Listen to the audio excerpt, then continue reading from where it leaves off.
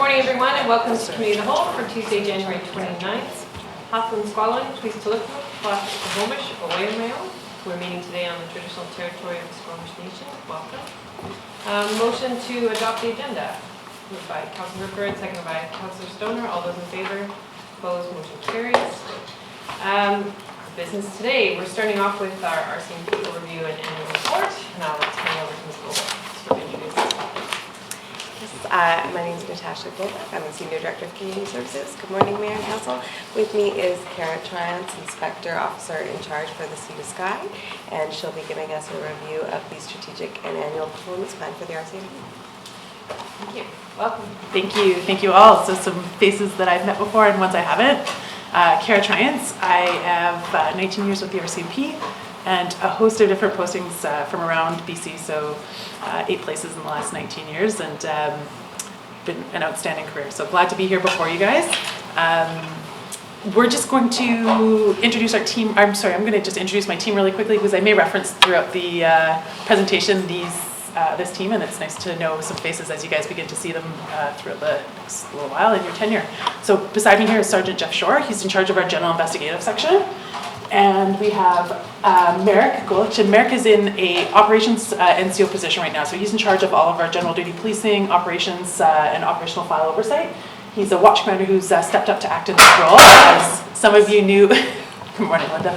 Some of you knew Jolene Percival, who's moved on to another detachment now. She's in Richmond. So Merrick's helping us out during this tenure right now.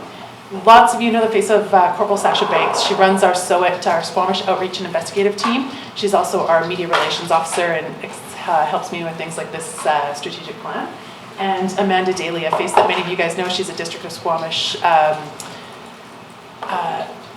now she's in our Administrative Supervisor role for Sea to Sky, but in the past she's also managed and supervised the District of Squamish municipal employees. She's support to my position as well. So you guys have the presentation, I believe, in front of you here, and I'll just be going through some key pieces here and just a bit of an introduction on why we're here and, apologize. What brings us here today, our reporting structure, just a little bit about what we're coming before you and how you can anticipate me coming before you again in the future. And then a little bit into our annual performance plan. So the annual performance plan was set in the beginning of this year, our year being April through April. And we'll just touch on what I'm reporting on right now, which will be the outcomes of this annual performance plan. We're leading into a new performance planning cycle. You've been invited as elected officials to participate in that consultation, and we'll touch on that. That's going forward to set some new goals. So I apologize because we're kind of off on your election year. It's a little bit different. We're reporting now on the year gone past. So part of this being the previous council, part of this being your tenure. A little bit about what we do and why we report. We are the RCMP agency that you have contracted to provide the policing services in your community. You have a municipal police unit agreement that you have signed into a contract with the province of British Columbia to bring the RCMP into your community and provide policing services. You pay for policing services. We are the service provider for those policing services. Through that contract, every year you enter into an agreement where you have the officer in charge, my position, be able to consult with you and provide you updates such as this on our performance and where we're at in terms of strategic planning. You guys being the decision makers around these public funds have a right to say what it is that we are going to tailor our priorities to meet your community needs. Part of it for me is to take back what I learned from you and do a bit of an internal look at what we've got going on, as well as check out what's going on in the community and be able to move into setting some measurable goals for the police force and the community. So we'll just talk a little bit about that. This takes place, like I said, April to April every year. We're going to do some of this external consultation leading up to that. We may have some desired policing priorities, goals we want to achieve, but we also need to be able to take into consideration what we can achieve. So through that, we're going to look at what our current resources are. Are we having large gaps and vacancies? Do we have training issues that we need to meet? Do we have a lack of resources in the community, which in no way do I feel Squamish has that. We're really fortunate to have great partners to work at. But these are some of the things that I will look at as we make these decisions, setting our priorities to make sure that the goals that we achieve are achievable. The targets being met are things that I'm going to report to you on today. So if it seems like I'm coming in at the tail end, we did this with the previous council, and we're going to be talking about those targets today. So I just wanted to do a little bit of a background here on the evolving world of policing, and I'm going to back up just a couple of pieces here to give you some framework on what we have here in Squamish for a piece of understanding. Squamish RCMP has 4 watches. That is 1 supervisor and 3 constables who work day shifts and night shifts 24/7. So you have 4 people on days, 4 people replacing them on nights. That rotates through 24/7, and that's available 7 days a week. You have your Squamish investigational team, which I talked about with Corporal Sasha Banks running it. That is your enhanced policing. So your youth liaison officer, your domestic violence sex assault investigator, your municipal traffic person, as well as your community policing, victim services, and then your media relations. So it supports those teams by taking on some of those enhanced duties that maybe your 4-on 4-off schedule might not be the best people to take on, some of those things that might require day shift follow-up, roundtables, etc. And then you're supported by the general investigation section, which is our supervisor here, Jeff Shore, is C.Ho Provincial Resource, and underneath him he has Corporal John Chandro, who is a corporal in that unit, and 2 constables who are serious crimes investigators. They investigate the more complex files, the provincial priorities for violence, high-risk offenders, and repeat offenders. They pick off and focus on targets and projects that really need a dedicated investigative section. So these are the municipal resources that are paid for by the District of Squamish, and it is enhanced by a greater provincial resource. We have a few extra resources, my position, Jeff's position, 2 constables on general duties that provide services or are supported through funding in an integrated model by the provincial budget. So those are provided by the province of BC. Jumped forward a little bit there to talk to you about the evolving world of policing. So this chart is, I think, an important one that depicts how policing has become more complex over time. It's just a snapshot. You can pull a few pieces out of this, and we're going to reference here a study by David Plekas, who did this study through the University of Fraser Valley, and it's a 30-year analysis of police service delivery and why the cost of policing has changed, and why it sort of, if you look at the larger study, you can extract some of the information around why calls have decreased the police capacity to respond to things. So if you look at, for example, a impaired driving investigation that 40 years ago took 1 hour roadside or less than an hour roadside, it now has 42 steps that take 5 hours. Your legislative steps that we are required to follow, they're investigative steps that are important. But when you look at those procedural steps and the outcomes, you're going to see that the police capacity is diminished over the last 40 years in terms of our ability to respond to calls efficiently and quickly.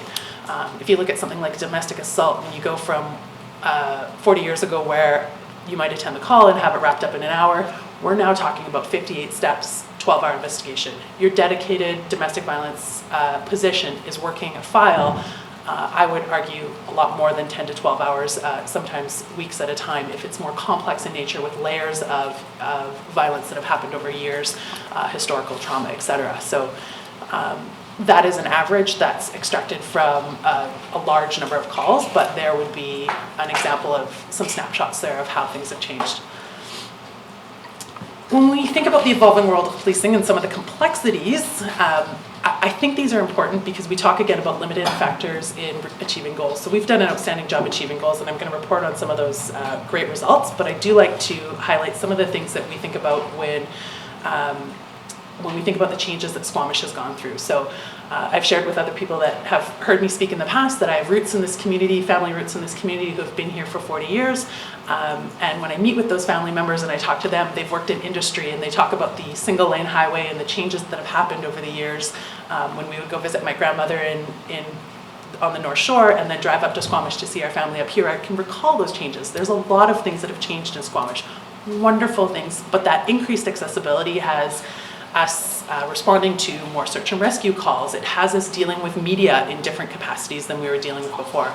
It's required us as RCMP officers to get out and get in front of media in new ways. So we think about new ways to communicate in the environment of social media, in the environment of changing demographics and environmental concerns that have shifted how we respond to policing. We've got a wildfire response that I'll touch on that we deal with every year now. It's become part of our operational planning as police officers to know that we are going to be providing a provincial response to wildfires. We will be releasing a police officer or two from the Sea to Sky corridor to go and assist in wildfires.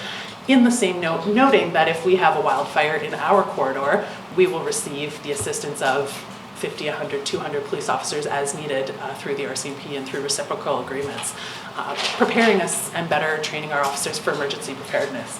So these are all things as we move through this evolving world of policing that are changing how we are responding and moving with crime trends and being able to be responsive modern police officers. I'm going to shift now into our strategic plan and what we set from 2017 to 2019.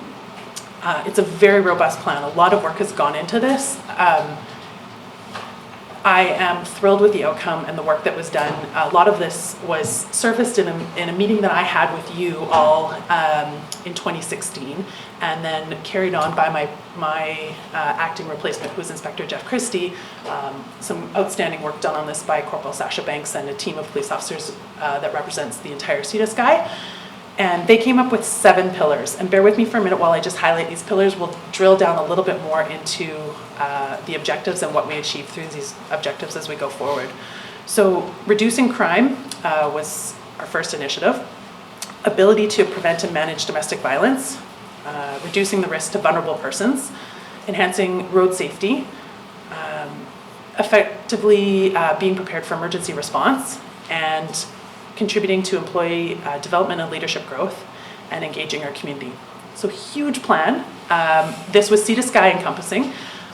We're shifting going forward into 2019 into some easier objectives to achieve, but what was really great about this plan is there are 7 senior managers in positions like Jeff's throughout Sea to Sky.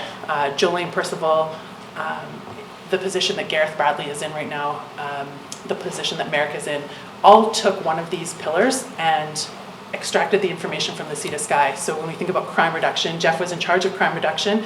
He worked with the police officers in Whistler, in Bowen, in Pemberton, and made sure he was pulling the highlights and successes from that and steering that particular pillar. So great ideas there for ownership and a piece of being able to move it forward. So drilling down into crime reduction, really appreciative of the work that Jeff and his team have done in this area. Championing this particular initiative meant that they set goals around, sorry, this mouse is just not working. Give me 1 second while I get into this, apologize. So his team set goals around our provincial tactical enforcement priorities. We call that PTEP in the RCMP. That's the most violent offenders. PTEP is a program that allows law enforcement agencies to contribute information and extract intelligence from around the Lower Mainland. So as you can imagine, criminals are not just isolated to Squamish. We need to not be just isolated to Squamish. And that intelligence system is built through sharing of information across the province, but participating primarily in meetings in the Lower Mainland District for Sergeant Shore. And the strategies there were related to organized crime and how the impacts that those have on the communities. Squamish RCMP regularly contributes to the intelligence through information that we glean in the work that we're doing, and really allows us to work on our targets effectively. We often see conflict among groups where there is,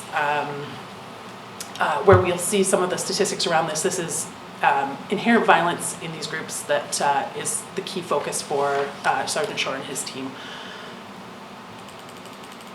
So when they're not focused on our PTAP targets, our most violent ones, we're looking at crime reduction, and crime reduction that will focus and have a real difference for the community here. So when I think about these things, I'm thinking about property crime and really getting ahead of some of the most entrenched criminals in terms of people that are having the largest effect on property crime and or crime that affects your general public, just in their homes, in their communities where they want to be able to feel safe. So if we look back to September of this year,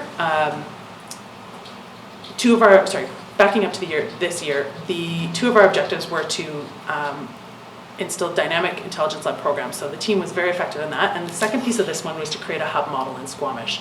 And when I talk about a hub model, this is a bit of a buzzword for the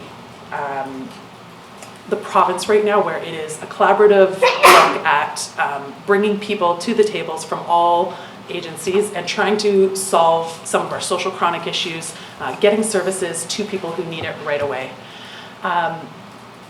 This particular model, we weren't very successful with actually creating a hub model. And I'd like to talk about our barriers to success, but I will also highlight some of the successes that we had in this. So what's outstanding about Squamish is we have multiple groups meeting together to solve problems that our table or that our team sat in on.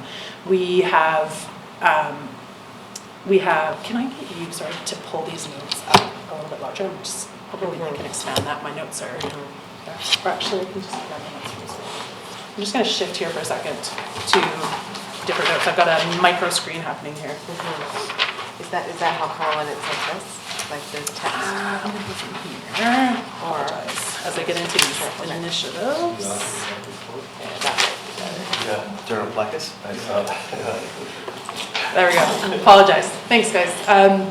So when we think about this hub model in Squamish, our team did a bit of an overview and a look at what we were doing already and not trying to duplicate work that was already getting done in the community. So Sasha's team primarily, as well as some of our senior leaders, sat in on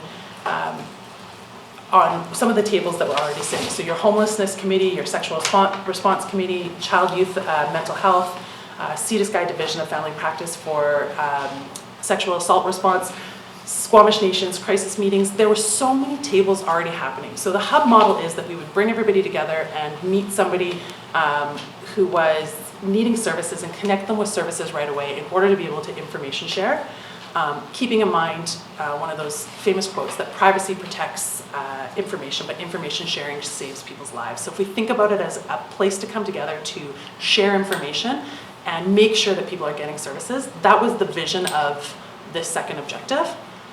When we really dug into that and got into it, we realized that by creating a new hub model that was a one-place hub model, we were taking away the work that was already being done on focus groups. And so while we delivered on attending and sitting at multiple tables, we decided not to recreate that hub model and dig into that a little bit more.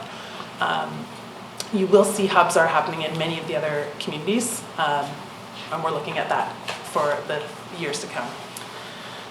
A little bit about I'm going to actually bump back to a really great success here in crime reduction in C.Ho, and I apologize because I'm all over the place here, but I want to make sure I highlight some of the important things about the multi-jurisdictional crime that we have here. So we had 4 bait bike arrests in the corridor this year. One of them in Whistler that was a particular success for Squamish, where we recovered a stolen bicycle, mountain bike from Squamish, as well as a trailer full of other property, a lot of other property that was stolen property from across the Lower Mainland and up the corridor.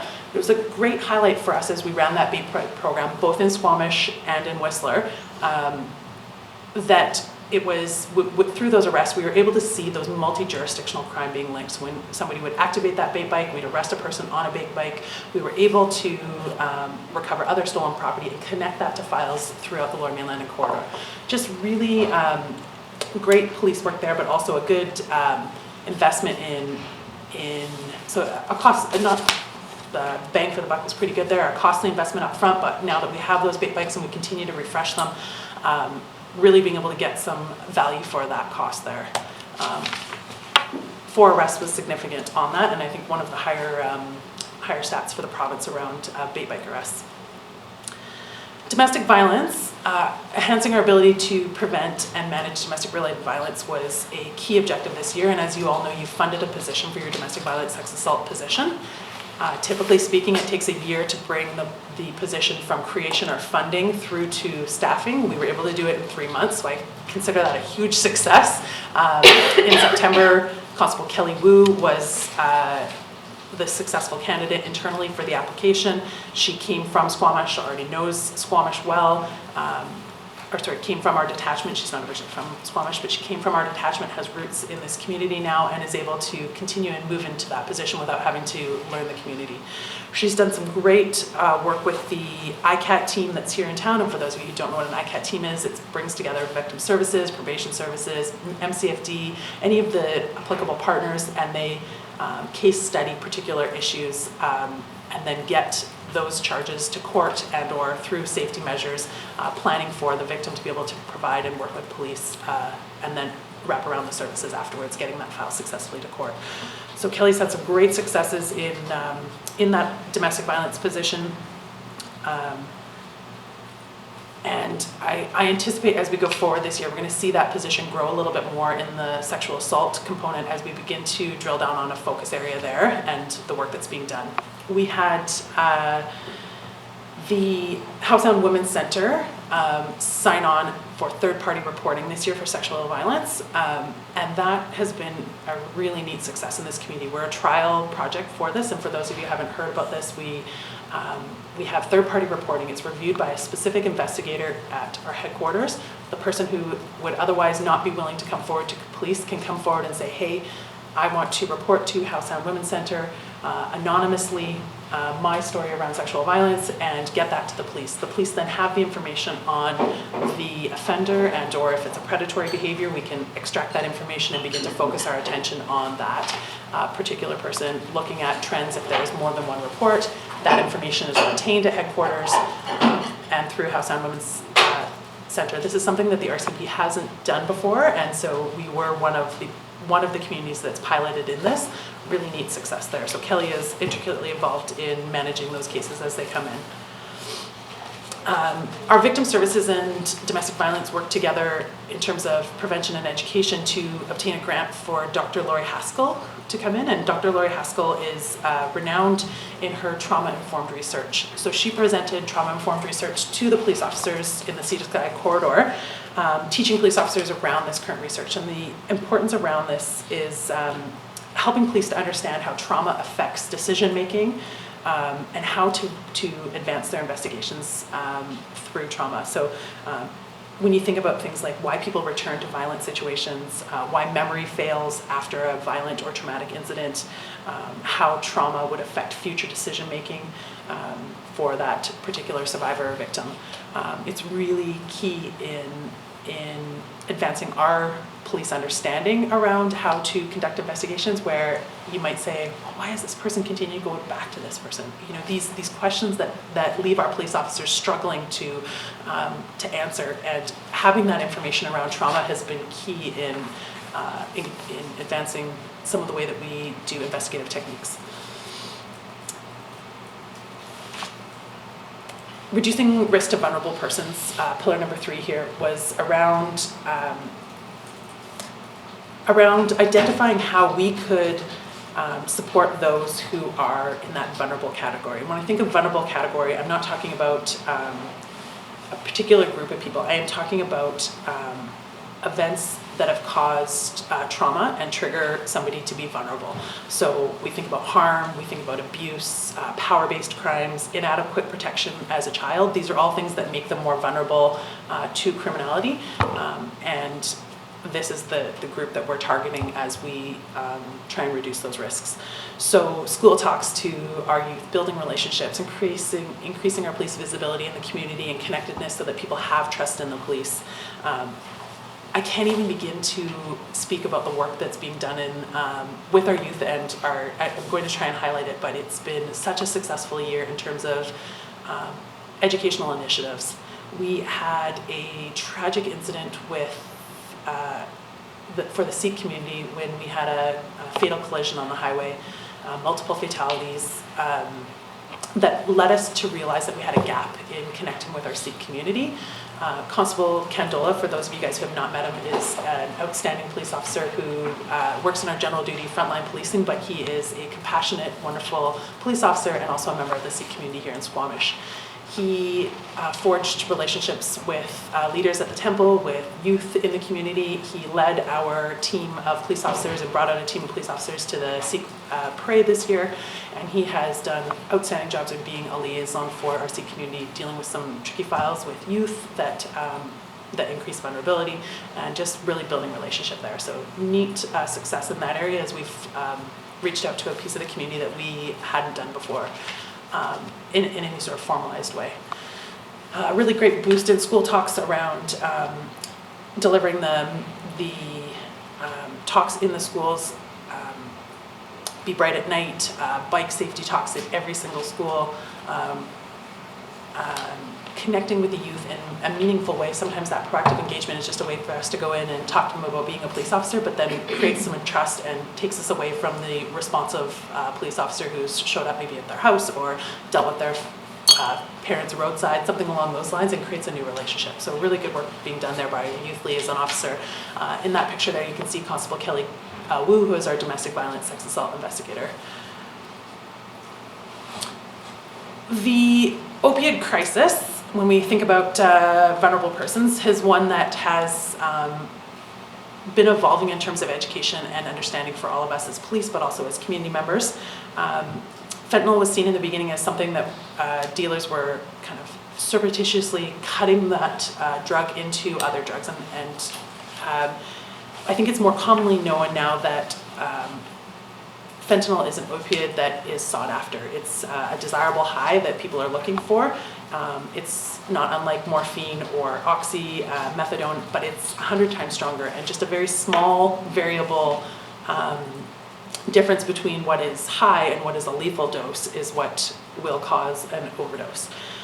So everyone handles fentanyl differently. People's exposure to it and exposure to other drugs in their system can affect the results of what that fentanyl high and or overdose might, or when that overdose might happen. This year, our team, led by Sergeant Shore, did 2 search warrants on our most notorious fentanyl dealer here in Squamish. October of last year and August of this year, and the dealer is now in jail, incarcerated. Unfortunately, another low-level drug dealer has moved into that residence, so we are working with that landlord and partnering with bylaws to continue to target that neighborhood and be able to try and deal with that issue. But fentanyl was a great success to get that one dealer off, but as one dealer leaves, another dealer moves in. So we do have that cycle. Again, really important that we shift our focus and make sure that we have a lot of focus around education and initiatives supported by enforcement.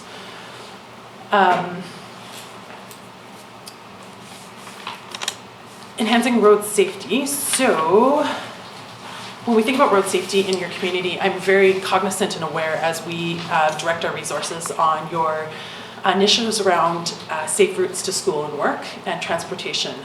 So we have Constable Gary Sidhu, who's highlighted in one of the photos there.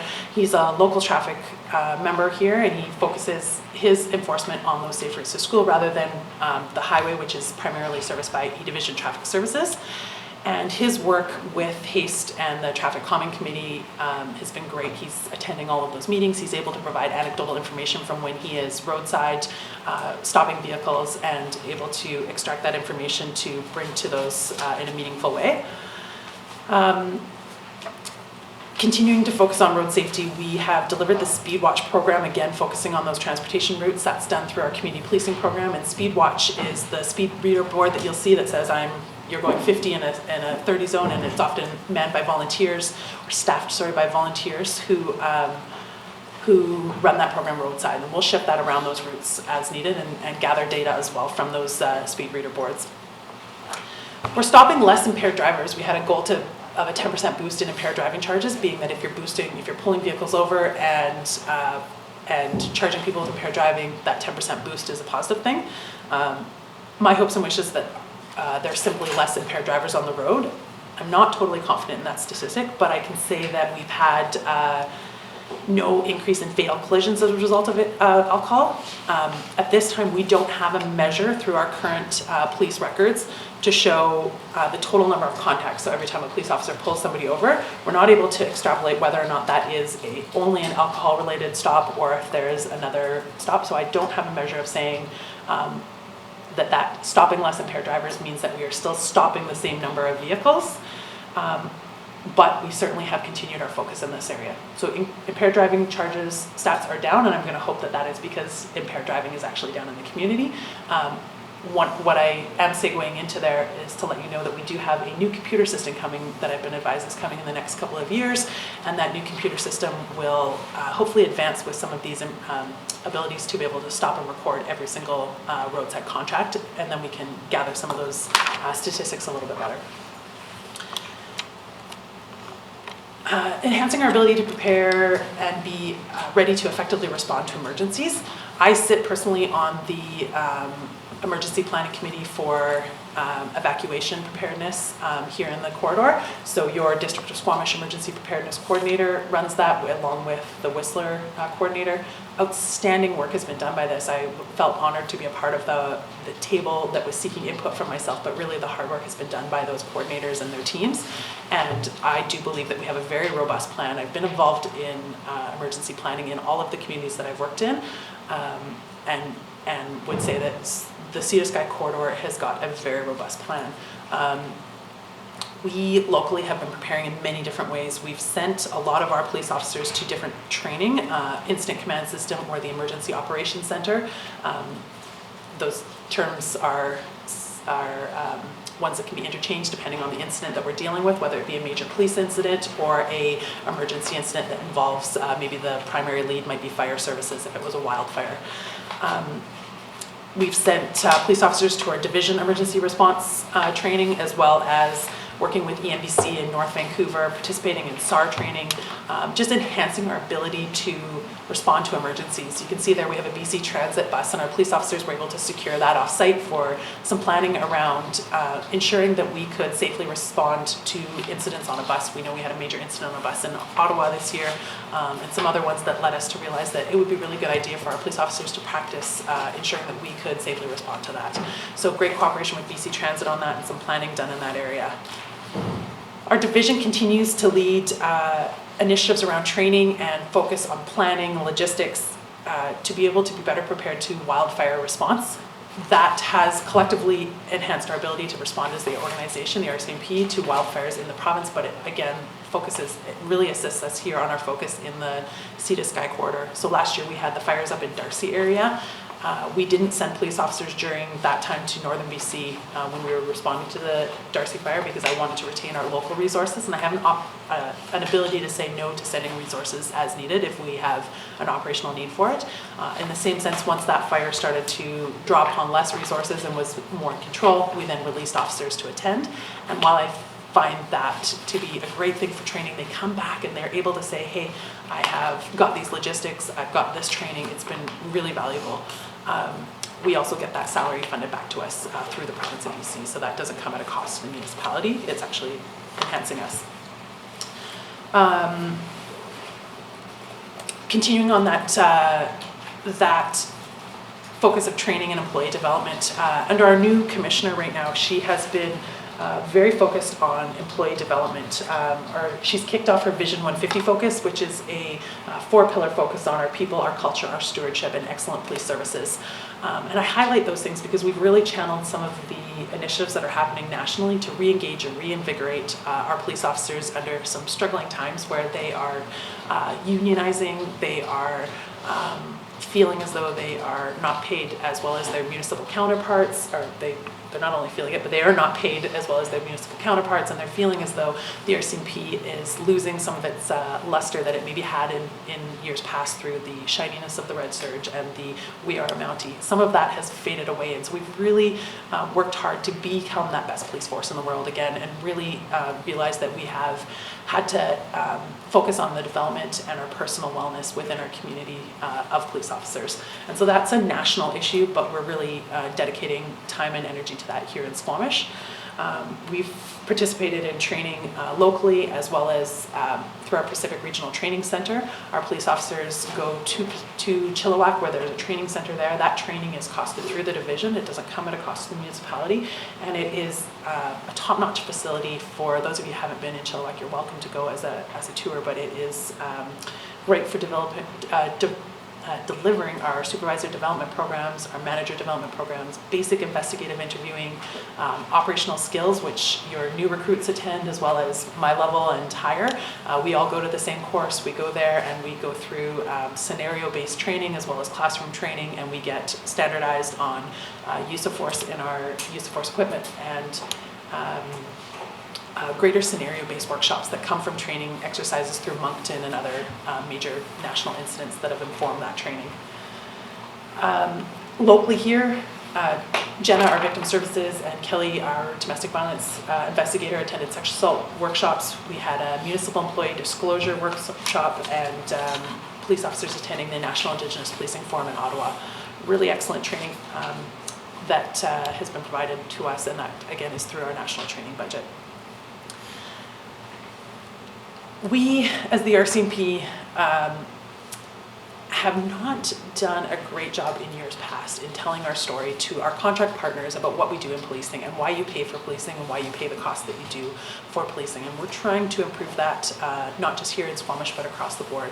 And I need to thank Sasha very publicly here for the work she's done as our media relations officer. You guys probably follow Twitter and understand that we link that back to our RCMP webpage, where we have our RCMP Twitter page, our RCMP webpage, and we post our news releases to there so you can source accurate information on what some of the major incidents that are happening throughout town, or the proactive work that's going on throughout the year, things that I can't necessarily highlight in this 1 hour. It's a great way for you to be able to follow along. So Sasha was going to just introduce Twitter to Squamish, but she has done so much more than introduce it. She has taken it to the next level. When we had our incident in Shannon Falls, it's a tragic incident, but grew immediately to have an international audience. We had calls from the London press, from Australia, from Good Morning America, and within a short period of time, there was 2.1 million views on our Twitter, putting Squamish on an international stage quite quickly. 700 retweets of our news release, information being sourced out. So through this media age, we've gotten on board. It's taken us longer than some places, but we are on board now. And in the last year, we were able to showcase our detachment to the public in a much better way. You can see too that there are some highlights there from the open house that happened last spring, which was a great way to, again, showcase the detachment to the public, put on in 3 weeks, organized again by Sasha in her role as the SOAT team leader. So kudos to her, and I thank her for that, because I couldn't have seen these successes without the work of this team. And that was an opportunity there for the services like our air services, our emergency response team, integrated IDENT, integrated dogs, these units that provide support services to your detachment area to be showcased. So we might use, in the example of Shannon Falls, if we reference that one, we would use air services, underwater recovery team, emergency response team, all to assist us in the recovery of the human remains. And while doing that, that comes through those integrated services that we provide. So those one-off incidents could, without those integrated teams, cost significant dollars for the detachment, but we get those services costed into that contract. And so some of those services can't be seen every day, and so this open house was an excellent chance to share with the community, here's what you get when you have the Mounties. And we're trying to do a better job of sharing that story with you as contract partners on why we have the RCMP and what are some of the things that come with the RCMP. So great job in telling our stories there. I think that the media sometimes forgets about the moments when police officers are compassionate and going the extra mile and working the hard hours. It's hard for them to capture those as the shiny headline stories, and we're going to do everything we can to get that message out there through Twitter. And as we grow, we might be taking on Instagram or things like that. I think that Sasha's trying to imagine doing more things off the side of her desk, but we're looking at how we can grow this at this time. So I'm going to just wrap up quickly here with the drill down of these crime statistics. I've told you some anecdotal stories of the successes we've had through through these initiatives, but here's the crime stats going forward on how we can, sorry, these are just some images here, not actual stats. But here's some, and they come from what's called our dashboard. So we're able to map some of the events and pull through graphing some of the events called our dashboard. So I'm going to highlight four areas, your violent crime, your property crime, just another category that hits a level of importance that I think we should highlight, and then your traffic. And so here, this first slide is violent crime, and I wish I could just put violent crime in one category, but I can't. It encompasses a few things, and I can speak to these really briefly here. So when we look at violent crime, the most significant change was sex offenses, and a 56% increase doesn't necessarily mean that we had more sexual offenses happening here in Squamish. What it means is we had more reported incidents to the police. This can be a number of things. This can be a public shift in tolerance. Something like the Me Too campaign makes people feel more comfortable coming forward to the police to report. Social shifts in adversity around abuse and violence has really been something in the forefront of public perception these days. That also being said, we have a sexual assault investigator who is partnered with our support agencies in town. Groups like the House Sound Women's Center can say, we have Constable Kelly Wu in a position dedicated. I have a relationship with her. Come and I will introduce you personally to this police officer who I know you can trust. These are barriers for victims or survivors who want to come forward. Apologize, I need to shift my language there, but people who want to come forward and report crime can do so when they feel trust in the police. And so we feel like this statistic is actually, could be reflected as a positive thing. It's hard to extrapolate that data. Robbery, you see an increase in 25%. That's actually from 4 to 5, and we have drilled down on those statistics. Those are primarily drug targeted offenses, drug and targeted offenses, and there's some great work being done on that. Domestic violence, if we look at the decrease in domestic violence, I see this as a huge success, and I am confidently going to go out there and say that we have some files that have reduced our crime here. So we've got one, based on the work that the domestic violence workers as well as some GIS support here, we have one offender who's receiving 9 months in jail and wraparound services for the victim. We've got another offender who got 30 days jail for breaches and was relocated after being released from jail, so left this community, which creates a safe place for the victim. And on another file, we have a file that we worked backwards on. This one is a significant success where the survivor went through to the transition house. We created a safe place for the survivor with her pets, her children. Once all of those things were safe, we got a statement from the victim, which led to assault causing bodily harm charges. So that worked backwards as opposed to the report coming from the police. We were able to get her safe, and then through that established relationship, there was jail time through a CSO on that file. So great successes there in terms of domestic violence. Property crime, arson you'll see is up by 25%, that's 4 to 5. These are 3 fires where people were partying. We get called to somebody who has placed diesel on a fire, and then it's gone sucked back up into the jerry can and exploded in their face. So I will happily share these slides with you guys afterwards, but outstanding successes here when we look at property crime.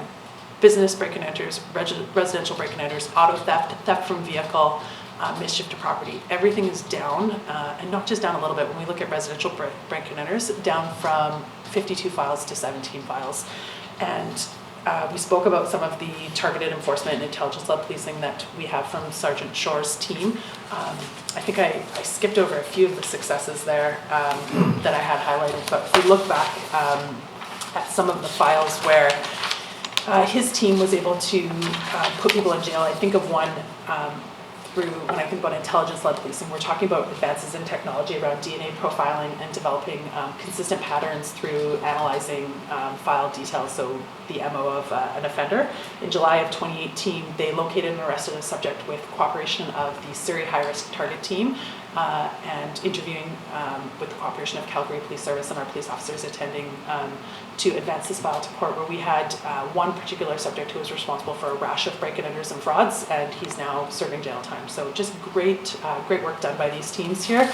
A lot of hours as we went through that evolution of policing. When we talk about these files, these are not files that are dealt with in 1 or 2 days. These are files that have taken them, in some cases since 2014, they were working on these particular offenses.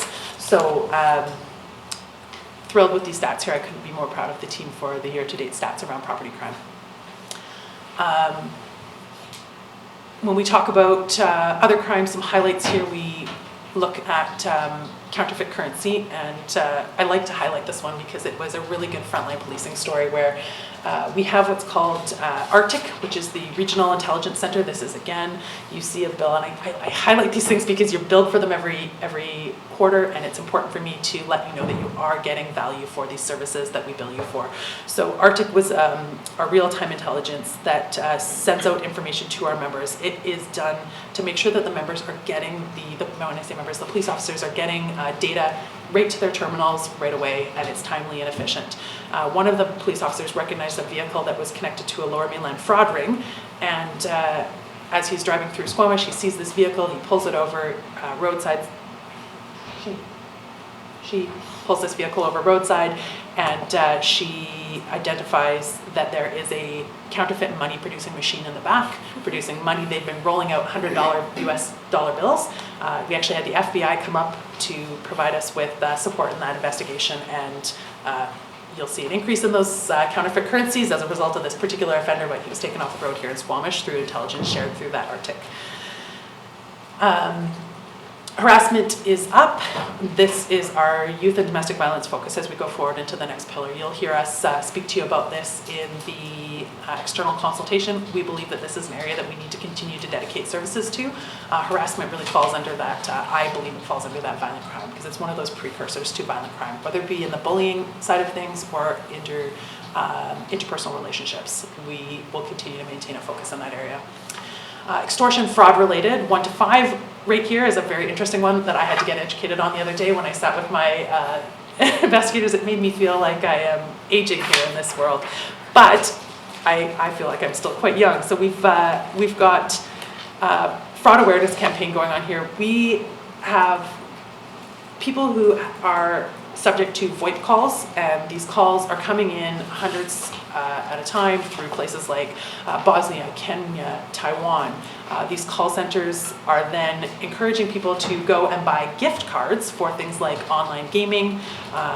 Steamworks, $900 in Steamworks gift cards, as one of our victims was sent down to a gas station to buy, or Bitcoin, $11,000 in Bitcoin. Then they go back and they tell the person on the phone, you don't have to come and arrest me. I've got these $900 in gaming cards. They're being sent to you now, or the information's being sent to you now, or I have this $11,000 in Bitcoin. I'm going to transfer it to you now.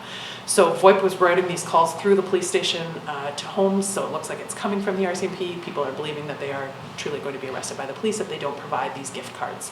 So we are focusing on this because of the proactive resources that would be required to investigate this. We're putting our resources into proactive work here.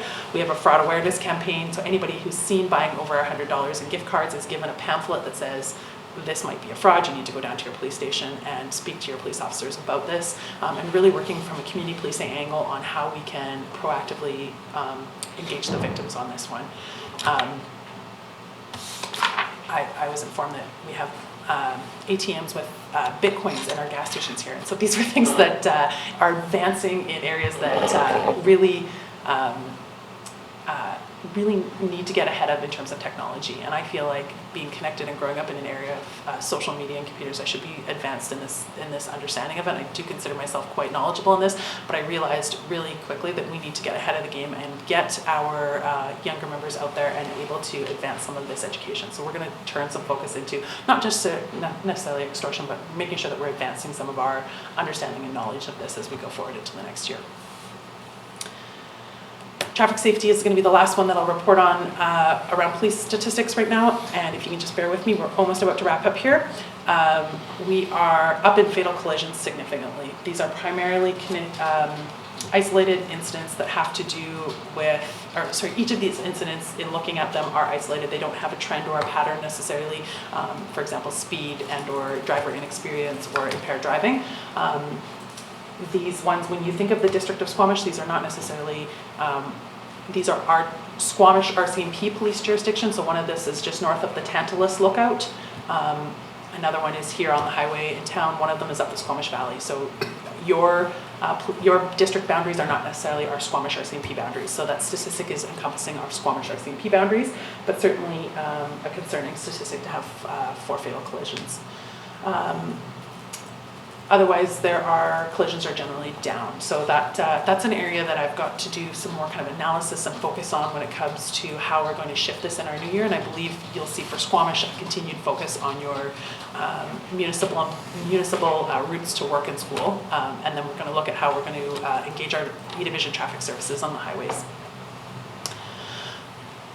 Last slide here has to do with workload, and we talk about that evolution of policing. And I think this is a really important piece for you as elected officials to understand what we're talking about when we talk about workload. So transcription requests for 2016 were 332 hours. In 2017, our requests increased 125%. These statistics primarily come from some key significant court rulings. So a landmark Supreme Court ruling that happened years ago, but is affecting us more seriously now, is Stinchcombe. When we look at that one, that is a decision on disclosure of evidence in trial. And so the consideration here is that the Crown has a duty to provide defense with all of the evidence that could possibly be relevant to the case. And some of that means transcribing all of the statements, work that the police officers have done has to be transcribed. So the RCMP is looking at and testing a effective mode of transcription that we expect to be rolled out in the very near future around electronic transcription. So no longer will you have somebody listening to the statement and typing it and then proofreading it. You would have electronic transcription. But these things are not in place yet. They're still being tested, and we're still bearing the brunt of this through our administrative staff. So you'll see this year from 2017, we had a 125% increase, and in 2018, we had a 12% increase. Police record checks, we had 1,400 hours, or 1,458 hours of police criminal record checks. This is a societal change in being risk adverse. We are less risk adverse when it comes to, and rightly so in my opinion, but it does create an administrative demand when it comes to criminal record checks, disclosure, and transcription. So while we're down in total police files, you'll see that our total police files are down, but our administrative workload is significantly up. And our RCMP Administrative Services, for those of you who don't know, are District of Squamish municipal employees. They provide an integral role in supporting the function of our detachment. They are responsible for processing exhibits, privacy requests, receiving calls at the front counter, receiving transcription requests from police, conducting police information checks, fingerprinting, non-emergency calls, supporting the police in any of those ways that you could possibly imagine.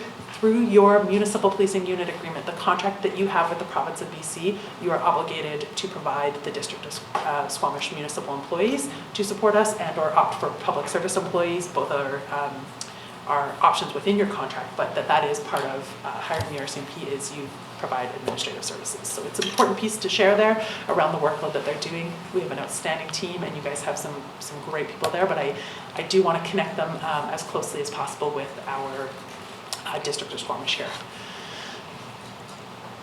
That's it for me. As we forecast into 2019, just a couple of highlights that we've talked about. We've got our external consultation. We have a shift now into what we call our seasonal policing year, or seasonal policing. So we start putting together plans on how we're going to deal with the shift that happens in the summer. You guys all know the shift that I'm talking about, but we have winter seasonal policing here. We have summer seasonal policing. We start planning those 6 months in advance. Putting patrols in effect into some of our remote areas, our provincial parks. As we mentioned, we're getting a fraud awareness program going right now. It's tax season, so you'll start hearing some outreach on that. And then we are bringing in some Indigenous training and relationship building with the Squamish Nation. So Sergeant Gareth Bradley, who is actually away in Hawaii right now, but would otherwise be here. He's got a 10-day holiday, and I've told him to turn off his phone and not think about us. He has brought in He wrote a grant last year and got a canoe so that we can have a better and more meaningful participation in the youth Squamish Nation races that we participate in Aboriginal Day and throughout the summer. And he's also bringing in the building bridges through a village. Did I get that right? Building bridges through understanding the village. Building bridges through understanding the village, so that was training that a couple of our officers got to participate in through the district of Squamish, and they found it so valuable that we've asked to bring it back for all of our police officers here in Squamish, so they will all be participating in it through this grant funding that he's set up. And lastly, I will be building our strategic plan and hoping to present to you sometime around the summer season on the strategic plan and where we're at with it for 2019-2021. So I apologize, I went 10 minutes over. I feel like I had a lot to cover today, and I just want to open it up to questions to the room. Thanks so much. And it's a good overview because we have 5 new members of council, and so it's great to sort of provide that foundation of knowledge. Absolutely. I'm sure many of you have questions, so we have till 10:30 on this agenda item. So I've got Councilor Race on my list, and I think I carry your hand, Councilor. Okay. Thank you. Just on your almost the last slide, 2 questions related to that. One is, in the past, there have been times when the detachment has had difficulty coming up to its budgeted number of members, and I'm wondering if you can comment on that. And the second thing is there anything you can say about why the total number of police files has gone down quite dramatically over the 1 year? 8,600 to 7,700? I'd like to believe that, and I was looking at that statistic yesterday as I was reviewing this, and I'd like to believe that crime is down. We saw a significant decrease in property crime, 68% when it comes to theft from vehicles. So you can see really quickly how that's going to drive statistics up. If you get 20 break-ins to vehicles, that's 20 different files. We go back to our property crime files. We had 52 residential break-in enters, down to 17, 43 down to 35. We're seeing a decrease in all of those statistics. I like to believe it's because we're putting those significant offenders in jail and stopping that crime.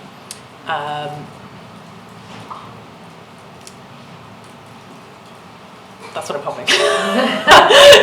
As we go forward into the next year, as we start to see an analysis from when those offenders are released from jail, so what we see is often with these most entrenched offenders, recidivism, right? So we will see people released from jail throughout the year. This is Jeff's team picks them up from the time that they're released from jail and begins to monitor their conditions and compliance with those conditions as they go back in. Support through services, through probation, through addiction services, through support within the community. That's all part of that crime reduction principles. And the crime reduction principles are a complete wraparound where interviews with those offenders happen in jail. What is it going to take to stop the behavior right now? What do we do now that you're back in our community here? What do we do to stop this behavior? How can we support you? And you either choose to get on board and accept these services and start to make changes, and or we have to monitor for compliance because we can't continue to allow these behaviors to happen. So you'll see that happen throughout the year, and we're going to have to come back before you in 6 months, and if we continue to see these statistics decreasing and the community being a safer place to live, then I'd like to see the police files going down.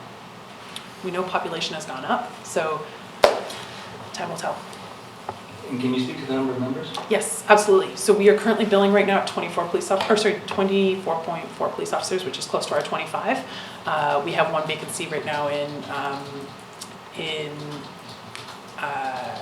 Jolene's position is our current one, and we have 2 other people who are transferring in. So what I've done is, staffing is an interesting model within the RCMP. So we change over every 4 years, approximately, let's say, give or take. People move on to new units, new detachments. And for me, it's about planning ahead of time and making sure that I'm very organized in my planning to know when somebody is leaving and being able to bring in resources. I'm supported by a team of administrative staff who work with me to get those requests in. But right now, I think you'll see me billing it very close to that 25 police officers that we are authorized for. So this is a timing matter. This is about planning to make sure that the people moving in, for example, we have 2 police officers who are coming in from Alberta. It took longer to sell their house. While it took longer to sell their house, I held back another police officer who was set to transfer. You just have to be able to manage your resources within their release dates and their arrival dates to make sure that we are timing that well and making sure that there's as seamless as a transfer process as possible. Just finally, are we in the middle of the process now to replace the staff sergeant? Yes, we are. We've got the promotion closing on the 29th of January. And it is going to promotion, so sergeants are applying for that position. I know of several who have put in for the job, and at that point it'll go through what's called a validation board. They've written a package for competencies. We will go through those competencies through an independent board, and then I get the top 10 applicants through a leadership exam score and their competencies, and I get to review those packages and make a decision from those. If there's 10, if there's less, it would be less. And I understand that's a position that we don't comment on. We comment on your position, Correct. but we don't comment on this one. That's correct, yeah. Councillor Griffin? Just to speak on that note, myself and Natasha have met recently on that position, and and I are in very clear discussions about what the District of Squamish would like to see in that position. And so while I'll make that decision on your behalf, I do definitely take into consideration what you're looking for in that position. So making sure that I'm selecting along those lines. Councillor Griffin, and then Councillor Anderson. I think it was the next slide. Yeah. Was where Councillor Ray started as well. Workload? The administration, yeah. Mm-hmm. And I was, one that jumped at me, I mean, it all, the total file reduction, I wondered if that tied back to the number of hours required per file and sort of how you project the capacity. Like what's Right, so that's a really limiting factor on, if we look back at that study produced by Plecus through the University of Fraser Valley. So that is a really important piece on police capacity, right? Increasing our ability to respond to calls for service, our demand. Can we get out there and actually stop the same number of vehicles for impaired driving?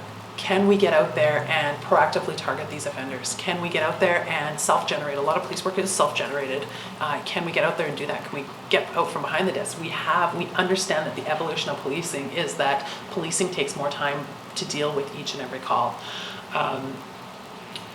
Statistics are an excellent thing. They can be analyzed in many different ways. I could extrapolate this to say my police officers are doing such an outstanding job that crime is down in the community, but we don't have that data right now to say that crime is down in the community, and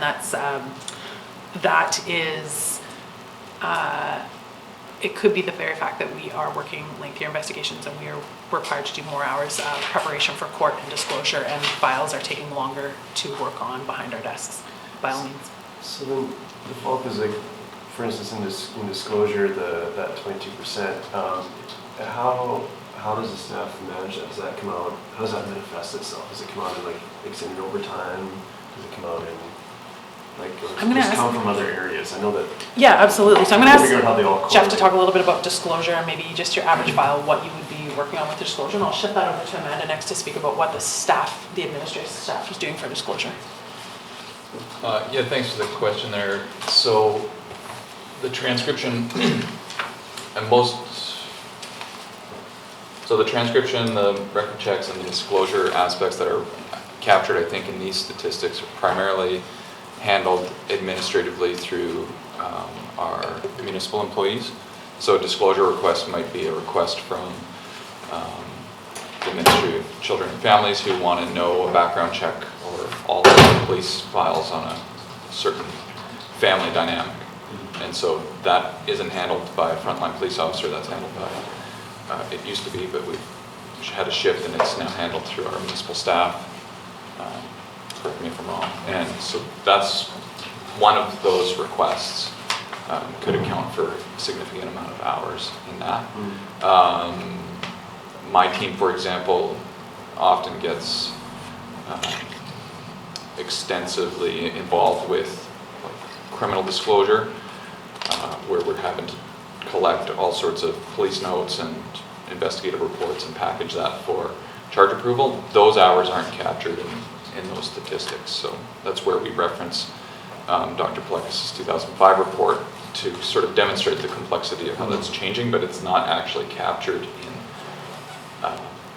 in my day-to-day activities for my team members, as far as like how much time is dedicated to responding to a call versus all of the back-end work that it takes to get an offender to court or get a file through to successful prosecution. But I can tell you firsthand, it's very involved.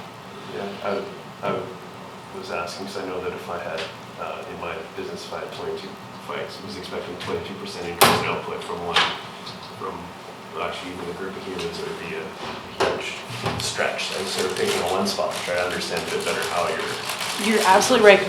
You've hit it, and that's really what this study speaks to. It talks about that with the overall police members' ability to, when their ability to respond to a call decreases, then the police capacity needs to increase in order to manage and maintain that same level of calls for service, right? That is absolutely something that can be extrapolated. That study was fascinating when it talks about the demand for police resources and exactly what we are, the serious operational decisions that myself, Jeff, has to make as we go forward. Do we have the resources to take this on? As we begin to plan, is this where we want to invest our time? How should we shift our focus? What are the priorities of the community? And that's in that environmental scan that I talked about in the beginning. Those are those barriers that I'm talking about. What can we currently do within the environment that we're working in? Do you want to add anything with respect to municipal employees? You just need to come to the table because this is a microphone on here. You sit. So just to clarify, those disclosure numbers there, those are actually number of requests, and I think a good point of clarification here is why you can see that we were down about 1,000-ish police files. You can see our requests actually went up, so I don't know what that would look like if we had another 1,000 police files. Those are everything from access to information requests. We have civil requests that come in, MCFD, as Jeff mentioned. For us, this is a prioritization exercise. So, we've got the same number of people regardless. We don't control that workload. It is a very dynamic situation that we're kind of assessing on a daily basis. We do sometimes have to make decisions to, maybe we've had days where we've got requests for court. We've got to meet those. We've got a requirement and a deadline. We don't take non-emergency calls those days. We sometimes have had to do that when we see increases by that much. And that's sort of how we've handled it. You can see the really big jump was actually the year prior to last year. But again, being down around 1,000 police files, but still increasing those transcription numbers by around, 22%, I believe that says up there. We're paying attention to these things, right? So for us right now, we're prioritizing. You asked about overtime. Typically, that's not how we address it. We have to shift workloads around and adjust as needed. But it's just a busy time right now. Thanks for the questions. Councillor Anderson and Councillor Stone. You referenced the Dr. Blakis report on police service delivery and costing. The graph that you cited was concerned with investigative policing in areas other than traffic incidents. I was wondering if there's any noteworthy trends on delivery costs and administrative burdens relating to traffic incidents specifically. Primarily the traffic piece that causes us a lot of time is impaired driving, but the other one would be fatal collisions. And we are supported in the fatal collision investigations by our integrated, it's called ICARS, our integrated collision analysts. They run the majority of the investigation, and often traffic services will take over that investigation. It's very rare that our general duty frontline members will be the primary and sole investigators of a fatal collision. It has happened, and we have taken them on if they are extremely tasked with multiple fatal collisions as well, or other serious files.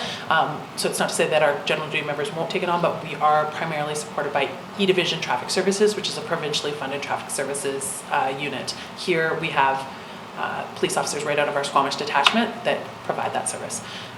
Impaired driving, as you can see, that's a significant drive in police hours. So one that would take 1 hour now takes 5 hours, 42 procedural steps. That's impaired driving is one of the more complicated things that we deal with roadside.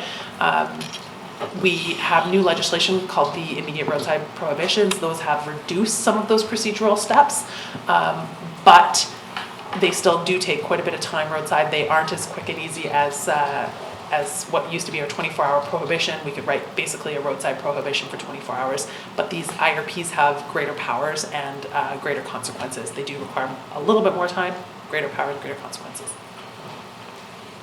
Do you have another one? Yes.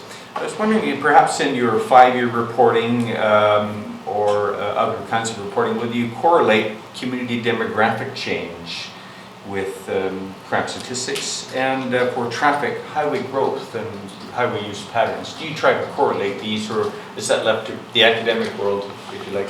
At this time, it's left to the academic world, but I would say we have the ability to grow in this area. We don't have an analyst for our detachment. We work with a part-time analyst who is out of Green Timbers in Surrey.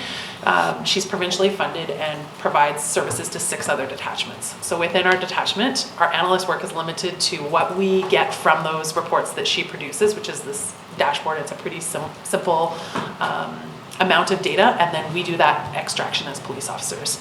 So this is certainly an area we can continue to grow in. If this is something that the District of Squamish wants to focus their attention on, we can definitely work with the staff on building this area, but this would be something that we would want to look at working with. Do we want to contract in a analyst who works part-time for the community? Do we want to contract in a full-time employee? But definitely needing to increase our analysts in order to look at some of those 5-year trends, particularly the ones that correlate with the community. And I think there's a lot of work we could do in this that would work with our community partners as well around violence, around traffic, around growth.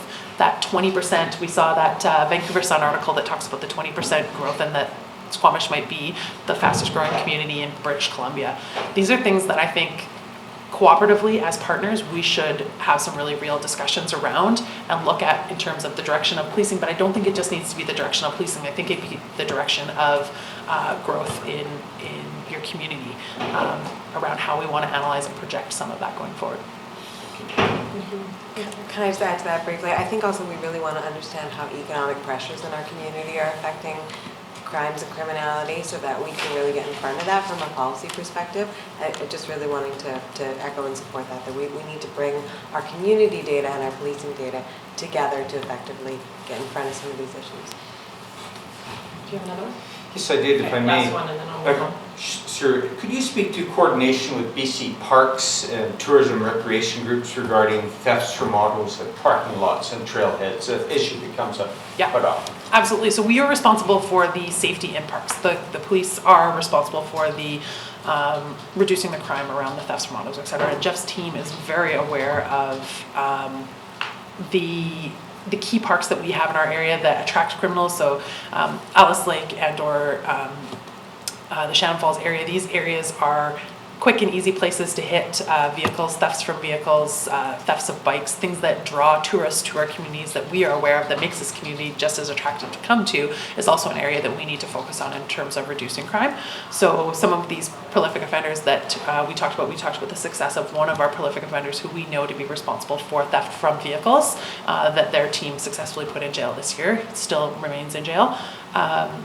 We definitely keep that in mind as we make operational decisions and acknowledge that that is a priority concern for this community. Tourism and bike tourism is growing in the whole Sea to Sky corridor from Pemberton to Squamish, Whistler. We're very aware of that as being a focus as we choose, make operational decisions going forward.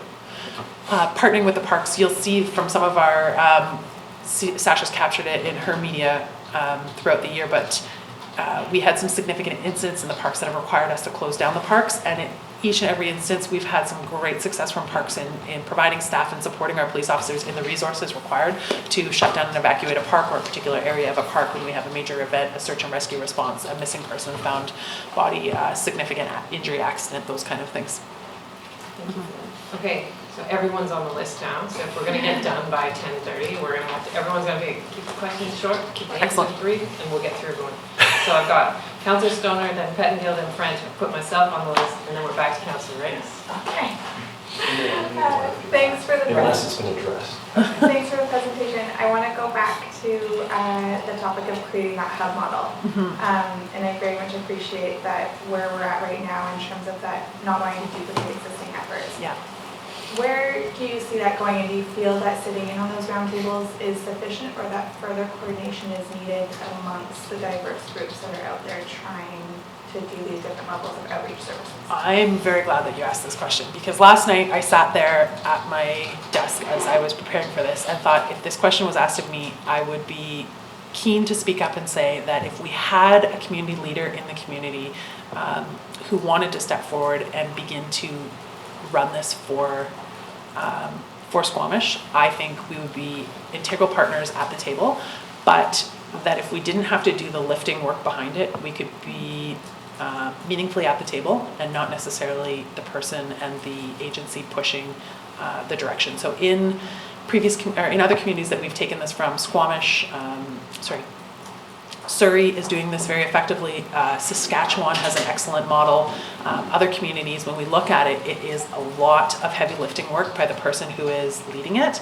I do see that there is room to streamline some of the multiple groups that are working right now, and the tables that we have going on, child mental health, school district is doing restorative justice circles. We've got all sorts of different things that I believe could probably be streamlined if the right, strong community leader was able to allocate the resources to it. One other question with regards to the pilot project on third-party reporting for sexual assault. Yep. Is that intended to be carried through beyond the pilot phase, and is there any lessons that are being shared about that project externally? Because it sounds like it's a great success. It's outstanding. So we have been a community selected, and can either of you speak to whether or not it will go on beyond the pilot? Have you guys received information? My understanding is that it's been integrated into RCMP policy, so we have a method of responding appropriately to third-party reports. There's a process in place, and I don't see that going away. Not with the shift that we've seen nationally. It's been something that we've acknowledged has been a gap. There'll be also a change in statistics going forward that Sasha's been really briefing me on and that we need to be anticipating, but we are scoring files differently. So you're going to see a shift in our statistics that we're not going to be able to necessarily drill down on, and it's going to go from how we score files as founded, unfounded, unsubstantiated. The police are no longer making the recommendation and determination on whether or not something is unfounded. It will be founded, or unless it is proved otherwise. So there'll be a shift. I'll speak more to that in our next one. This is about to happen in our policy change, and there will be some changes around this. And this comes right back down to sexual assault, looking down at investigations where the police were able to impose, no, we don't think that happened.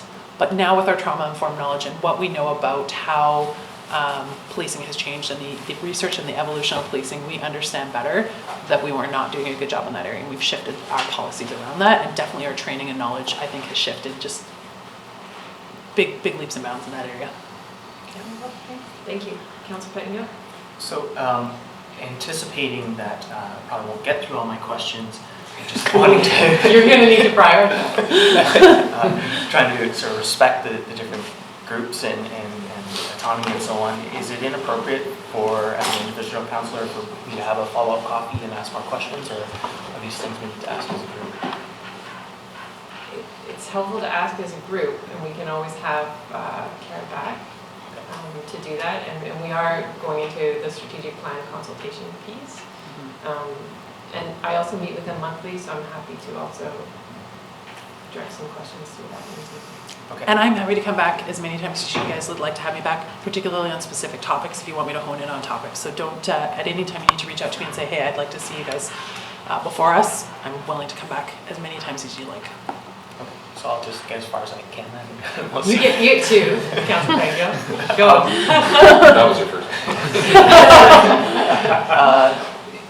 Can you just speak to where you think we are in terms of our investment, preventative versus reactive policing, and where we should be, and where that balance is? Mm-hmm. Great question. So we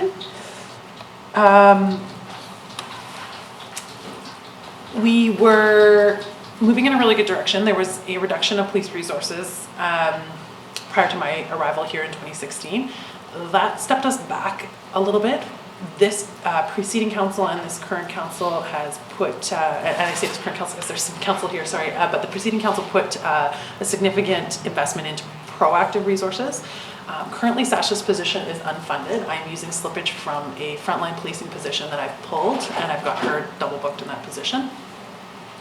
I've been creative in how I've filled that position. But I think it was meaningful and important, and I needed a leader in that role in order to focus the team there. So domestic violence, community policing, youth, and traffic. If they didn't have a strong leader in that role, I didn't believe that was going to be a successful setup for those police officers. Individually as silos, they're not going to be effective as they are as a team. So I have taken from my frontline resources to put that in there. I can do that for a period of time, but I can assure you that I cannot do that for the long term because it will burn out my frontline police officers. I've sold it to my frontline police officers that in prioritizing on these proactive resources that we are giving them an investment and we're going to be able to carve some workload off. And I truly believe we're doing that. Is that a sustainable model with growth going forward? I don't think so. I do think proactive policing is a significant investment, but there has to be a balance of when you have 4 police officers on shift and you have a call, and we're talking about 4 police officers on shift from the Squamish RCMP region supported by provincial resources. We're talking about Lions Bay all the way to the Big Orange Bridge north of the Tantalus Lookout. And so we're talking about 2 police officers responding to a domestic violence call in Britannia Beach, in Britannia Beach, and then you have a collision that happens here in Squamish, or you have a major incident in one of your neighborhoods here in Squamish. You have very limited police resources, and 4 police officers means one of those police officers is likely away on training, holidays, leave, been readjusted to attend court, etc. So this is a really real acknowledgement of you are talking about 3 police officers in frontline policing, and that needs to be where we put some more resources going forward. I love frontline policing. I love proactive resources and how they're able to carve away work from frontline policing, but I don't think you can exist without really good general duty police officers and supported in resources there. So can you also, I'm curious, you mentioned how criminals don't necessarily respect policing boundaries and that sort of thing. How resources are shared or divided when you have someone crossing jurisdictions or investigations that are maybe national even, how that gets split up in a general sense? Yeah, so if a file is reported here as having occurred here in Squamish, we take on the primary investigation. But if it begins to cross multiple boundaries, we can involve police officers from other units as needed. So if Jeff's team has a activation of a bait bike here in the Sea to Sky corridor, his team activates, but they take that file down into Burnaby, which is an example of a file this year. They can be supported by the Burnaby serious crimes unit there, or their street crime unit there that would assist in property crime related offenses. Or we've got an offender who is at large in Surrey. We're going to get some assistance from their team. So we pull upon resources where the crime's happening. There is provincial funding that comes in for the major organized crime. So if we have significant violent offenders that are involved in gang activity in the Lower Mainland and they're coming up the corridor to work into the drug territory here and or crimes of opportunity in the corridor, we can certainly draw upon funding from other areas for those multi-jurisdictional high-level targets. It really depends on what the nature of the crime is. If it's a serious sexual assault that has to do with maybe child pornography, we might call upon our integrated child exploitation unit that is a provincially funded unit with some national funding as well. Those cross international boundaries within seconds of those images being disclosed. So there's funding and there are resources that we can access based on the type of crime if those begin to cross other boundaries. If it's a crime focused here with an offender primarily here committing their crime here, that would be solely our responsibility. Thank you. Councillor French? I'd like to hear a little bit about the working relationship with the Squamish Nation Peacekeepers, and if this was covered before. Okay. Maybe it's just my perception, but it seems that the Squamish Nation Peacekeepers aren't as active in our region as they have been in the past. And I hope that's just my perception. Maybe you could just address that relationship. So I'm going to actually leave that piece for Sasha Banks to address, because what we have in Squamish Nation is the Integrated First Nation Policing Unit. And the Integrated First Nation Policing Unit runs with North Vancouver and West Vancouver Police Department, and they provide services to the nations from Deep Cove all the way up to Squamish. And we have a police officer just about to transition into that position who has been rooted and based here in Squamish. He will start and finish his shift here in Squamish, and he is a police officer who has been here for years and will transition into that Integrated First Nations policing position. Sasha is our liaison in the detachment in her SOAT role for that position. Yes. My work with IFNU, which is what the policing section that's based out of North Vancouver, has certainly developed over the last 11 months that the SOA team has been in position. When it comes to peacekeepers, the Squamish Nation, which encompasses North Vancouver, West Vancouver, a number of other jurisdictions, as well as the Squamish Nations here in this jurisdiction, did create a peacekeepers program that had some vehicles and some sort of uniformed, but without sort of what we have. That program came up and went down quite quickly, so they were there to sort of affect more of a bylaw program, to do a little bit more work with us. They looked like us, and I think that was part of there was a bit of a safety concern with that, so that program actually went down, and they decided that they weren't going to run that anymore. The Peacekeeper program that I've come into getting to know with Squamish Nations, I work with on a monthly basis during their crisis meetings.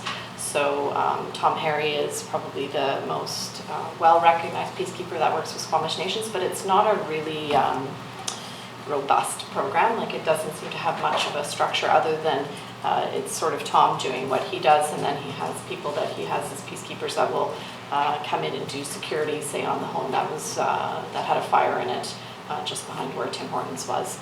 So I'm working along with IFNU to try and get some meetings set up with them to try and create a bit more of a robust program with them. But there is a lot more intelligence sharing that I've sort of seen that's been coming over the last 6 months by attending these crisis meetings, and I think it's really important. We seem to have missed that step where there was, IFNU sort of worked in isolation with the nations, and it didn't really necessarily integrate into Squamish RCMP, and we're bridging that gap, and with that, that's slowly closing in, and with that comes intelligence and comes sharing, and remembering that the peacekeepers aren't given a peace officer status as well. So it's more of somebody who's just, they do things sometimes outside of their boundaries that we're just trying to make sure that we mitigate that risk.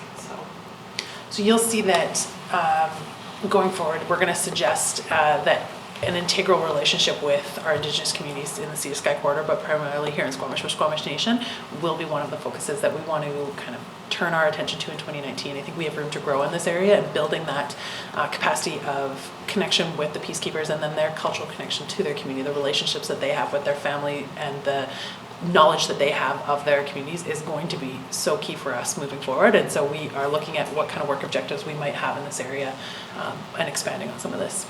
We'll be throwing that up to you guys to see if that's something that we also feel. We've got some of the elected and hereditary officials have been invited to attend that session as well. So just a comment then to acknowledge the village understanding, I can't remember the name of the program, that some of your members are going to get.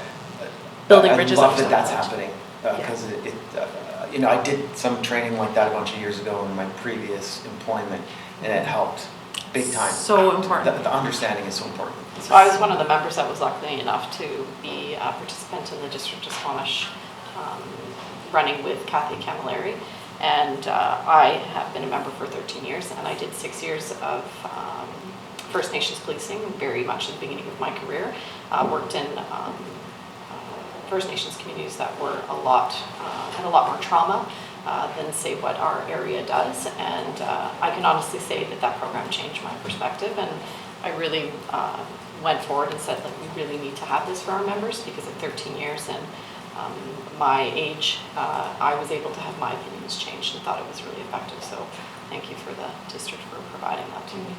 It's a great program. So you guys all get to do it. It's coming up. Okay, quickly, I get the last question, sorry.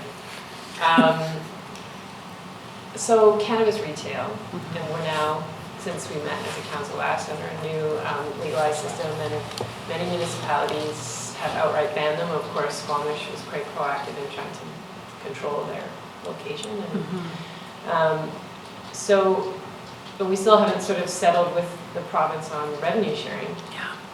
And so it would be interesting to know how our RCMP detachment is feeling about retail cannabis, and how it is weighing on your resources, if at all. I know we had that large drug bust in the valley, which I understand is we should do that. I'm more focused on the retail aspect of it. Absolutely. So that one was more around a safety concern that was identified to us that required us to conduct an investigation and act. So that one, So when we talk about the Cannabis Act and the legislation that has come forward, it has, I think it's been a great shift forward. I am definitely on the more liberal side of pro-socialization when it comes to drugs, as it stands for a police officer. But I certainly feel like we do need some structure and some rules in place. I have a 5-year-old daughter. I don't want to go to the park and bring her to the playground and have somebody smoking marijuana right beside me, because I think that that's impacting health. I don't want them smoking cigarettes right beside me either. Those things really impact wellness in the community. So when we think about Cannabis Act and the changes that have happened, I think that they are excellent in allowing us some enforcement measures around, it's very similar to the Liquor Control and Licensing Act, intoxication in public, use in public. The retail piece of it is still a very interesting piece that seems to be evolving, and that's going to be up to the District of Squamish to embrace in terms of how they want to move forward with it.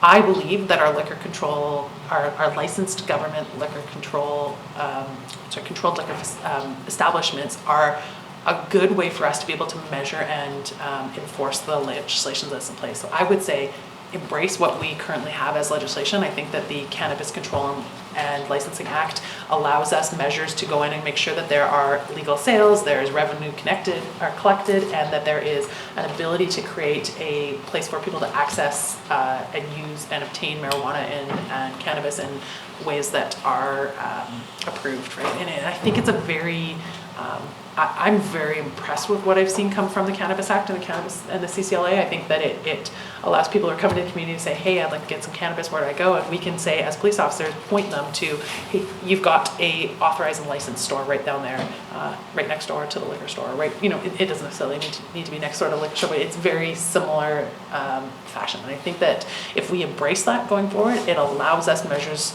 and controls to not only direct safe use and safe access, but also those abilities for you to obtain the returns from that. And I know that some of that's coming through the province, but yeah, I would suggest focusing on that. Do you have anything you want to add? The only comment I would make you aware of is that the province has said that they were going to be hiring a number of investigator enforcement officers, and my understanding as of a couple months ago is that they haven't gone through that process yet. So I'm not sure what level or how robust the conversations are with the municipalities in the province as far as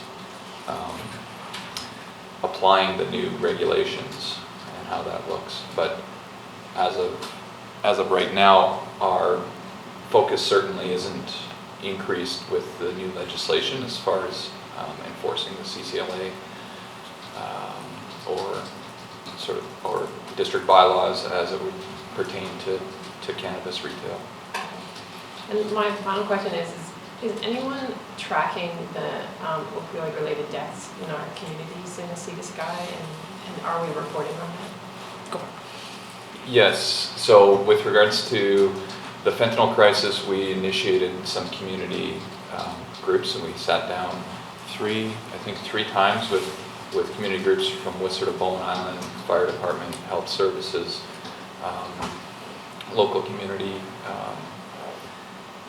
resources. And so we have all the statistics, but they're provided primarily through BC Coroner Service. And then Coastal Health also has statistics on non-fatal overdoses as well, although those are harder to track as far as determining exactly if it's opioid related or not. Right? But yeah, we're aware of all those statistics and whatnot, and I think Squamish and the Sea to Sky has been very fortunate in that the impacts haven't been as pronounced as in other communities, but we certainly have experienced our fair share of unfortunate fatalities related to the fentanyl crisis in the province. Are those statistics that we could get? Mm-hmm. Yeah. Absolutely. We aren't the owners of those statistics, but definitely Coroner's Service, BC Coroner's Service, and Vancouver Coastal Health can provide I have the those. reports. Fatal and non-fatal? Mm-hmm. I think every community should understand the depth of this crisis in their community. And it's one of those things, like mental illness, addiction is one of those things that people like to sweep under the rug, and it's an illness, it's not harm. And it has that cyclical factor. And it has that cyclical factor, so it would be good to acknowledge sort of what is the scope and magnitude in our region.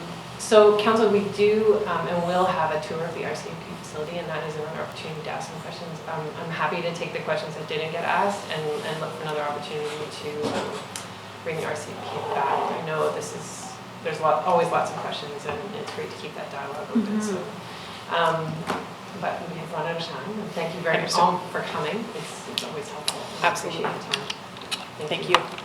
So council will take a 5-minute recess, and then we'll move on to short-term rentals. Welcome back, everyone, to Committee of the Whole for January 29th. We're on our second agenda item, short-term rental regulations, and 2 of our planners are here. I'll let you guys introduce yourselves to the public to talk about our engagement update and some options. So council, we are being asked to provide some direction at this meeting for how we move forward.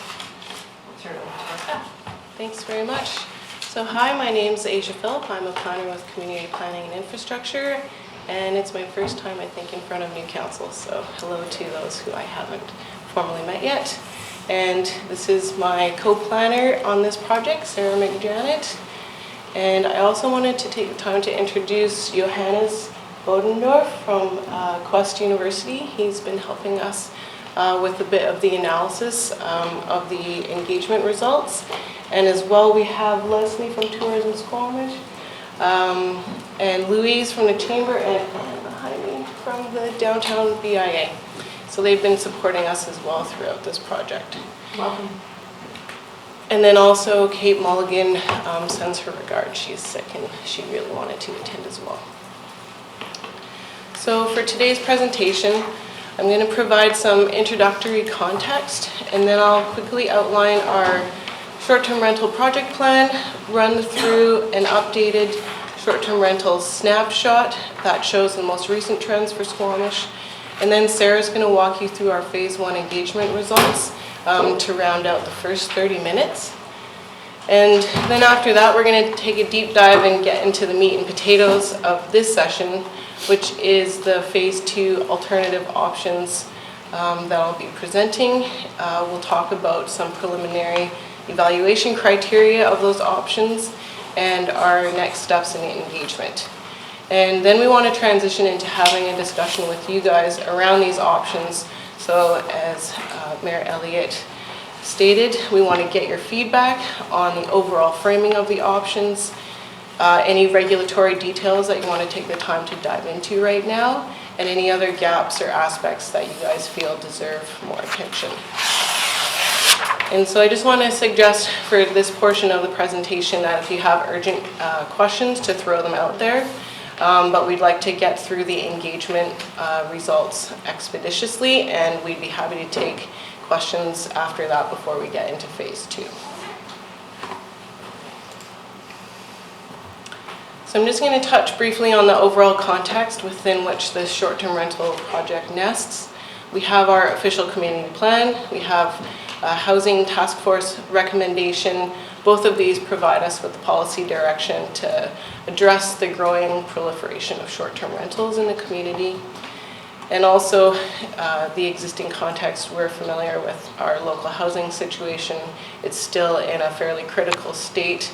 There's also some strong financial incentives around short-term rentals that are continuing to drive growth.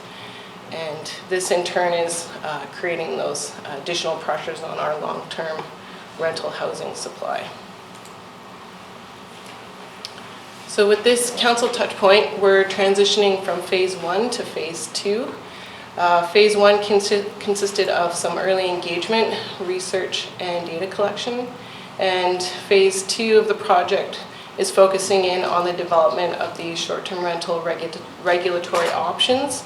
And then we want to go forwards with consultation and evaluation of these options. And all of this is going to steer us into the selection of a preferred option, which would happen in phase 3, and then the implementation of that option, which will be phase 4. So to go into the monitoring update, we've been informally monitoring since 2016. The number of listings are currently mostly on Airbnb. They make up the lion's share. And since October 2017, we've engaged this third-party short-term rental monitoring service called Host Compliance, and they provide us with a heap of additional data that we weren't able to track on our own. So this above map shows current short-term rentals in Squamish. This was taken from January, so last week. And we've seen little change in the geographic distribution over the time that we've been monitoring.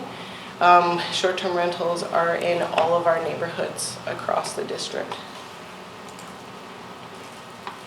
So as of mid-January this year, there's about 440 unique units that are being rented as short-term rentals. And this is up from approximately 360 units that were being rented at this time last January 2018. So in this 12-month period, we've had approximately 80 STR units that were added to the short-term rental market. These numbers fluctuate depending on the seasonality of the market. We saw the numbers kind of dip during November and then kind of come back up again over the Christmas holidays. So it's not a stagnant thing. These numbers kind of change on a weekly basis. We also wanted to highlight that the difference between the STR listings that you see at the top and the unique units categories, the listings are higher because many short-term rental operators list their units across multiple platforms. So they're using VRBO, Airbnb, and others. It's the same unit listed multiple times. And this third-party monitoring service is able to identify and compare these through, they do a combination of data scraping and run it through complicated algorithms that I don't understand to be able to pick out the unique units, and that's how that number is generated. So since we've been monitoring, we've seen an increase in the proportion of entire home rentals, so it's gone up from 73% to 77%. And then we also have, I just want to highlight, we've got 13 licensed and permitted bed and breakfasts that are currently operating in Squamish.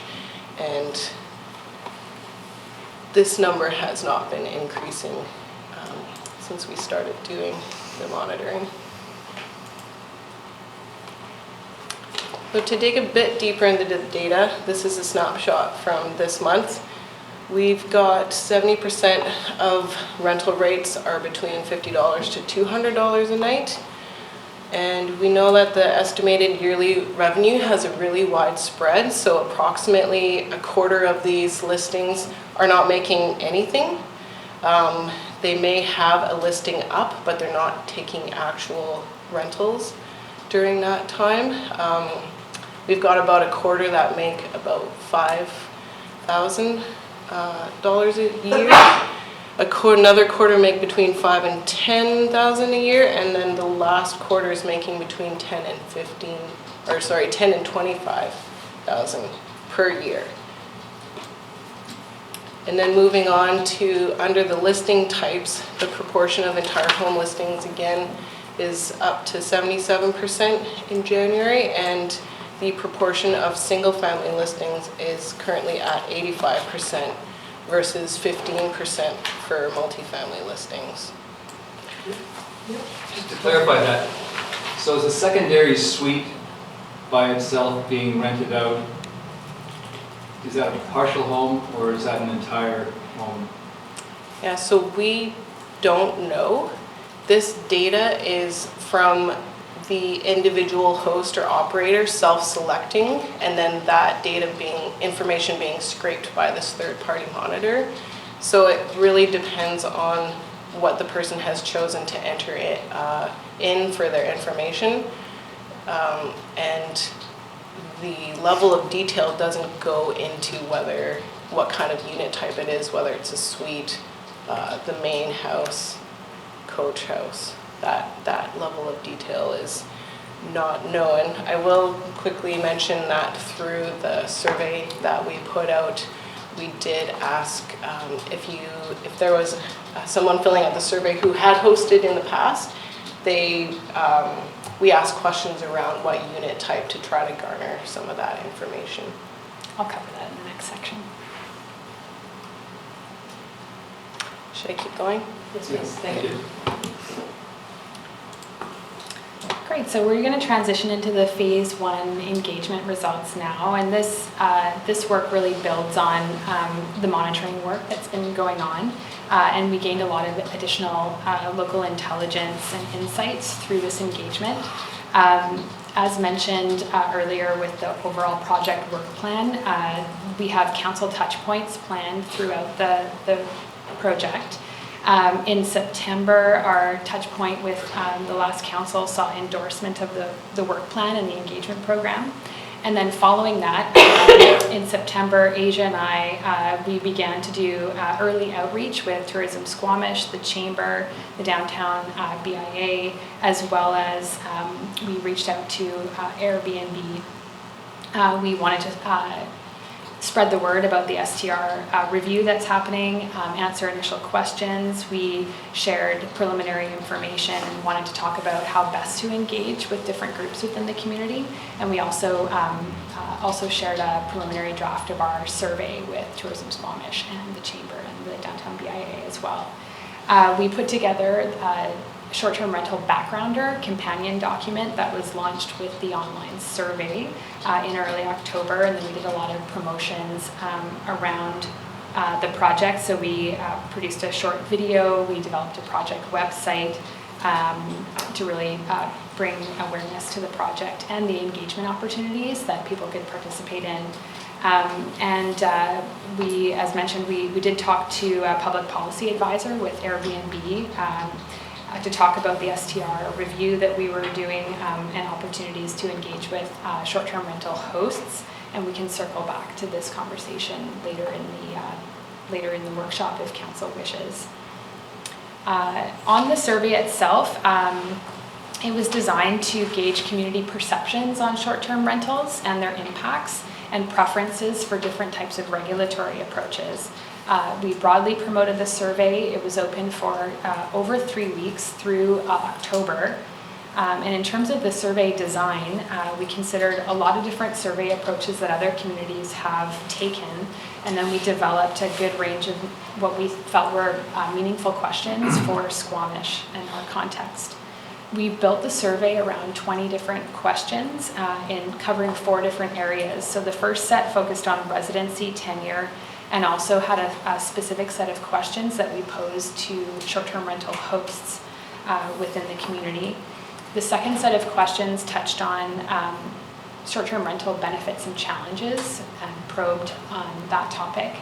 We also looked at public priorities that will inform short-term rental regulation. And then we had a final set of questions around regulatory areas. So in terms of the specific tools that can be used and to what extent we should be regulating short-term rentals. We had multiple choice question and answer type questions, as well as a lot of open-ended fields. And we did that intentionally and got a lot of verbatim comments, which we went through, and I'll touch on that momentarily. So there was really strong public response to the survey. Over this period, we had over 550 responses submitted. There was an 85% completion rate, so that gave us 475 complete responses to the survey. In terms of who participated, for residency, the majority of the participants were full-time residents at 93%, followed by 2.6% part-time residents. We also had some non-resident property owners at 1.3%, some visitors of 2.5%, business owners just over 5%, and then also people that identified themselves as strata representatives. In terms of the housing tenure of participants, 78% were owners, 19% renters. This is close to, but not exactly representative of our 2016 census when we look at the usual occupied dwellings within the community. The breakout between owners and renters is 63% owners, 27% renters, just by comparison. As Asia mentioned, we did reach out and wanted to know how many people were responding that had rented short-term rental within the community in the last 12 months. 22% of the survey respondents said that they had listed a unit, and short-term rental being for a period of 30 days or less. Another 2.6 said they preferred not to say whether they had rented a unit, and then that left 75% not having rented any short-term units in the last year. So we were really glad to have short-term rental hosts participate in the initial survey. We are planning continued engagement with this group and have some specific outreach to do that. Of the total number of respondents that were self-identified as hosts, only 3 were part-time. The remainder were full-time residents of Squamish. And we'll come back to the insights that we got from short-term rental hosts in a bit. So in terms of the baseline temperature on community perceptions on short-term rentals, the second part of the survey, we asked about the degree to which respondents agreed or disagreed with a list of commonly held and perceived benefits and challenges. So we used a 5-point sliding scale ranging from strongly disagree to somewhat disagree, neutral, somewhat agree, and strongly agree. So the results are in these stacked bar charts that provide a bit of a scan of public perceptions. So overall, you can see that there was agreement on all presented benefits and challenges, which is not surprising given the topic. So a lot of people just, ranked somewhat agree, strongly agree. You saw that across the board. But it's interesting to compare the results across the categories, looking at where there was the least and the most spread of opinion. So we saw highest level of agreement that short-term rentals provide an extra source of income, as well as income to offset the cost of housing, and also that short-term rentals increase our appeal as a tourist destination. So those are those benefits and challenges that are shown at the bottom of the screen. There was less agreement and a wider spread of opinion on the other benefits and challenges. So at the top you can see the extent to which short-term rentals were believed to make it hard to find and afford long-term rentals, the extent to which they create issues that impact neighborhoods or encourage speculation in the housing market. And so the verbatim responses also reflected this similar sort of spread of opinion around these things. So this is sort of just interesting to note going forward. This stacked bar chart respects the question around priority objectives. So we asked participants to individually prioritize 6 different objectives from high to low on a sliding scale. So the objectives, starting with the bottom, were an objective around protecting long-term rental housing, protecting workforce housing, maintaining the livability and safety of neighborhoods, fairly regulating all tourist accommodation, supporting tourism and diverse accommodation options, and then enabling residents to earn extra income. So comparative ranking of these objectives proved difficult in terms of how the survey question was designed, because generally most respondents set each policy objective sort of highly, like everything is important, and we often see that. So it wasn't set up in a limiting way to kind of direct people to rank priorities against each other. However, we can look at the relative priority scores of individual objectives, and where there's greater convergence and aligned rankings versus things that diverge. So if you just focus on, and the little vertical bar sort of shows the distinction between the level 4-5 priority rankings, so high in purple and blue, and you can see that there's stronger alignment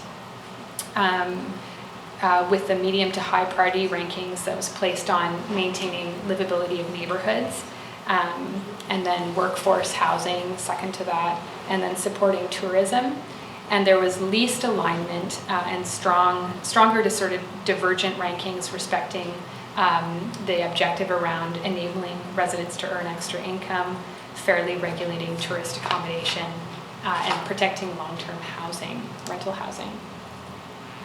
So I mentioned that we left a lot of room for people to provide verbatim comments, and in the council package, we actually appended the full report from the survey. This extensive commentary, with this, we did a lot of thematic review by coding and grouping the responses based on kind of keywords that were used. We looked at the frequency in the use of those keywords to try and surface specific themes. And also a really big shout out to Johannes behind me from Questview. He really dug in deep with us around these survey results and the qualitative analysis and helped with some additional research on the short-term rental situation. So all of this commentary and expressed values, concerns, and suggestions provided some good insights, and it goes to say that there is a lot of divergent view. There are a lot of divergent views on this topic, but there are some shared values and concerns as well. So in terms of the overall theming that surfaced from these responses, the largest theme by frequency of response was around affordability, housing options, and access. Not surprising, it was a huge area of concern. We've continued to see this in most of our engagement that we conduct. We continue to hear about the critical affordability situation, low vacancy, high cost of housing, living in childcare. There is concern that short-term rentals are impacting long-term rental supply, although we did hear that some refuted this and were pointing to larger market forces at play. We heard from residents concerned about the impact on those with lower incomes and just general struggles with housing access and tenant rights. There was also in this area a really strong desire by many to enjoy flexibility with their housing situation to meet a variety of needs. So people talked about the desire to house family and friends, or parents that are helping with childcare, those types of things. Also the ability to supplement their mortgage and rent payments using income from short-term rentals. There was also an interesting sub-theme that emerged around challenges with long-term rentals. So people talked about perceived or direct experience with long-term renters, and the choice to leave their units empty for their own use rather than rent long-term. The second largest theme was community and neighborhood livability. So we grouped all of the comments about the types of impacts that manifest in neighborhoods. So parking was the biggest impact, highest frequency mentioned thing. General nuisance, noise, garbage, and safety and security. Also maintaining a sense of community, knowing who's in the neighborhood, etc. Government regulation and roles and responsibility was presented as a third theme. And so this theme was all about the government roles and our role in maintaining affordable housing supply and land use regulation. We heard about interventions in the short-term rental market. Some were challenging the district's place and authority to regulate private property use. So concerns about over-regulation surfaced, perceived infringement on private property rights, the sentiment that some felt that residents were being unduly penalized or asked to solve community housing issues themselves rather than as a community focusing on new construction through development or purpose-built rental. Fairness and equity also surfaced here, and a desire to see consistent, well-resourced enforcement. And then finally, the last theme area, local economic prosperity or economic considerations. So this was all about support for tourism, having adequate visitor accommodations and infrastructure, and also maintaining that sort of authentic visitor experience and sort of desire as a destination. So with that, I just wanted to also note that we did do a cross-check of the types of thematic pieces that were coming up by self-identified respondent groups to give us a fuller picture of the values and concerns and suggestions. So this graphic, I'll just highlight a couple things here. For renters, not surprisingly, we most frequently heard comments on impacts of short-term rentals on the rental supply, overall affordability challenges and low vacancy rate. For full-time residents, the top comments were about parking, affordability, desire to earn supplemental income, as well as enforcement issues, and both positive and negative economic impacts of short-term rentals. For short-term rental hosts, they were focused on affordability, high cost of living, long-term renter experiences and concerns, as well as overregulation. And there we heard a lot about the benefits of short-term rentals from this group. Business owners were focused on affordability also, so you can see how there's a lot of shared concern around affordability overall. Desire to maintain local community experience, retaining locals, and as well as wanting to see regulations to manage short-term rentals. And then the non-residents and visitors were focused on lack of and high cost of accommodation and benefits of short-term rentals. So that gives you a flavor of what people were saying. In the package, you will see that we did include a series of quotes that were highlighted for each theme area. There's too many to share in a presentation. We wanted to include community voices and words, so not with any intention to polarize the debate or the conversation going forward. We really wanted to be transparent and highlight what people are really feeling. And so there's some strong opinions in those quotes. And so, yeah, we just wanted to highlight sort of the different opinions and also to take that with us going forward in terms of the dialogue to address kind of the greatest concerns. We know that not everyone is going to be in agreement with the selected approaches, but we need to sort of bring everyone along with us in the conversation.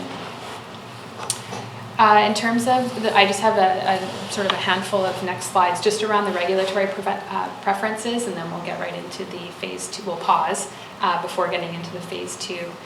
So jumping from the themes to the regulatory preferences, this was really to get a baseline. So we asked firstly, in general, should the district regulate short-term rentals in some manner? 69% of respondents said yes, we should. 22% said a firm no, and 8.4% weren't sure.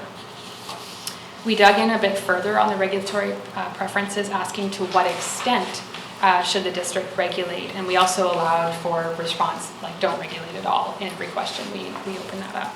The greatest number of responses pointing to having a moderate level of regulation, trying to aim for more of a balanced approach, so 36% said that, with an additional 22% wanting to see a more restrictive approach, followed by 4.4% favoring a total ban.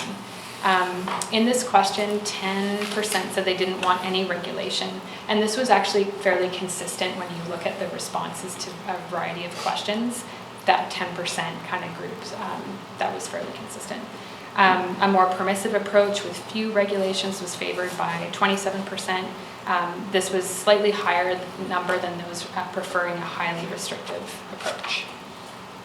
These were generalized, and we didn't give specific reference as to exactly what highly restrictive or permissive looked like. This was by design, so we kind of got deeper and deeper as we went into the survey. In terms of the regulatory areas, we asked about the who, what, where, and how much short-term rental is supported in the community. So property owners, on the who, on the 10-year residency, property owners were the most frequently selected group, either primary residents or secondary residents, followed by non-resident investment property owners and long-term renters. They almost tied at around 24%. Just under 10% thought anyone should be able to rent short-term rentals, and 10% said no one should be able to rent short-term rentals. The most preferred unit type was one or more spare rooms at 73%, followed by secondary suites and accessory dwellings, around 67-68%. Followed by the single-family detached duplexes, then townhouses, sort of ranging from 53 to 45. Entire dwellings, regardless of type, garnered a 38% response. And non-typical spaces were also of interest to people, so like tiny homes, RVs, tents, that kind of thing, yurts, that kind of thing, at 34%. So people were very creative about different types of rental. In terms of where short-term rentals should be permitted, the most selected response was everywhere. 12% said specifically in commercial areas, 9% said tourist areas, and down to 20%. The written comments were really focused on fairness. So there was a strong desire to not restrict to certain neighborhoods. That was felt to be not ideal and not preferred. In terms of how many, in terms of number of short-term rentals within the community or their frequency of use, the survey asked about limits. So we started to talk about caps. This is a common tool in other communities. So either use of night caps or number of unit caps overall in Squamish. Some communities like Nelson have also instituted caps within specific neighborhoods. So big picture of when you look at all 10 of the different the example regulatory tools that we asked in a question, use of caps overall saw less support than other tools like residency requirements and business licensing. And you can see the value placed on the use of caps. It kind of ranges between 27% and 29% at the bottom of the screen. Of all the types of caps, capping the number of units or licenses was the least favored type of cap, and capping annual nights was slightly more preferred. The survey also asked if night caps are used, what would be a fair limit? And the majority, like 68% of respondents, did not agree outright with capping or limiting nights per year as a regulatory approach. As you can see from this graphic here. Diving deeper, we did have a sliding scale for nightly rental caps that went from sort of 0 all the way to 360 nights per year. The most preferred selection was favored 360 nights a year, which essentially is allowing a full year of rental, no limits. So it kind of reinforced the previous question.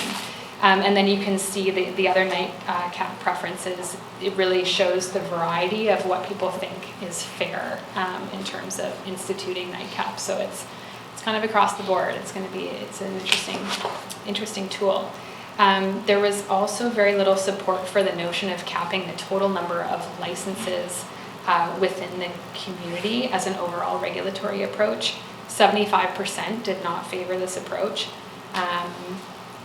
Another 15% said short-term rentals should not be allowed at all. And again, looking at the sliding scale, you can see that 50% stated the maximum, a fair number maximum would be 500 units,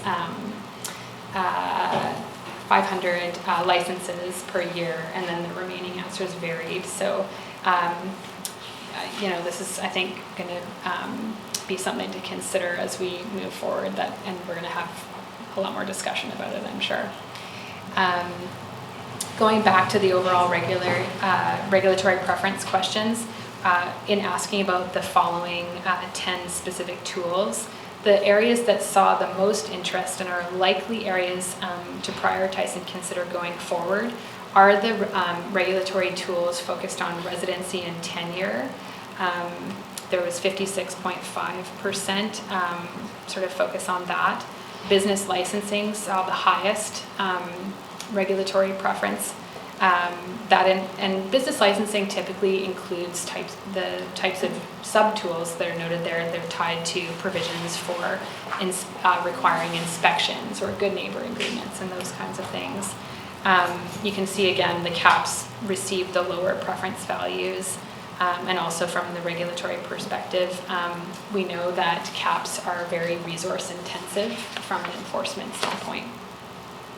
So the very last slide on the phase 1 slides or engagement results, short-term rental host questions. So we heard from about 100 short-term rental hosts that have rented units in the last 12 months. So this does give us some insight into the question of whether these rented units are principal versus secondary residences and the degree to which suites are being rented out. So from the survey, those identified as short-term rental hosts, 94% of those units are owned, 6% were rentals.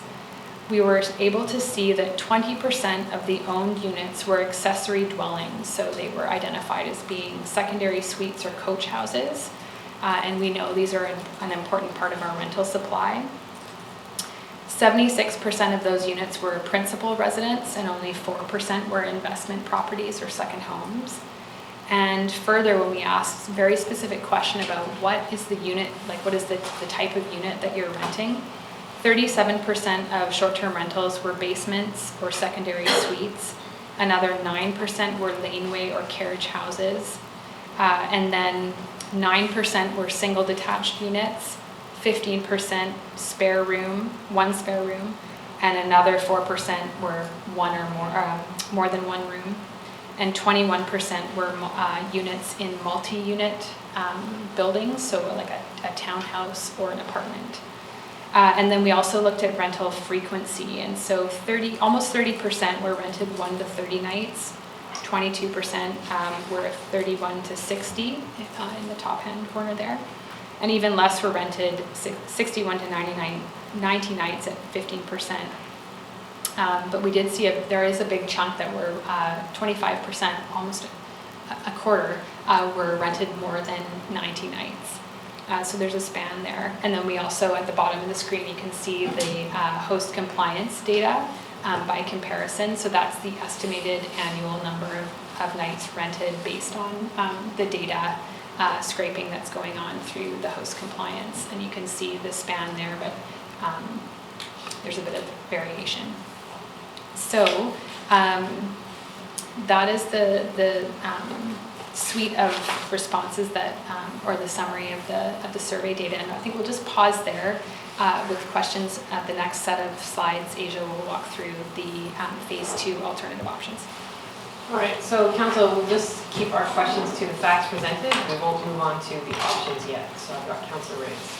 Thank you. Just looking at the unit type and the types of units, 76% were principal residence, but the unit type, basement or secondary suite, I mean, the numbers don't seem to quite jive.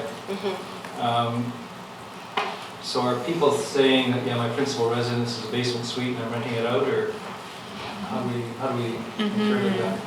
Yeah, I think there's a little bit more digging that we need to do. Essentially, the way the question was asked was, is that, firstly, is it owned versus a suite that you rent, or a unit that you're renting? That's sort of the tenure. And then in terms of the residency of those, of the 94% that were owned, 76 were their principal residence, where they spend the most amount of time.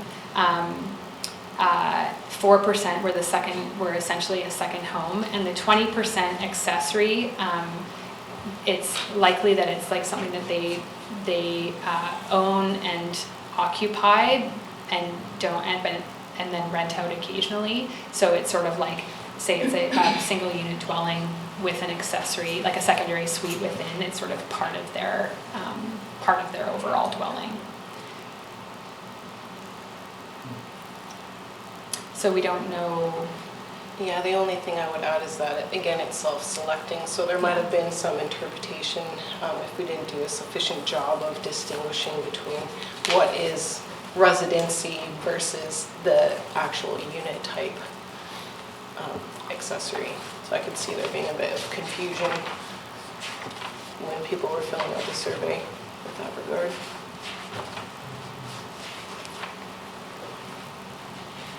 Any other follow-up? Oh, good, thank you. You're good? Okay, got it. Just waiting in the audience. Yeah. Councillor Pettengill and then Councillor French. I'm not sure if it's more of a question or comment. I was a little bit uncertain about what we were talking about with workforce housing. In my mind, it could mean one of two things, and I think the distinction is important as we go through this. And so, from the one perspective, there's people that maybe align more with the long-term rentals, and they they live here, they're long-term, but they want to rent as opposed to own. And then on the other hand, which maybe aligns a bit more with the short-term rental market, is transient workforces, short-term construction projects, maybe kids after school staying for 6 months, that kind of thing. And I wonder if understanding that distinction and asking the questions with that distinction being clear, if we would have seen any differences in the numbers. Fair enough. And are you speaking, Councillor Pettingill, more about the public, like the question focused in around public priorities around workforce housing versus long-term rental housing? That's where the question. Yeah, and then for me, just to interpret the results, what were people thinking when they said yes or no to workforce things? Yeah, and certainly the verbatim comments related back to that public priority question helped to provide a little bit more insight on that. We definitely saw commentary related to workforce housing was coming up. Sometimes it was from business owners, sometimes not, but related to sort of short-term temporary housing for sort of seasonal workers, and needing to see, it was often presented as a benefit that short-term rentals provide some of that seasonal availability of housing. It's not some housing that's required sort of 12 months of the year, but it was presented as often as a benefit of short-term rentals, if that provides some additional context. Yeah, the workforce housing piece was really focused around that initial question around the different types of priority we should be, or people are thinking about in terms of the short-term rental regulation. Good. Councillor Pettingill? Thank you. Councillor Herford? Thank you. One of the things that struck me here is that the B&B numbers were so low at 13, and given that it was really close to 500 overall units, how restrictive are those? Like, what's required to get to that level, and is that, any thoughts on that as far as moving some of these units into that process? In terms of restrictions, there's a 2-bedroom maximum for licensed bed and breakfasts. There's also a lot of code restrictions, and further, it can't be in an accessory unit. So it couldn't be in a secondary suite. It has to be in your principal dwelling, and like you really are kind of sharing that space as a B&B operator. So I think the combination of those is what gives us that drastically lower number of licensed B&Bs in comparison to the number of these short-term rentals overall. They are quite inflexible. So shared accommodation and caretaker on site essentially. And only possible in single-family properties, so it wouldn't be possible in multi-family. Thank you. Thank you. Councillor French? I want to be clear about how the hotel tax works and whether it applies to those who are properly registered as short-term rental operators. Do those operators pay hotel tax? Yeah, Mayor, through you, we did a little bit of a deep dive in the staff report, and so through the all tourist accommodation providers do pay the tax. I'm just going to go back and reference some of that. There have been a lot of changes just within the last year. So in late 2018, the province created a number of shifts to create more regulatory kind of fairness. So short-term accommodation providers in BC have to be registered to collect the 8% provincial sales tax, and where applicable, 3% MRDT, which is the municipal and regional district tax that funds tourism marketing programs. So we collect, like Squamish has a 3% MRDT, has opted in for that tax. So as of October 2018, that provincial sales tax applies to all online accommodation providers. So those are hosts using Airbnb, VRBO, and others. There was previously basically an exemption for accommodation providers that had 4 units or less. That has been removed from that provincial tax regime. So there are some other minor exemptions, like if you rent, if the value of your rental, like if you're not listed online, and the value of your rental is less than like $2,500 a year. So there are some specifics around that tax situation, and I don't have the information to bring forward at this time. I can jump in and add that too, that Airbnb has an agreement with the province to collect and remit that hotel, which is the MRDT tax and the PST. So Airbnb's collecting that. They're giving that to the province. They were the first short-term rental company to do that, and then the province was working on establishing that with the others. So Airbnb definitely sees itself as a leader in trying to be part of a level playing field, and we're certainly urging their competitors to join them. And I'm not quite sure what the province has gotten on that, but that was what we heard at UBC in the fall. Airbnb was there. I do want to get on to the options. I see another question here, but maybe this will be the last one, and then we'll move on to the options and there'll be time for more questions. Councilor.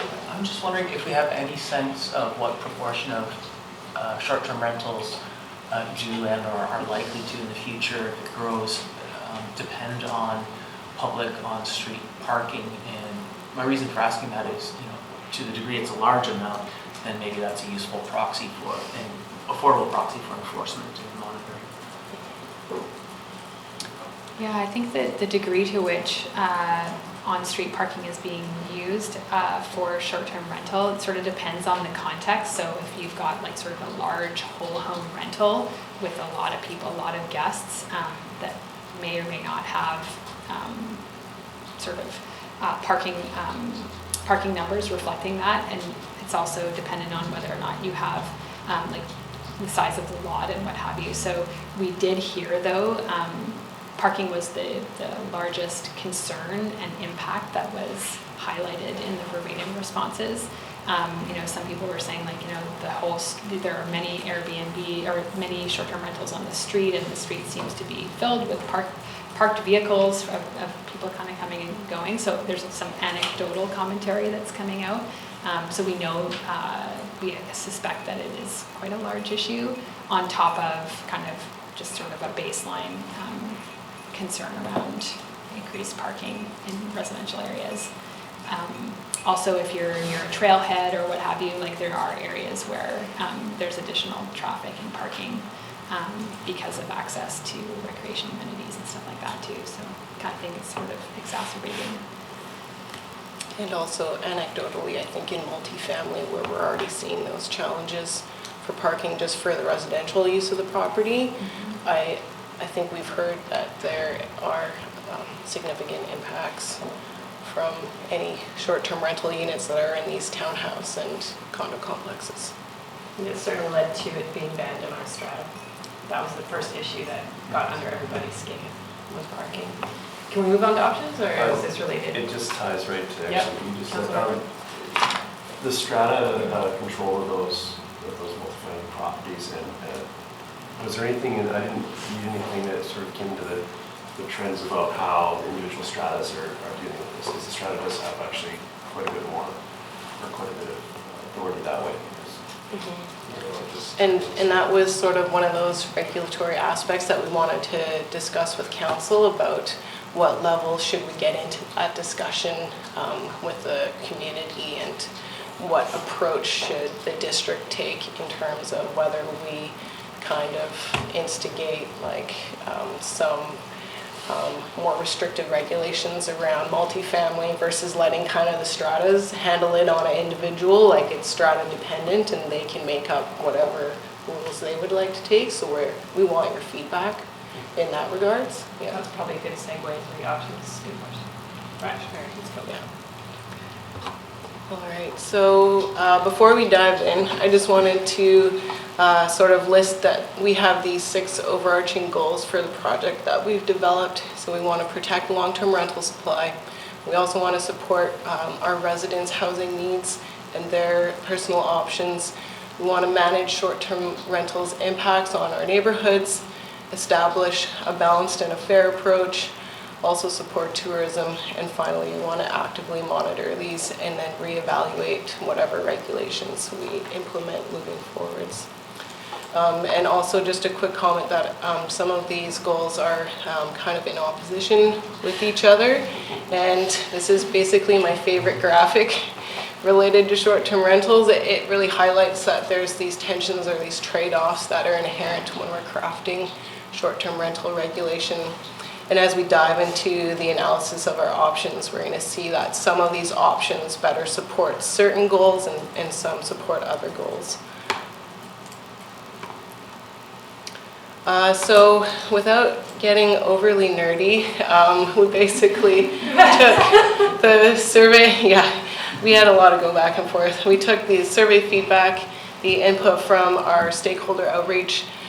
We did a bunch of background research. We looked at what other municipalities were doing, best practices overall, and we kind of synthesized all of these inputs to develop these regulatory, the goals, the alternative options that we're going to discuss, and our set of evaluation criteria that we're proposing today that we're going to use to analyze these options. And again, to reiterate, as our fundamental starting point, we wanted to apply the key survey findings of attempting to take a balanced approach and have a moderate level of regulation. Before I discuss this first option, I just wanted to outline how we've structured these options. So all 3 A, B, and C options fall within the middle of sort of a regulatory spectrum. And option A being on the more permissive side, option B falling in the middle, and then option C going towards the more restrictive side. And so that's highlighted with the blue kind of arrows across the top.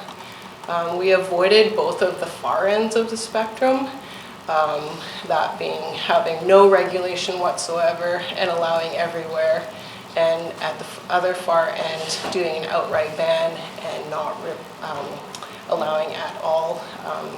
And there's quite a lot of rationale and best practices around not going to either ends of those spectrums.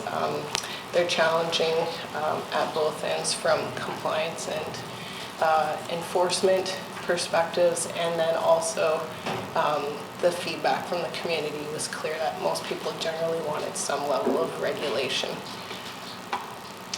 So with this spectrum in mind, the first preliminary short-term rental option A is our most permissive. It would also be the least resource intensive from a regulatory and enforcement perspective. It essentially allows short-term rental of either residents' primary or secondary residence, as well as allowing for non-resident or investment properties. That's in the residence category, and then dropping down under unit type, it would allow for all unit types. And then this is actually across the board for tenure. We didn't distinguish between owner or renter. Renter obviously would be with the permission of the landlord. That would have to be proven out. And then lastly, to touch on the parking, in option A, we settled on having 1 space per unit. We originally suggested to have no parking regulations, and we're told at the staff level that we should tackle parking across the board for each unit because of the survey feedback and its position within community sentiments.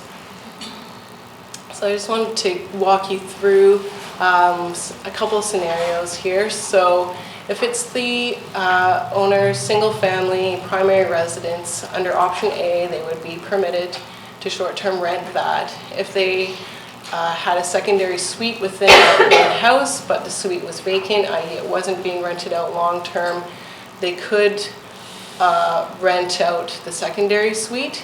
But I just wanted to highlight at the bottom here that one of the other things that is consistent across all three options is that there would only be one unit per property or title, meaning they could do either the secondary suite or their main house, but not both. And then continuing on, if they had an investment residence, and again, this could apply to multifamily, townhouse, or condo as well. Again, they could do it if it was an investment where it was their second residence or a vacation home.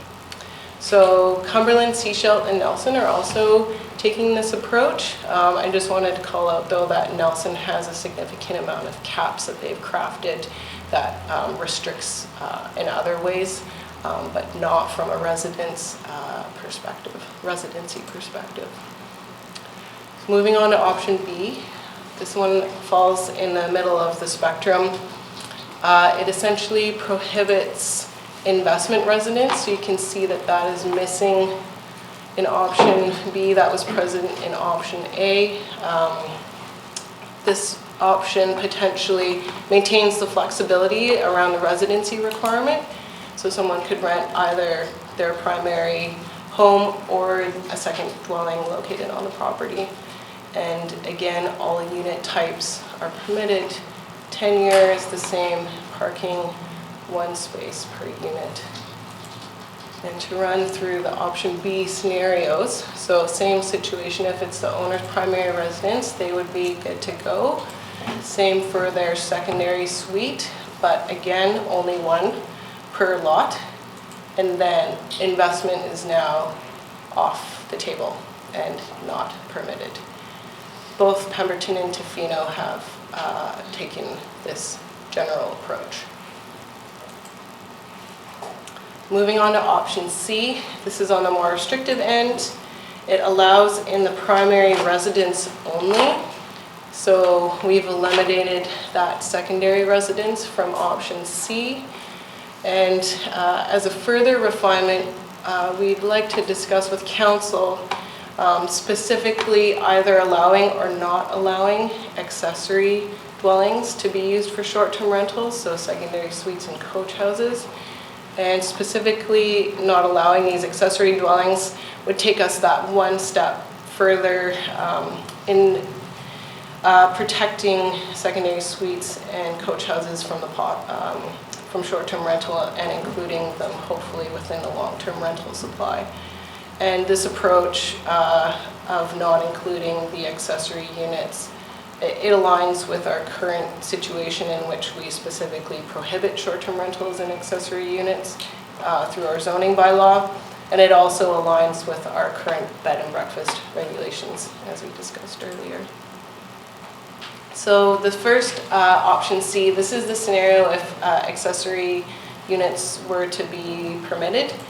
Again, owner could do it in their primary residence if their secondary suite was vacant and there was no long-term rental, it would not be permitted. And this is in contrast to the second situation where if it's the owner's primary residence, they could do it, and if there was a long-term renter who the secondary suite was a long-term renter's primary residence, they would also be permitted to do short-term rental. And this approach is being taken in Vancouver, Victoria, as well as Powell River. So this is in contrast, so this option C scenario would be if we did not permit accessory outright, and that would be, it's not permitted in the secondary suite if it's vacant, and also not permitted in the long-term renter's suite, so it's just no accessory whatsoever. And this approach is being taken in Golden, Rossland, Fernie, and Kelowna. Let me take a quick pause if there's any questions, but I'll keep going. Okay. So I just wanted to quickly highlight that there's several regulatory aspects that we felt comfortable applying consistently across the board. This was based on either the feedback that we received through the survey being really consistent, or that we saw that this was a practice that was applied in other municipalities very regularly. So the first one is business licensing requiring this across the board enables tracking, checking to make sure whatever regulatory scheme or requirements are being met.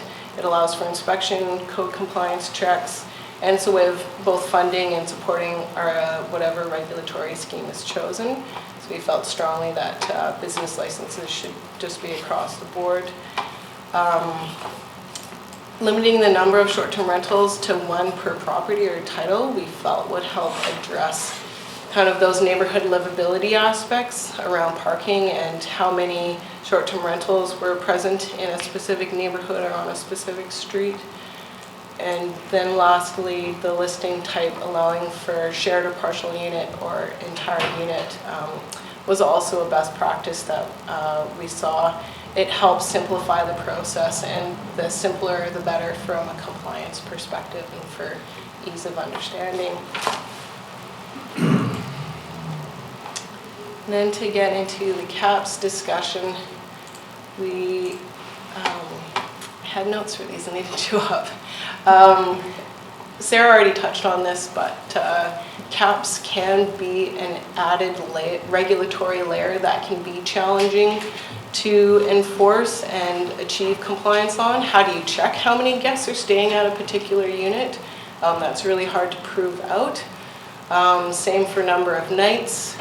Units or setting a max number of licenses being issued would be an easier approach. However, we didn't want to pick an arbitrary number to land on, or even for discussion with council for both units and density. But we kept it in there and just kept it broad so that you guys would know that these were kind of up for discussion. For both guests and nights, we did put a couple ranges out, and that was just for us to chew on through discussion. These are pretty common caps that we've seen across other municipalities, and so those were seen as being less arbitrary. These ranges were frequently seen in other regulatory schemes. So you'll see this diagram from your package. Again, just to emphasize, this is totally a starting point for us to have a discussion with you guys. The kind of vision here was that these would be the starting point, and then we could tweak the different regulatory aspects. So for example, everything in option B above might be okay, but then if we wanted to have that caps discussion, it was leaning towards not having maybe a guest cap or a night cap. We could then tweak this particular option before we go out for further consultation. And so you can kind of see that we can shift kind of different aspects on these spectrums. So I tried to structure it in that manner. And then finally, before I hand it over to Sarah, as we outlined in the Phase 2 report, there's a lot of other aspects for discussion and potentially further research. They're all kind of rabbit holes, and we can go down them with you guys if you want to. To start off, some of the ones that I've listed here are really big, meaty topics that do deserve a lot more attention: implementation, taxation, but some of the other aspects near the bottom, such as commercial operators or novel unit types, those being like tents, trailers, that kind of thing. That could be a relatively straightforward discussion and determination on where to go in those aspects. We might be able to land on quite easily. So I just wanted to list them there, and we can come back to that when we have our discussion. This slide is just to highlight that we did have a first go at establishing some initial evaluation criteria that we, with the intention of bringing this forward with the alternative options to validate the criteria and then use them actively. As Asia said, this is all really a starting point. We even had a first attempt of setting some initial criteria, this 4-part criteria, and then populating some values. So we initially just thought, okay, we could highlight sort of the degree to which the options are like where they sit against these criteria from a low, medium, high level, just sort of a broad brush.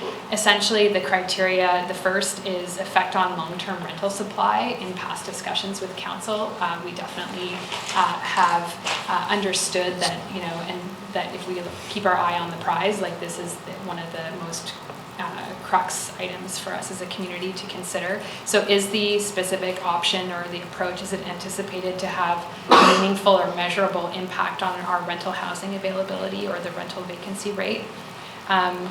This criteria, you'll see a negative there, so it's oriented or framed.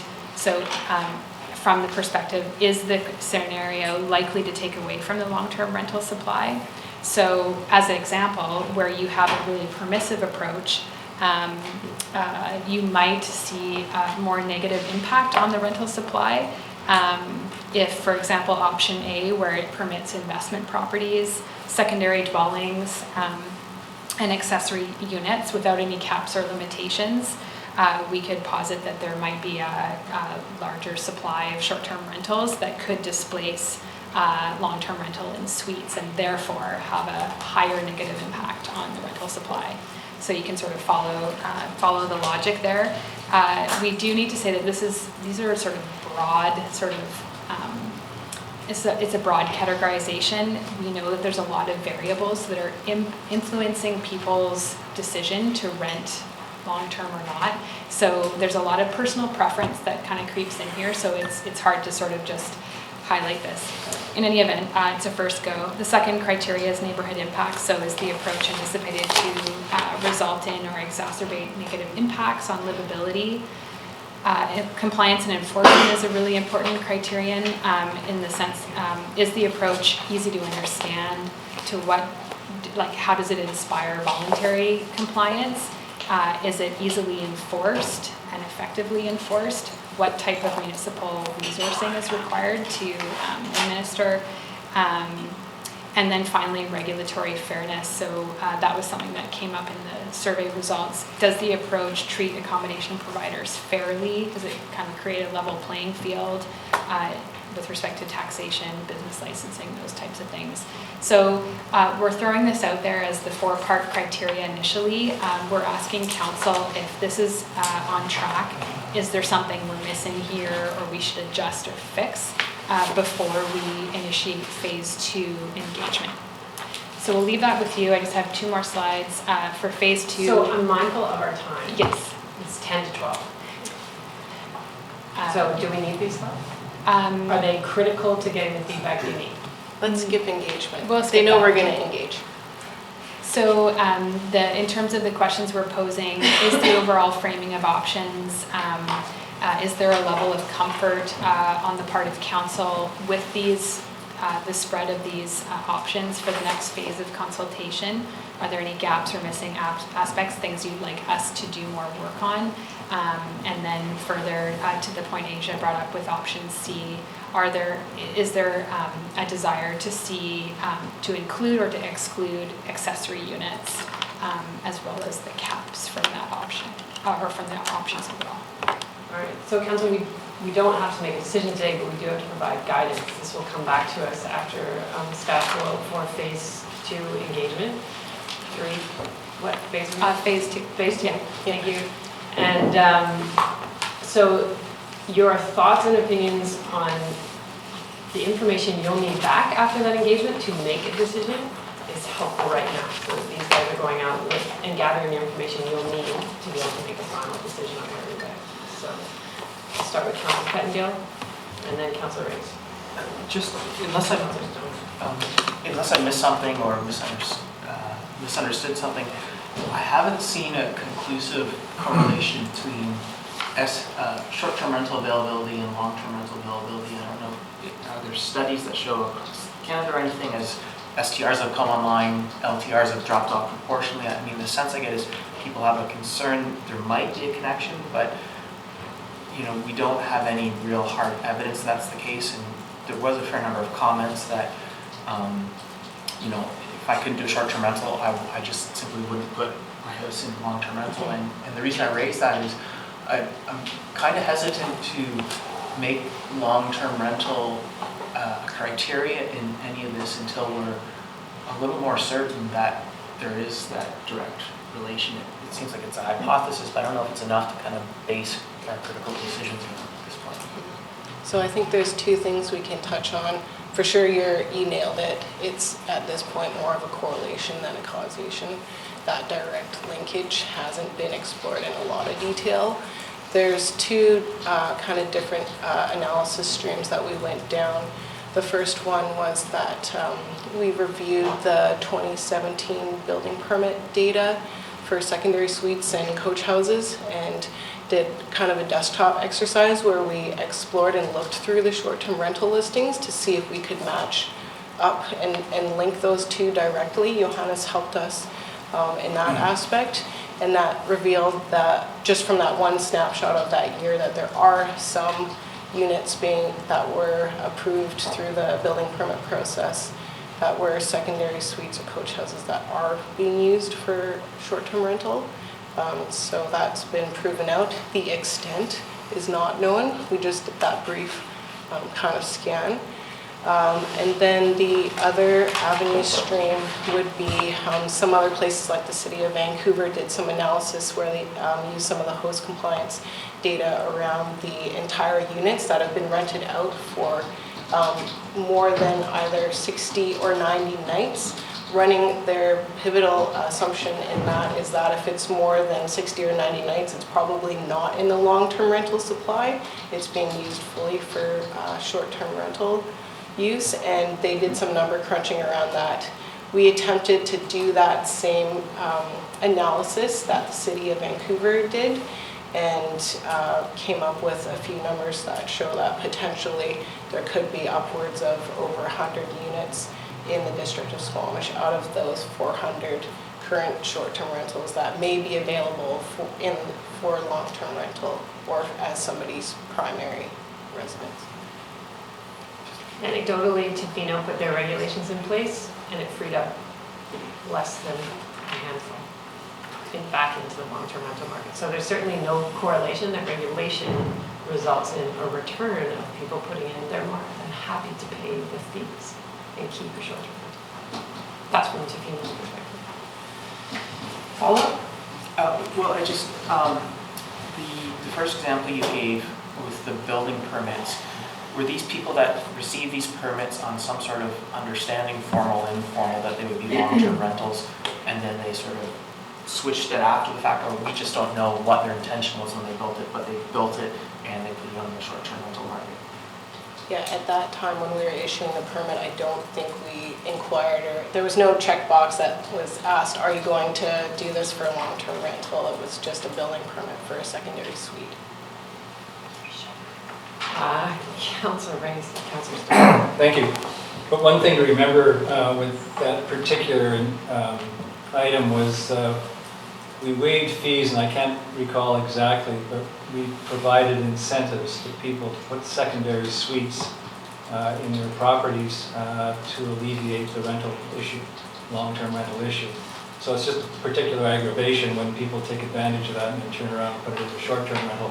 The other thing to remember is that and many of you won't, but going back, I think it was around the early 90s when the whole secondary suite thing was legitimized, the argument in favor and the reason for it was to provide long-term rental. I mean, that's the whole reason these suites exist legally to start with.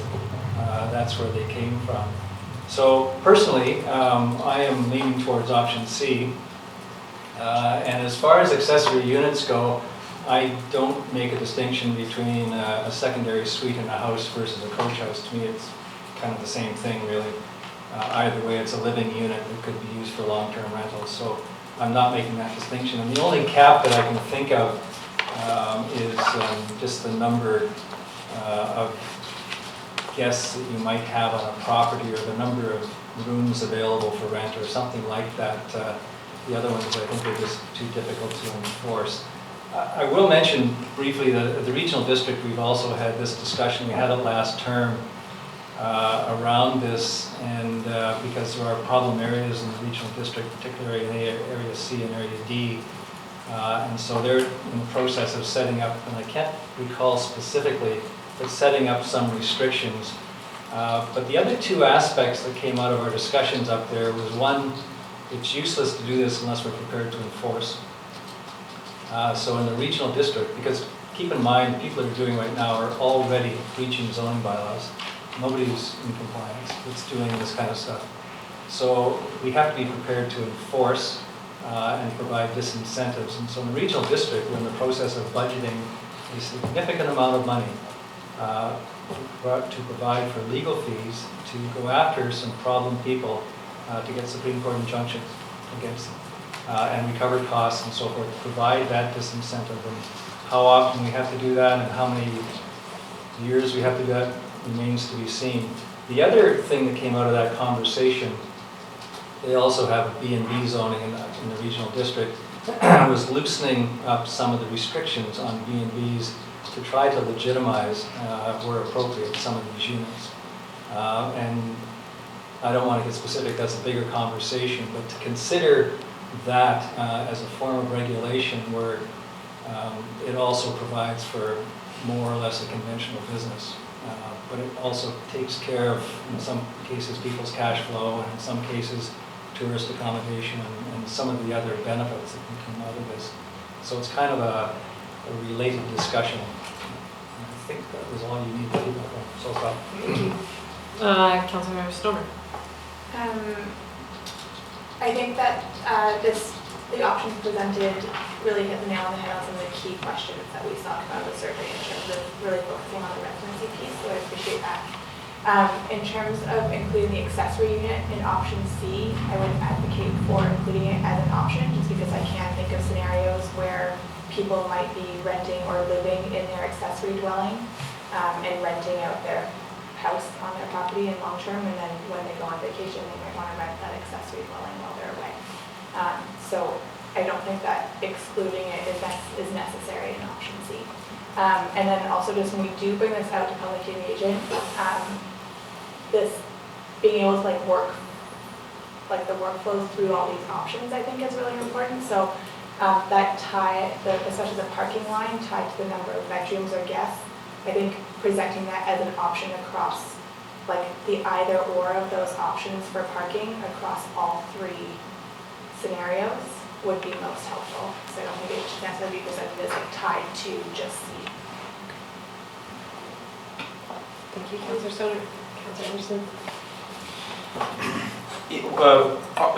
Goal number 6 in the phase 2 for project goals, actively monitor and reevaluate regulations. I think that'd be an important issue for me in looking not only at how we're going to enforce and what commitment to put behind resources for enforcement, but how we're going to monitor ongoing will be an important issue in evaluating these different options or looking ongoing. My question is, or maybe it's not a question but more of a comment.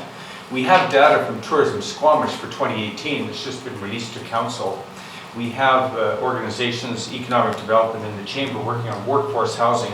It would seem to me that we should be having a conversation between these different agencies as to how we ongoing monitor and create statistics that are useful in evaluating ongoing.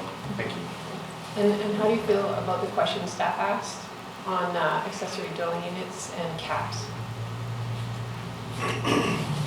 It would seem to me that caps is an issue to look at in our, I would ask whether the sub-area planning processes or neighborhood planning processes are perhaps a venue for looking at the issue of density and caps. We have 2 upcoming projects over the next time period. I'm not sure whether that's an issue to raise in that context. Otherwise, that's the only comment I have at this time. So in option C, including or not including accessory dwelling units? Well, from my neighborhood experience, we have parking issues relating to those types of units. So I'm inclined to be more restrictive on it, yes. Thank you. Others, Councilor Bird. You mentioned when we're looking at these caps, it was brought up that Nelson's brought in a bunch of caps.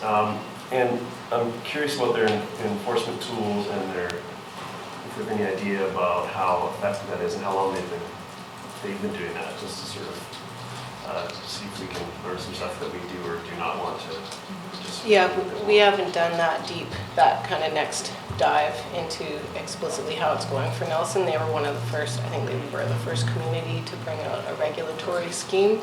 So they probably have a lot of information and experience we can glean from them. So we can list that in our to-do for the next phase of research.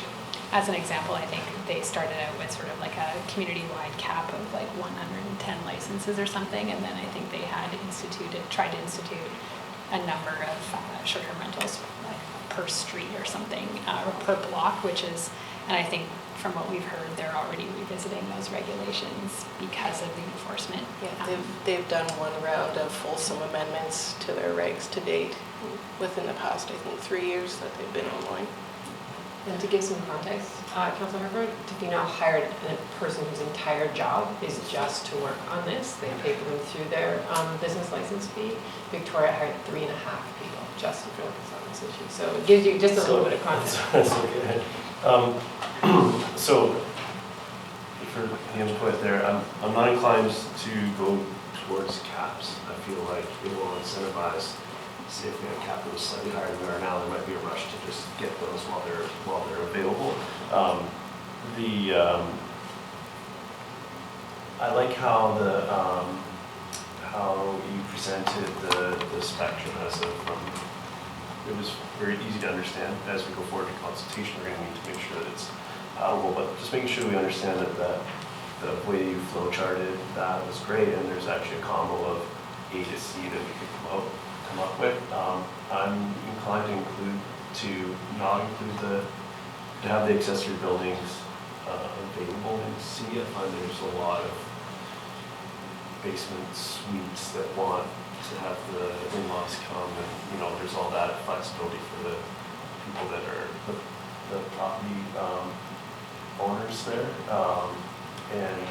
But I don't know at what point we break it up where maybe those options in the lower columns, like in the caps and the nights, and they can be, instead of being grouped, be separate, so you can kind of come down these columns, and then where do you want to go, and maybe some presentation of that information during the next level of consultation.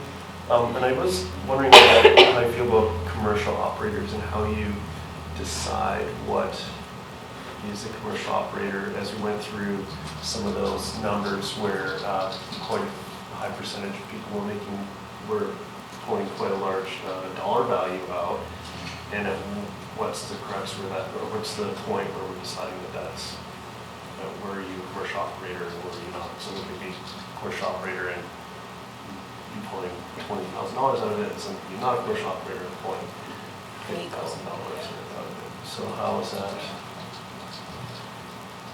self-identifying? I know the city of Vancouver was able to pull out their commercial operators. It might be some information that we could get host compliance to gather from us if we paid them more money than we do now. We kind of have their basic package, I guess.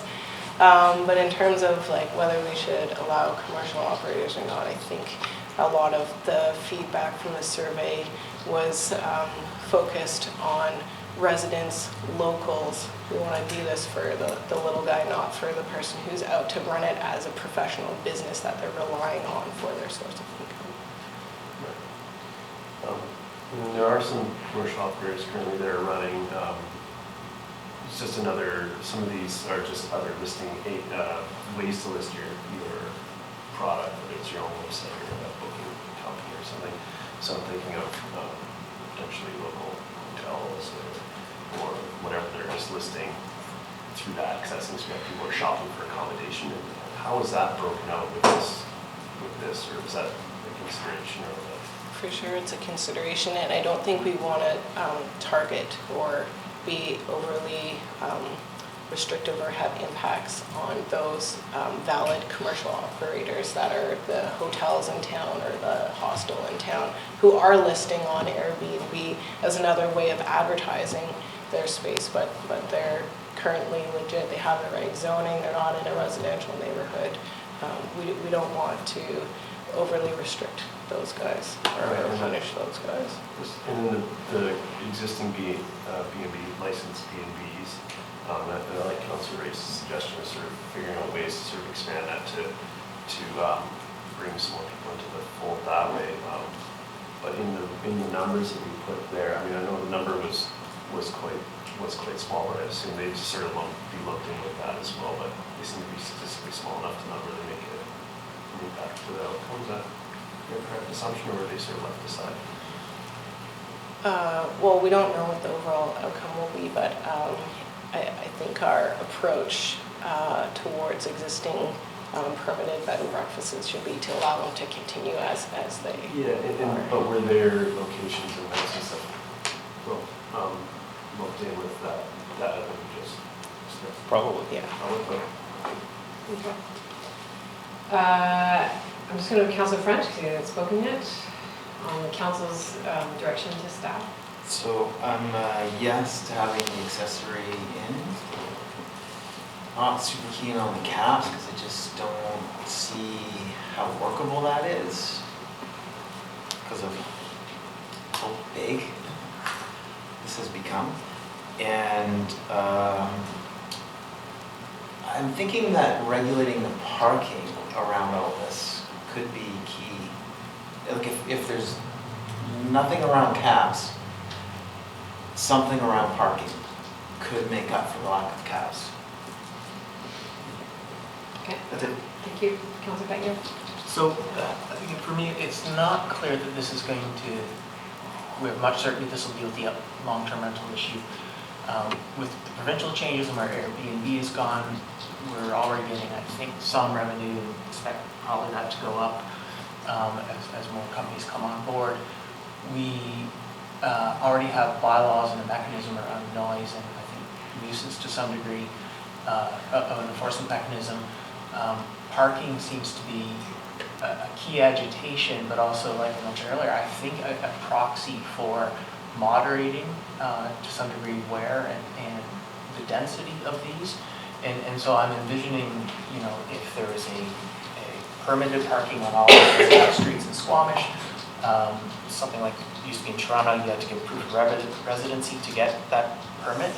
And then, you know, priority to residents and then maybe a smaller pool available for Airbnb to the degree we want to allow that. And that might be sufficient where we deal with, you know, 70% of the remaining issues for 20% of the cost. Because when I look at that, you know, I don't really have strong feelings one way or the other, but it looks like to regulate to any level of specificity in any of those columns, it's going to be quite expensive. So, you know, I'm just uncertain about the return on investment, and if there's just a simpler way to get, you know, 70% of the issues dealt with for just, you know, through parking alone, as an example.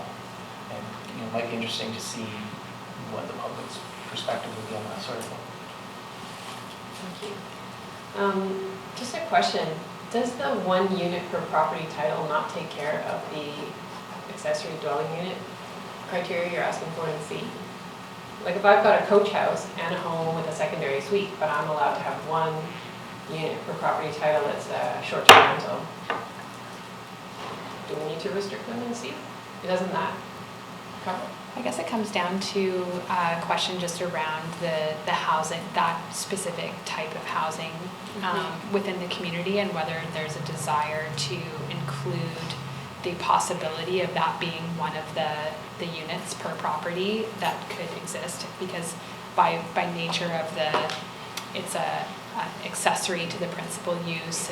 They're smaller units. They're not stratified. They're not able to be stratified.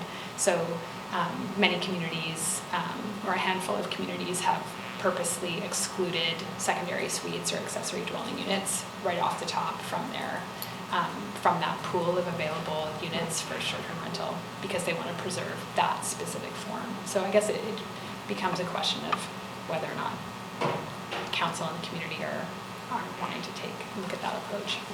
So for me, I'd rather focus on the 1 unit per property title and give homeowners the ultimate flexibility in how they use that short-term rental on their property. One of the things that I would want to know in our next phase of engagement is surveying property management companies to see how many stratas have banned this use. I'd be curious to know that. I'd like to know if we can put that kind of restriction on any new stratas. Most of our new developments are stratified. I would like to look at utilities. So right now, people that are following all the rules pay extra utilities to have a secondary suite, but people with short-term rentals don't. So when we're talking about equity across the board, are we unfairly punishing those people who are trying to follow our bylaws and do the right thing? And it's a lot of reason that utility fee is why people go underground with their secondary suites, because they don't want to pay it either. So I think that has to be part of the conversation if we're going to try and create equity from short-term rentals through to long-term rentals. I agree with Councillor Raich, we should look at our B&B regulations and see if there's something we can do there to soften that up. I don't think caps are a good idea. They're very challenging to enforce. So I'd like to move more in Vancouver's direction, which is they do inspections. So one, I think if we make inspections part of getting a business license, that one, if you've got an illegal suite that you're putting into short-term rentals, you now need to daylight that illegal suite to us. And now it's a life safety issue. To me, it's about life safety. Are you renting out space that is safe for people to live in? That's another equity thing with our hotels, is our hotels have to meet standards that say people can be evacuated. I was just recently on vacation and stayed in an Airbnb, and by night 2, I was like, man, I am in a death trap, right? And that became very clear to me. I didn't sleep well for the rest of our stay there.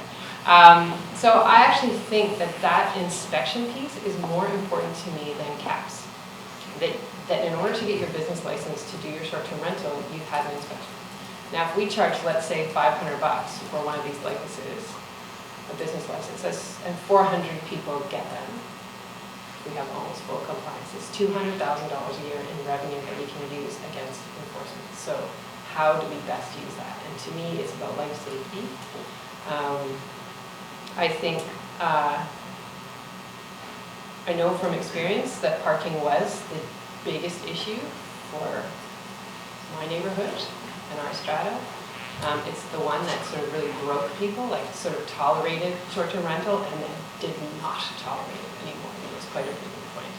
So I would be interested to know what the community feels about parking, and is it one spot per house, or else you need to accommodate the parking for your guests on site, whether that's on your driveway or in your garage somewhere, but it's on site. So rather than capping the number of guests, you just have to make sure all the cars. And the other piece that's not in here, but I think is a good idea, is the good neighbor part, so that your neighbors have your number. So if your short-term rental guests go off, they call you. And it's your responsibility. And I think that our short-term rental folks do have a responsibility to their neighbors. And most of the time, not most of the time, I saw in some of the comments that people don't feel comfortable talking to their neighbors. They're complaining to other people because they don't want to sort of rock the boat in the neighborhood, but they're not happy with the level of short-term rental going on. So I think we need to pop that bubble a little bit and say there's a way in which people need to get a hold of you, so that you're responsible, you're aware of the disruption your guests may have caused over the weekend. So I'm interested in putting that actually in our list on these options. Yeah, and if we don't, and the other piece around licensing is the permission of a strata. Yes. So if we're including multifamily units, then do you need a letter from your management agency when you come to apply for your short-term rental license that says your strata agrees for you to have this? Thank you. That's been a great feedback, and I think what we can do in going forward in continuing to refine the framing of these alternative options is that when we look at some of those apply to all categories, we can flesh those out to provide a little bit more example. For example, under the business licensing, the mandatory inspections, the good neighbor agreements. A lot of communities use a guest registry, and that's a mandatory requirement through business licensing, including the guests and their vehicles and license plates, and that can be used also for sort of audits after the fact if they're dealing with enforcement issues. So we can detail those in more depth for the engagement. Okay, Councillor Stoner and Councillor Ray. Yeah, one piece that I want to pick up on that I think we need to clarify before we go out to public consultation is the connection or disconnecting accessory and secondary suites from primary and secondary residence. Yeah, the terminology The terminology is is a bit confusing. confusing. I've heard amongst the comments that there's different perspectives of what that is. So just making sure that we're crystal clear on what that differentiation is. Because to me, if it was an accessory or a secondary residence, secondary suite, but it's your primary residence, then those issues are kind of dealt with in column C. So just making sure that we clarify that would be helpful. Yeah. Yeah, just briefly, and back to the enforcement, and I don't know the answer, but we might look into, I mentioned the regional district, we put funds aside, or we are in the process of doing that. We go through the Supreme Court proceeding to get an injunction to prevent reaching about zoning bylaw. I'm not sure if there's another alternative through ticketing of some sort, and something that would add to taxes. But maybe, probably a quick phone call to our lawyer would tell us that. The other thing is, with respect to parking, part of the problem with parking, because my understanding of the zoning bylaw, when you have a secondary suite, you already have to provide for off-street parking. The problem is that instead of one for the secondary suite, they show up with 2 cars because there's 2 people. And the other problem is that the people that have the primary residence to fill their garage full of scooters and all the rest of it, and so they're out in the street as well. So I think we have to kind of get our heads around actual usable parking spots that can be occupied, and that might be a subject to periodic inspection as well. If the garage is full of other things, we know that those 2 slots don't count. So because parking is it's a huge aggravation in neighborhoods, I think is probably one of the primary ones. Even existing secondary suites, legitimate secondary suites. Just wanted to follow up on enforcement. We were planning to put something in this year's budget, but decided to wait till 2020 because we don't know yet what regulations we're going to end up with and how difficult they're going to be to enforce. But we were looking at additional staff person who would potentially be offset by the business licensing fees. And then probably in year 1 would be important to have additional legal fees to sort of establish the ground rules. Any community that's talked to this, they said you absolutely need money for legal, because you have to actually show the community that you're willing to take it all the way to court. Yeah. So it comes with, Councillor French, you get the last word. Yeah, quick thought. Your good neighbor thought got me thinking about the signage system for building permits. If I'm renovating my house, I'm supposed to have a sign up front that tells who the general contractor is, all that.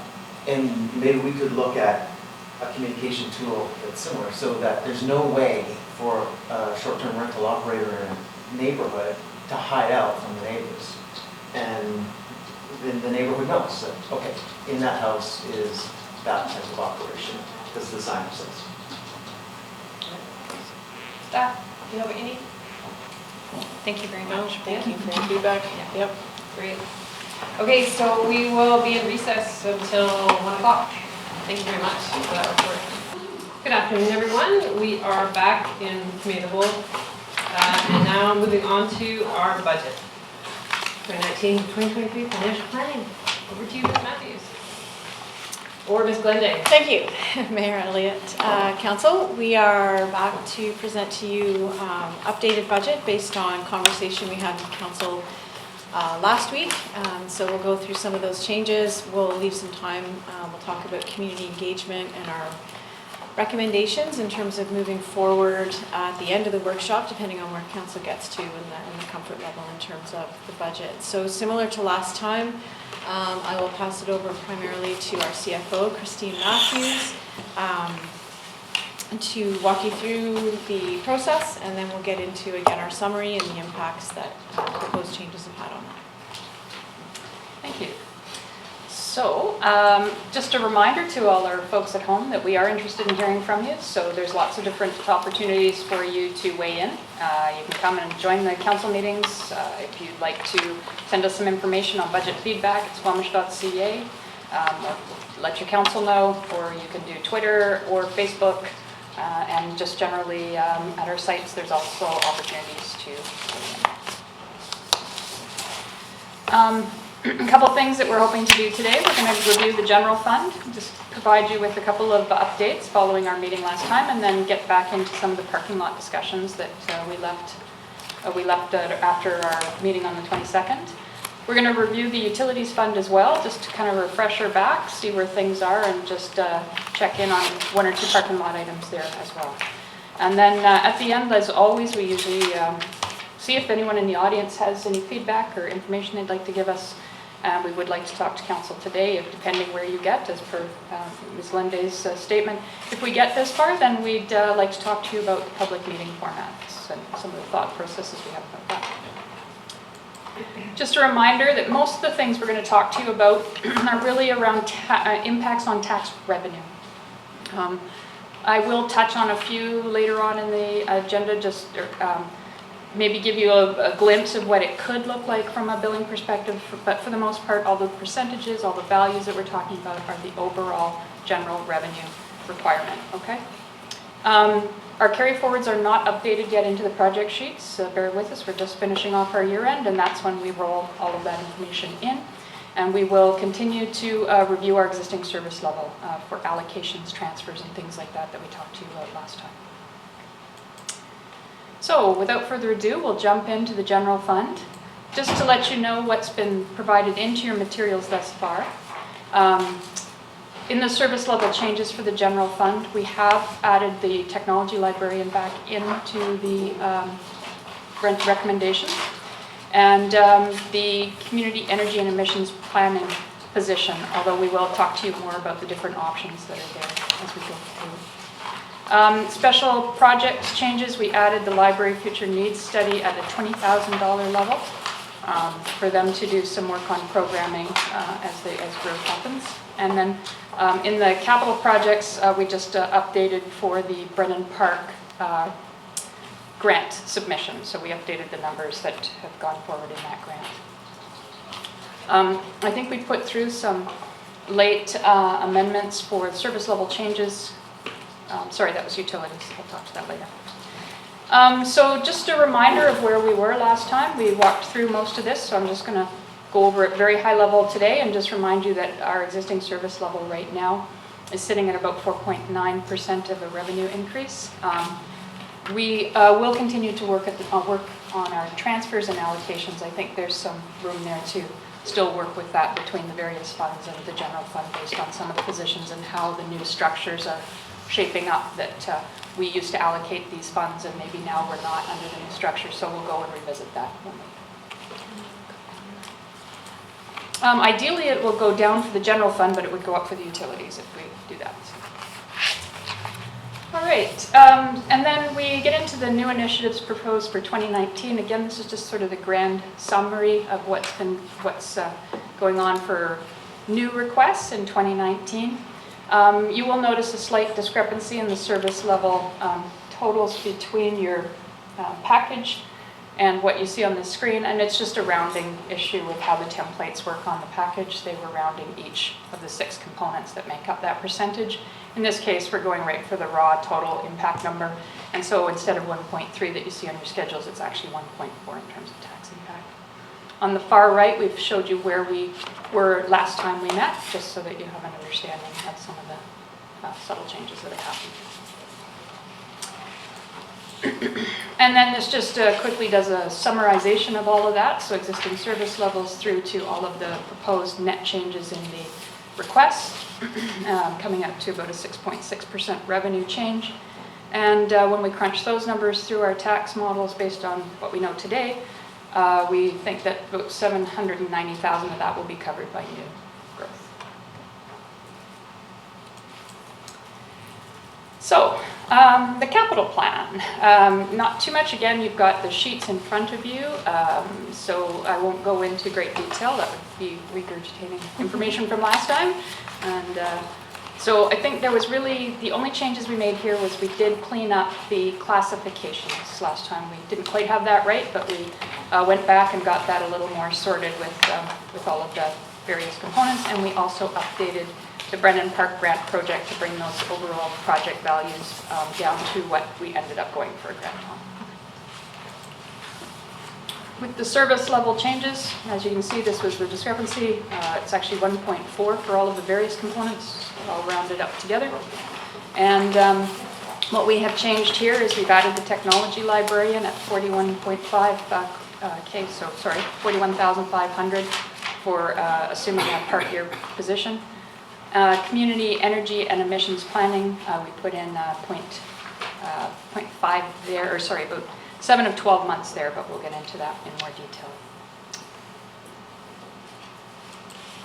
And the special projects, again, we updated it to correct some of the classifications, and we added the library future needs study, 20,000 in year 1. We did in year 2 keep the 50,000 piece, and while we explore whether or not the real estate and facility strategy can take care of the library's needs or not, but that's, we can revisit that.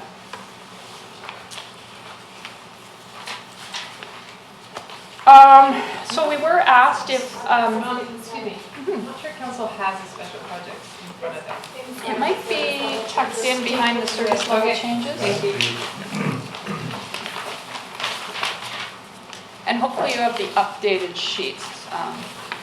Did you get new packages today? They were put on the table today. Great, okay. Page 4 of 10 in section 6.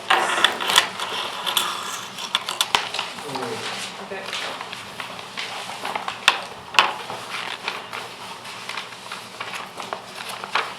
So in the interest of trying to give you a little bit of context now, we do have some preliminary information back on how this might impact ratepayers. I really can't stress enough, a lot of caveats around this. We are dealing with the completed roll, not the revised roll. There have been some fairly significant changes between the completed roll and revised roll over the last couple of years. Generally, the revised roll goes lower because people appeal their notices, and so the overall base can go down. So just to put some caveat around that, remember that every property holder is impacted differently by taxation. So it may be that market sales in your neighborhood changed over a different neighborhood. There might be gentrification. Our Cleveland properties are kind of starting to experience that. A lot of new properties, new zoning that's allowing them to build up is affecting their market values. There's growth and demand on our market, so we're seeing some fairly substantial fluctuations in market valuations. And all of those things play into how various residents will be impacted. And for that reason, we're going to show you a couple different ways to look at this. And you'll start to see how skewed that can be in terms of finding that perfect metric to describe how this might impact the average households. Okay? The other thing that as property owners you need to understand is if you made improvements to your property, you're part of that non-market growth change, and you increase the assessment base, then you might be impacted more than other residents. And growth in class and base, well, that's where we're hoping that some of the growth is actually going to help spread the revenue requirement over more people and more properties, and hopefully that should have an offsetting hit on your property bills. So, does assessment increase equal tax increase? A burning question. No, not necessarily, is the answer. As an example, in the information I've shown you today, we actually decreased the tax rates by 7.1% to achieve these values, to get the revenue need we need. So we looked at last year's residential rate, and we brought it down 7.1% to make the same revenue requirement. And then you'll see some of the statistical pitfalls of how percentages work and how they don't. Prime examples here would be those neighborhoods where there's been a lot of market activity, a lot of market increase versus a neighborhood where that hasn't happened. Even within that, if we have a property that's 500,000 and one that's 700,000 and they both go up 50,000, you can imagine the statistical rise on that is different. So again, just caution you when we're looking at percentages and value changes that you need to keep those things in mind. So hopefully in all that, we'll talk much more about taxation in April. We'll actually work you through how your ratios are set, whether you still want that tax policy and those ratios set that way. But today I've assumed we've used the same ratios as last year for our various classes, okay? And that's obviously up for discussion in April. So with that in mind, well, let's talk a little bit about what a single-family residential might see based on the materials that you have today before other parking lot items have been discussed. So the usual metric used across all municipalities is called the average single-family metric, and single-family average. This, in a time of non-volatile market changes, works quite well. But when the market rates are going quite wild and changing fairly broadly, it becomes a less useful metric. So the point of this slide is to show you what that value is, because that's the standard metric many people will look to. And what you'll see is that the actual assessment value for the average single family, market pressured, etc., is 13.28% market value change. Okay? But if you look further down, you'll see that the tax impact of that is about a 5.23% change and about $11 per month change. Okay? The thing with the average single family is literally we take the entire assessment base and we divide it by a folio, by the number of folios. So all that market swing and everything shows up and makes the average value seem higher and inflates it more than necessarily actually happens. So what we have done is these are properties that we use year over year that we know are fairly stable in terms of not having improvements, not having anything else. They're just dealing with the market shifts in their neighborhoods. And you can start to see that Garibaldi Highlands, that was impacted back in about 2016, 2017 quite badly, is now evening out. And they're really only seeing market changes of about 1.71 on a detached home. And in fact, according to this, their tax bill will go down over last year. Okay, so again, you'll see the volatility.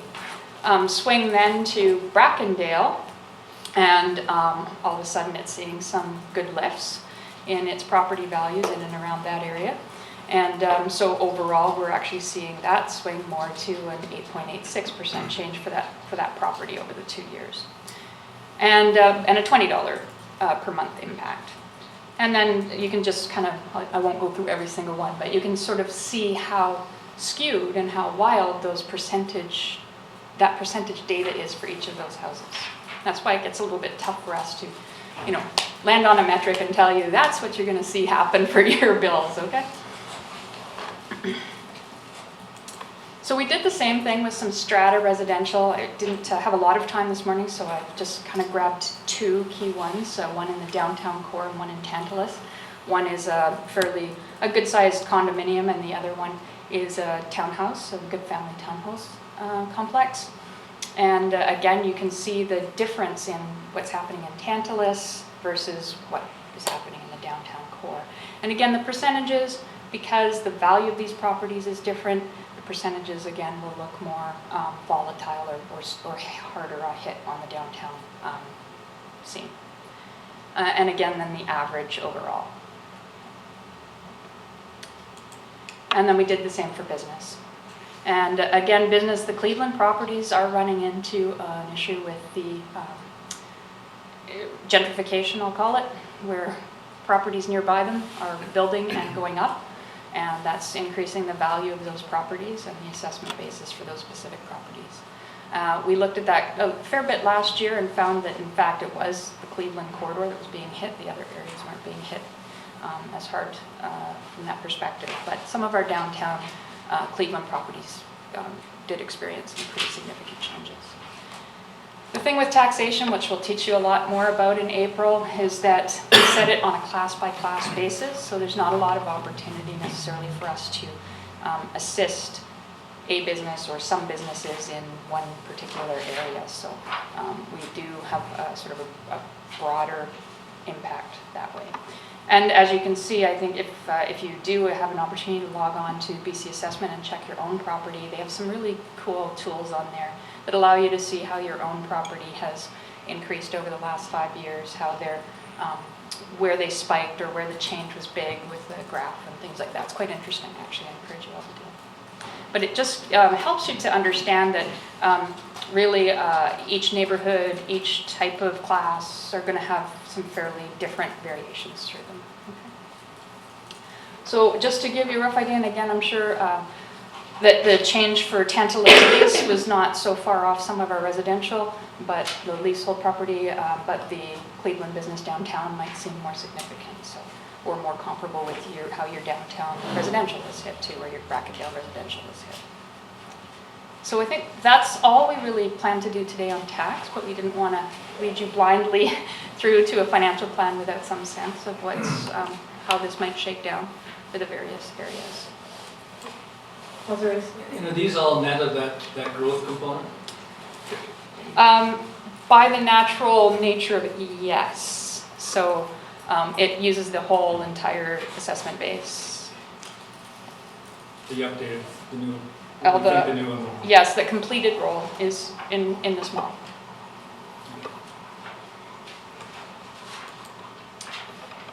All right, so parking lot. Do you want to take over here? Or? Sure. Hillary's here as well, so she might have some more detailed information if you seek it. But the technology librarian, after last week, we put back into service level changes, so that will be a year-over-year or a continual cost. And it's important to know that because this is a part year, that next year it will get annualized again for approximately $41,500 increase, and that will be part of the non-discretionary increase, assuming that the position stays. We did talk about whether... So that's a service level change for next year, we'll see. Yes. It's non-discretionary, so It's that person gets hired and then we will pay for their whole salary next year. So we'll see that in the service level change. Correct. In the non-discretionary, you'll see an Yeah. existing base next year because the rate will be contracted already. In terms of the District of Squamish HR strategy, we discussed it and felt that because the library has a separate board and is a separate entity for the most part, that it wouldn't be reasonable to delay their hiring and their strategy in terms of their people needs for that strategy. So that's why that's the basis behind staff recommending it goes in, as well as council's ask that we include it. The library... But that being said, Ms. Wendy, we could say no, and then the library could choose to fund that out of their own resources. I mean, to put all the alternatives on the table, it's not just this one. Correct. Okay. I should restate that then. We put it in so that council can see the impact of paying for it through municipal funds. Similarly, the library future needs originally came in at $20,000 one year, $50,000 2020, and we had not included it in the thinking that we would discuss around the real estate facilities strategy implementation plan and dovetailing it. The library has requested that $20,000 be considered for the programming space needs outside of what they feel the implementation will provide. The $50,000 in 2020, as Ms. Mathews mentioned, is still currently in the budget, but staff at this point aren't necessarily recommending that. It just hasn't been pulled out yet, and that discussion would happen going forward around the implementation plan. So that's the library. Hillary's here if you have questions. Any questions on that, council, at this point? Or do you want to see the whole parking lot? Okay, let's see the whole parking lot and then we'll. Mast implementation, MAMQUAM dredging, circling back with staff and discussing that. The $3,000 that is in the budget is really for committee expenses. It's a very, very small, relatively small number. The implementation of MAST within the district's jurisdiction, essentially, what we can lead, is scheduled within current planning resources.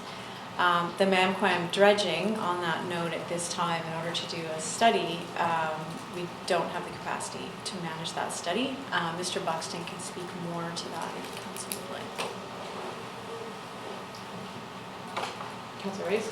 Yeah, thank you. My concern was not particularly around dredging, and was just making sure that this process is continuing, because I still see the same pressure that prompted us to move it up the schedule, and that is imminent development along the channel and so forth. So I think what you're saying is that that kind of stuff is still going to continue through existing resources. The dredging is kind of separated out of that for the moment. Correct. Yeah, I'm fine with that because the dredging is, for me at least, is not an immediate issue. It's something we'll certainly have to deal with and how we fund it. But I'm more concerned about the rest of the planning continuing on to deal with other development issues. On that note, then I checked in with Mr. Velanskis this morning.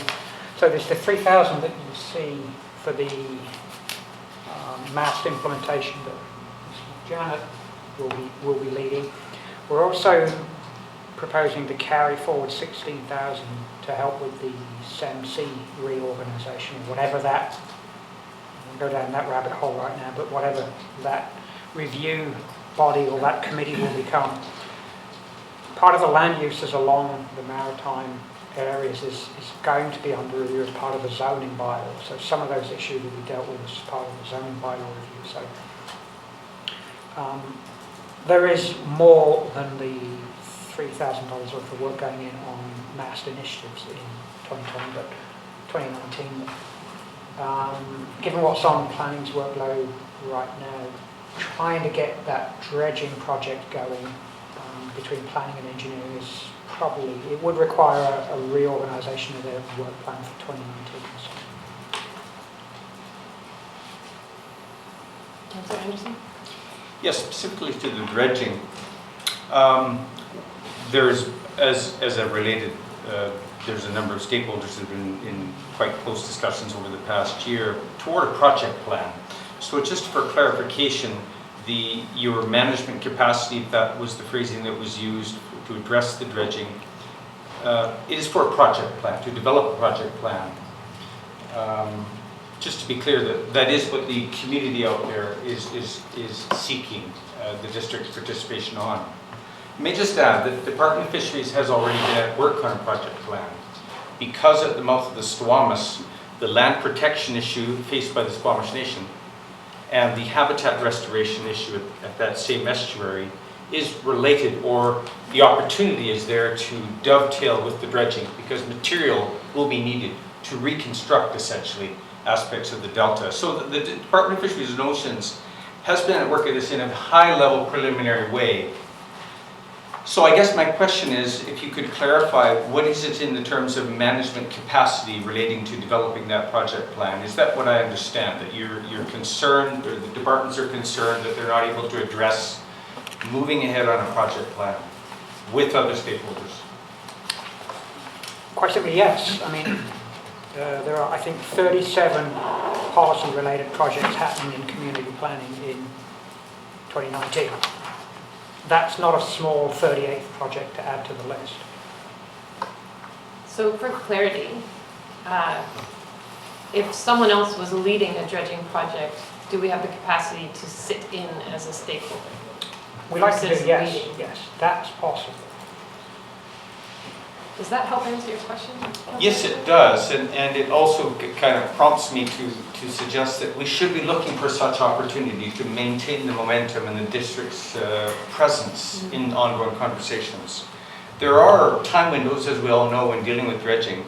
There's also potential for synergies because industry will be doing dredging on its own this year or planning for it, and there's opportunities when you bring in equipment that there's synergies that could come into play. I'll leave it at that on the dredging. Thank you. Councillor French. And just to pick up on Eric's thought, this dredging conversation is one that I've been watching since 1990 that gets talked about as a priority and only ever gets bandaged. And I just really feel that dredging of the Malcolm Blind Channel is not as high a priority as it needs to be at this point, where the materials are at and the navigational challenges that exist there.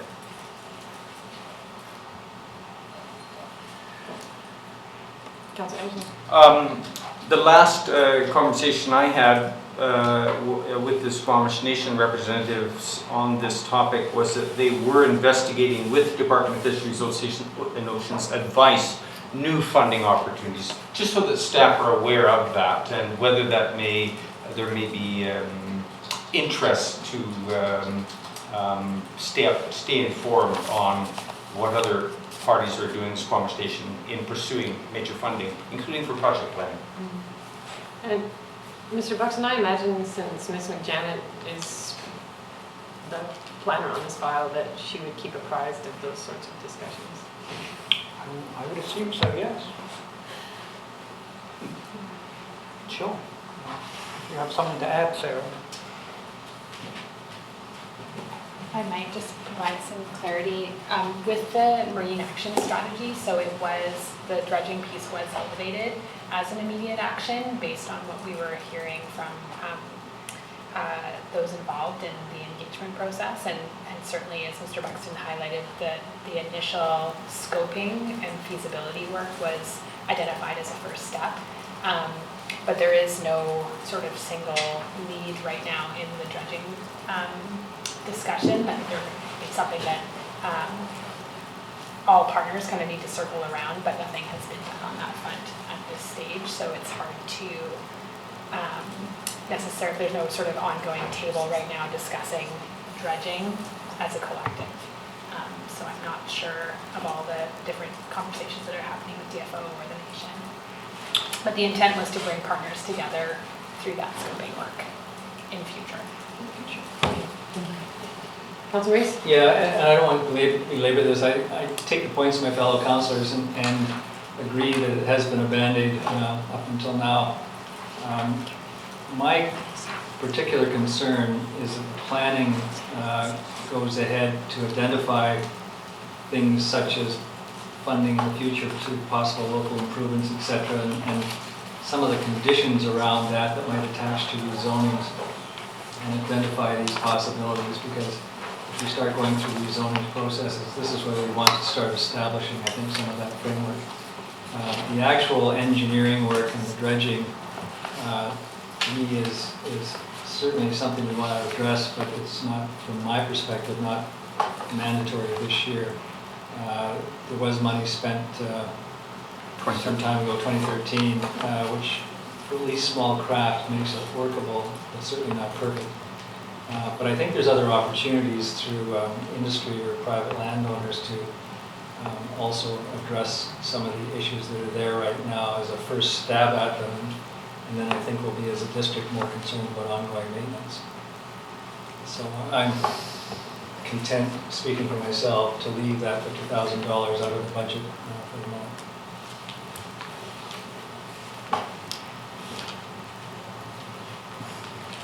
So the next item was the climate change position. You will note that we did put in, so the staff's recommendation is that you do move ahead given your strategic priorities. We have several slides though on the various options that we looked at, and I don't know, Gary, did you want to speak to it or did you want us to do that? So I'll speak to this, and Mr. Buxton can jump in if there's more detail needed. What we looked at as staff was a spectrum of the resource, and after listening to and hearing council last week, is our recommendation is the most robust, given where that priority sits in the strategic plan and the work that we see coming out of the initial project. So our existing resources and projects, we have basically 1 day a week in engineering, and the projects planned are listed there. The corporate emissions plan is internal. Community carbon marketplace is the offsetting that marketplace that was created last year. So option one is an ongoing full-time staff position, and I should note that the last slide was previous to the strategic plan. So it's not that the strategic plan came out and then we ignored that number one bullet in the strategic plan about the community emissions project. So option one, which is what we've recommended and is the most robust, is an ongoing full-time staff position, so not a temporary position, recognizing again that it would be a half of a position this year in terms of cost, and then next year it would get annualized. So there'd be another increase of approximately just under $40,000 or just over $40,000. Sorry. Thank you. You're the accountant. 7/12 this year, right? 5/12. follow? It adds Sorry. up to 12 eventually. 7 months this year and then it And then- annualizes. Service level will be 5 months worth. And then reallocating the existing 0.2 FTE, so essentially we'd be hiring 0.8. No, this one is for the full position. The .2 would continue to work on transit-related initiatives. Thank you. So the benefits are there. Sure, unless, did council get a chance to read those? Can you speak to the BC Hydro? Yeah, definitely. So part of the rationale here, and again, it's not a guarantee, is that, as we talked about last week, is that once the plan is completed, which, you know, it's considered a temporary project, the implementation and what goes on in terms of shifting community behavior and continuing to meet council's strategic priority around reducing GHG emissions, we feel that a full-time position really would be warranted. That's the forecast. Once the plan is in place, there is an opportunity to get grant money from BC Hydro, which we would pursue. Okay. Question? Just on that point, so is it realistic to budget for half the cost? And if we did not get the hydro grant, to have a 0.5 FTE as opposed to a 1 FTE? And if we got the hydro grant, have the 1 FTE, is that a realistic plan? Be candid, it's okay. Okay. Just in terms as well of hiring, you know, it would be difficult to hire someone and then have the budget show that in a year they'd go down to half-time, pending a grant. But it doesn't mean to say in terms of a service impact, I mean, as we move forward, staff will continue to look at with council's input, do we still need a full-time position in terms of what council is directing us to implement once we have this community energy and emissions plan? So it's not to say that today is the absolute decision for years to come forward. We just recommend that we hire someone who is ongoing. We see that being what's needed, but it doesn't mean to say we don't revisit it, especially if the hydro funding doesn't come in and the work reduces. I think that was no. That was my You long shouldn't do no. it your way. Gary had a short no, I had a long no. No, I take the point. Okay, thank you. Thank you. So the second option is to do a temporary. So you'll see the list there of the cost. And Gary can speak to how it goes into 2021. So we'd be able to finish the community plan and the initial implementation, as well as perhaps our corporate plan. At that time, we could revisit what future work is needed. Again, the challenge is hiring someone temporary sometimes doesn't get you the best resource, but not to say that we couldn't do it. If, you know, there's probably people out there that do like contracts.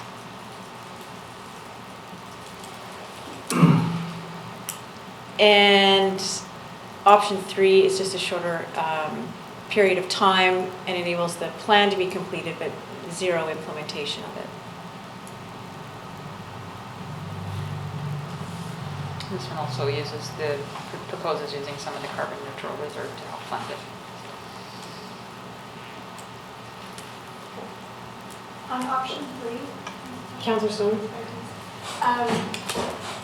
it says enables development but not implementation of the plan. But we have the seat plan in there even without this position. So are we saying that it can't, like the seat plan that's line 6 in the special operating project general fund can't go forward without at least option 3? Yes, that's correct. Thank you. More concise than me. So if we strike this position, we strike that $50,000 as well. Is that what you're saying, Mr. Guzzo? 25? If we don't get any funding for a staff position, I would recommend you remove that $25,000 project because there will be no one to perform the work. Thank you. So, Councillor Pattengill? So just trying to understand the correlation between what's in the budget and our strategic plan. I guess intuitively I would think that strategic plan would somewhat imply a shift in strategic direction. So as we add some things on, I kind of expect some service levels to drop in some areas. And it looks like we are, unless I'm missing something, interpreting our strategic plan as a strategic addition as opposed to a shift. And maybe it's just if that's a correct assessment, or...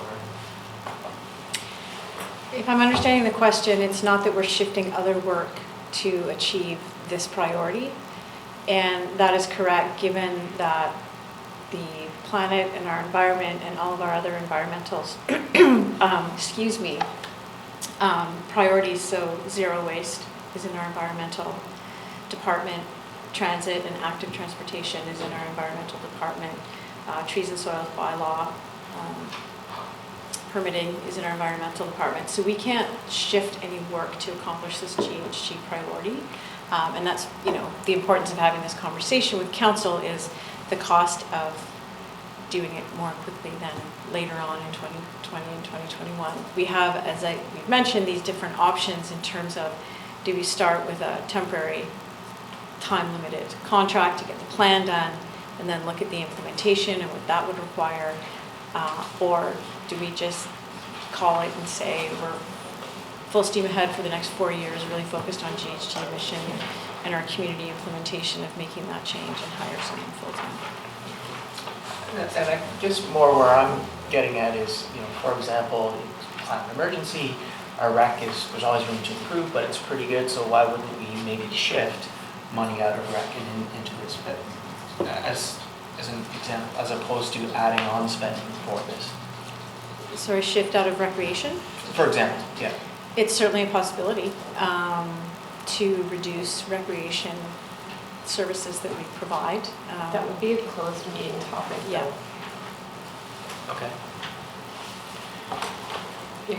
If you want to shift funds and it affects services and therefore people's employment, it would be a closed meeting discussion.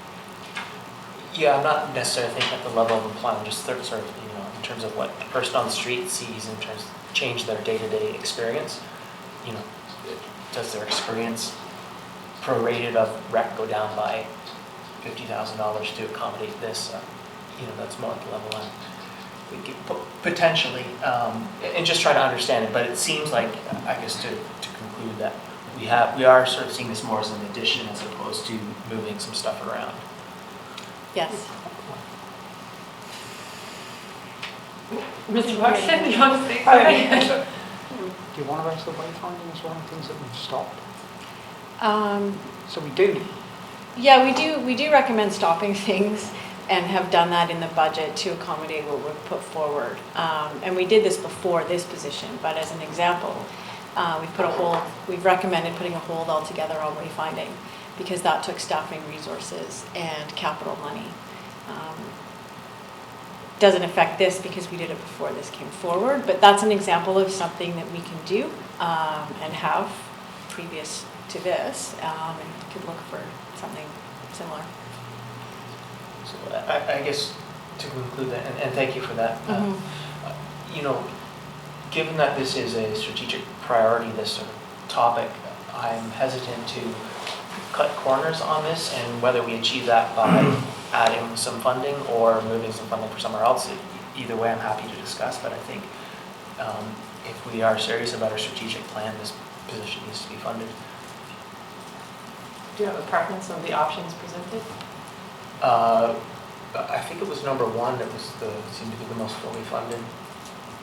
Okay, that's correct. That's correct. Councilor Rees? Thank you. And could you go to option 2, please?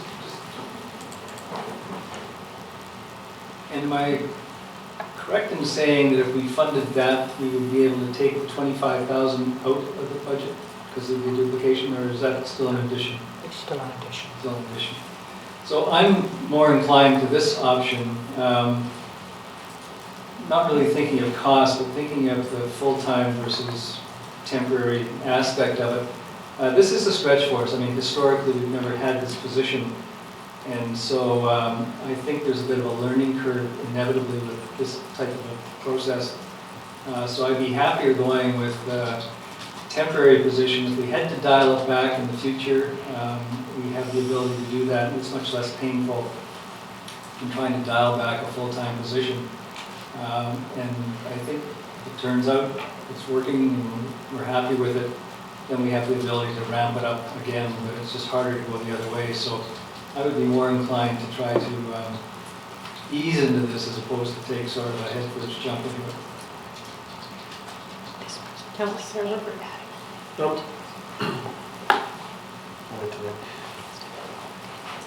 That's okay. Sorry, just clarifying ourselves. No, that's great. Can you go to option 1 and again, and not that we really need to slide it to discuss, but the BC Hydro funding wasn't cited in option 2, and 50% funding is appealing, is potential. I know it's a bit of a carrot coming out there, but we speak to why option 2 doesn't come into play in option 2, or is that? I have to defer to the folks who. I would presume that it does, that it applies So once the funding for the staff position is covered once the CP is completed, whether it's a 1.8 or 0.6. Gary, for my clarification, is the BC Hydro and the FCM grant that's quoted later one and the same? Because I'd have to confirm there's a that with Ms. recommendation, Gunn. and then I'll need a clarification for you too on which projects actually impacted by this. I'll go get an answer. Maybe, yeah, Dora's our expert, so maybe we'll bring her in just to make sure we have the full story here. We're just dealing with some slides that were provided to us, so just make sure we all understand exactly. Okay. Do you want to hold on that, or do you have another question?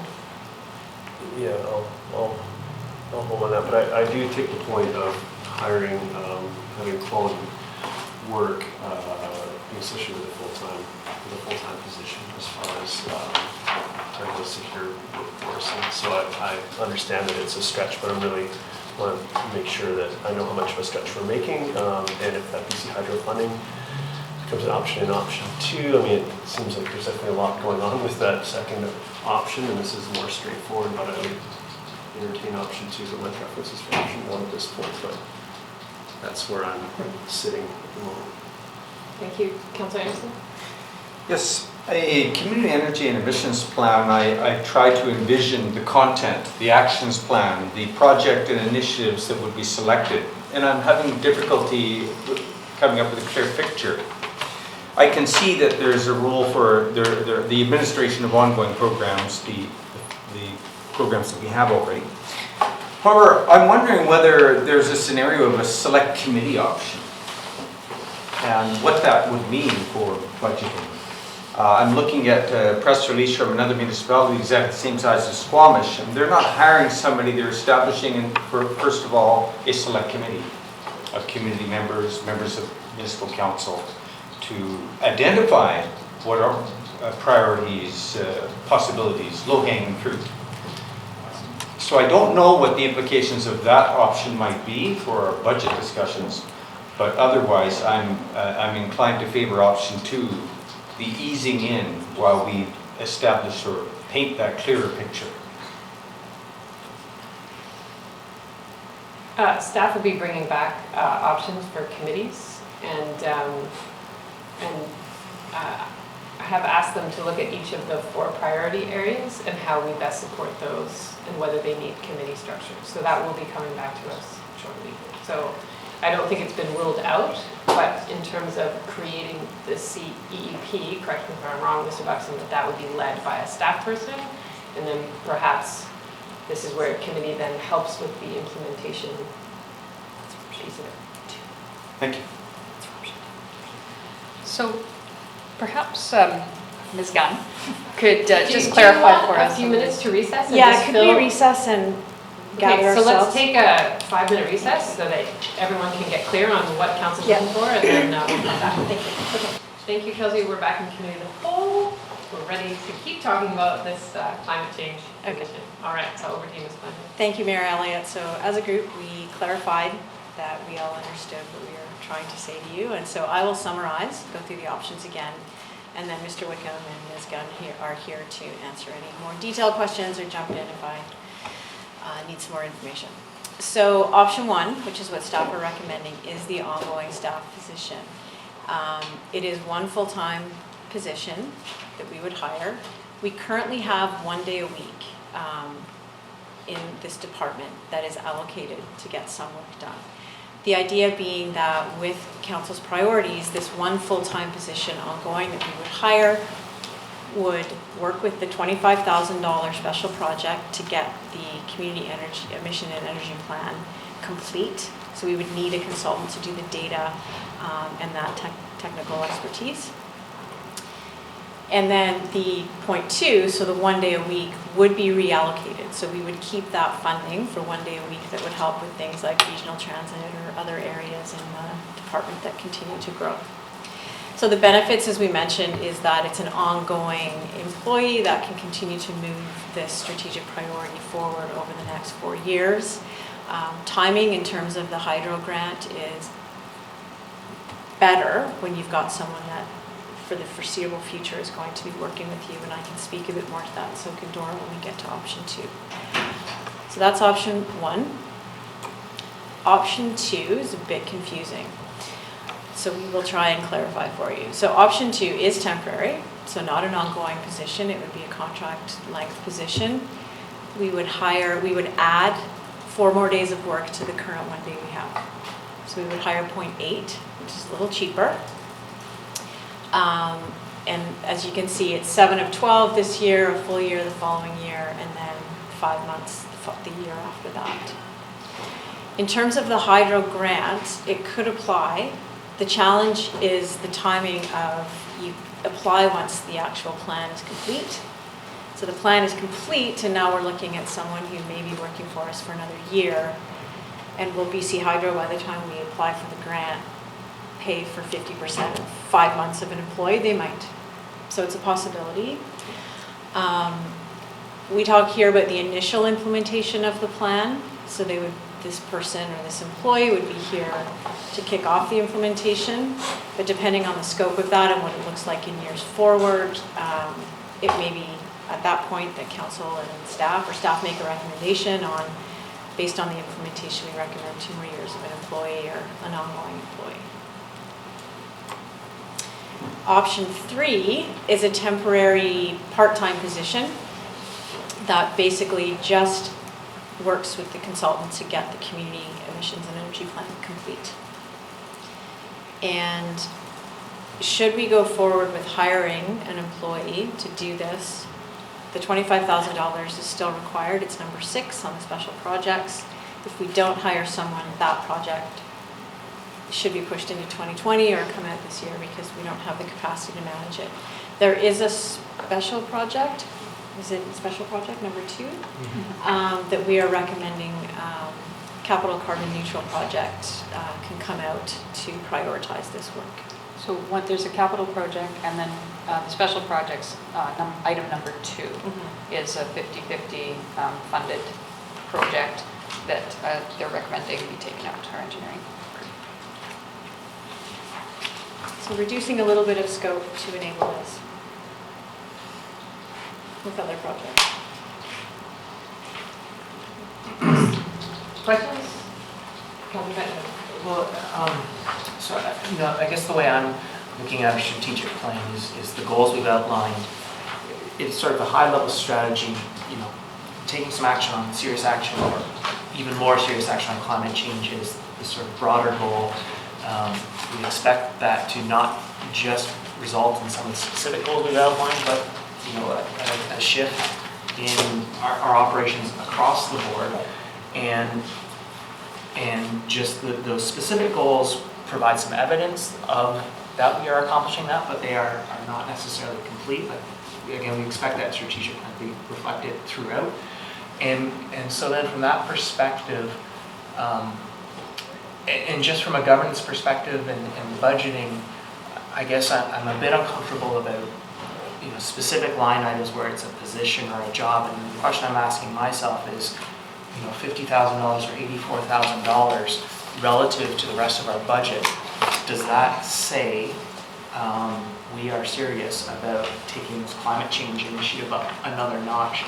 And for me personally, that amount relative to the big picture is not a very big amount, and so whether it's a staff position or new tools or new training.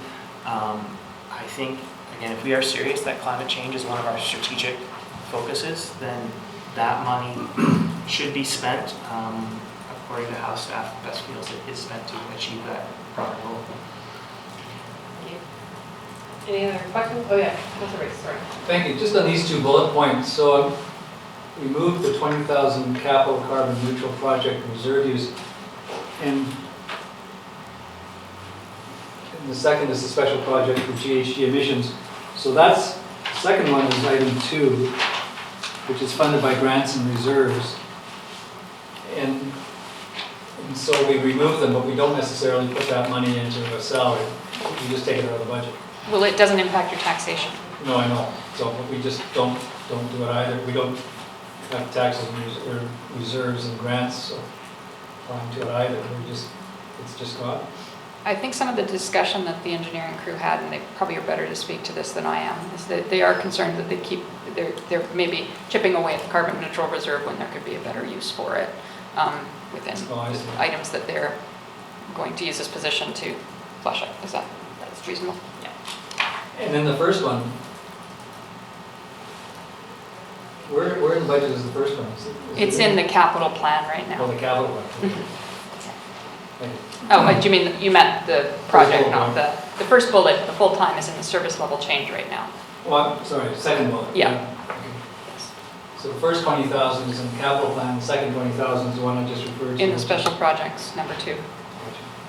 And then we keep referring to project number 6, which is the CEEP project that is the one that we're hoping the others hinge on. So the 20,000 special project, maybe you can clarify for myself as well, Dora, we would just defer that to year 2 because you're waiting for the CEEP plan to be finished first. In this hydro grant, I mean, if we apply for it with option 1 or option 2, I guess it's more or less the same time when we apply for it because work has to be done before that. We apply for the grant. Is that grant ongoing indefinitely, or so that covers half the salary and is it a one-time grant? Or? My understanding is that you do have to keep applying for it. I think it's annual, although it might be every 2 years. So it's not a guaranteed forever kind of thing, but it is potentially ongoing. And in fact, this grant has been available for years now, and a number of other municipalities have been using it for years and years to fund their energy manager positions.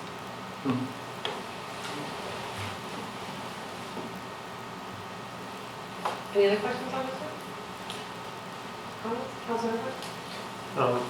Thank you for the clarification on how that grant process works. And with that info, I'm definitely, I know it's hard to figure out how to, how to fund these things, but I'm looking to explore how we execute option 1 as my first priority. If this is something we want to do, we need to get the most work, the best work we can, so we can start implementing a plan as soon as we can. Otherwise, I think the other ones are all compromise that push action. Planning is doing something, but actually taking action keeps getting pushed back out if we do anything but option 1, I believe, and especially with the reduced amount of funds available to the granting process from BC Hydro once we have it completed. If we're not implementing a plan, then we're not doing anything. All right, so I've got 2 option 1s. Do I hear a third? Option 2. You're still option 2, okay? Councilor Squamish. Are we able to postpone that FCN grant, or are we just going to lose it if we? I think through the mayor, that one in particular I think is a little bit confusing. We don't have the FCN grant. We haven't even applied for it. So we would, when we're going through the budgeting process and we have an eye for grants we can apply for, we have to put the total amount in or else we're not allowed to spend it legally. And then we either get the grant or we don't and adjust our spending accordingly. So in this case, we don't have the grant. Part of the reason we're recommending to remove this project is earlier in the year, or late last year, I guess, when we were putting together this project, or the budget asks, and before your strategic planning came out, this new focus on really shifting into the community, We were still really focused on we're going to get our own house in order first, and then we're going to move out. And there happened to be this very specific, fairly narrowly focused FCM grant. And so that seemed to fit with that strategic focus. Since then, we learned a lot on the FCM grant for the staff person that we didn't get. We learned a lot about what our chances are and the amount of effort required to get it, and had the strategic focus shift from council saying, hey, no, let's look at the whole community. And so based on that, our thinking became, we're better off not even applying for this very narrowly focused grant and taking all of our time onto the community focus and just removing this line item from the budget altogether. Any thoughts on what you would like included? I am supportive of option 1 at this point in time. I'm option 1, so I think that's 4. Unless anybody else wants to make an argument to sway me otherwise.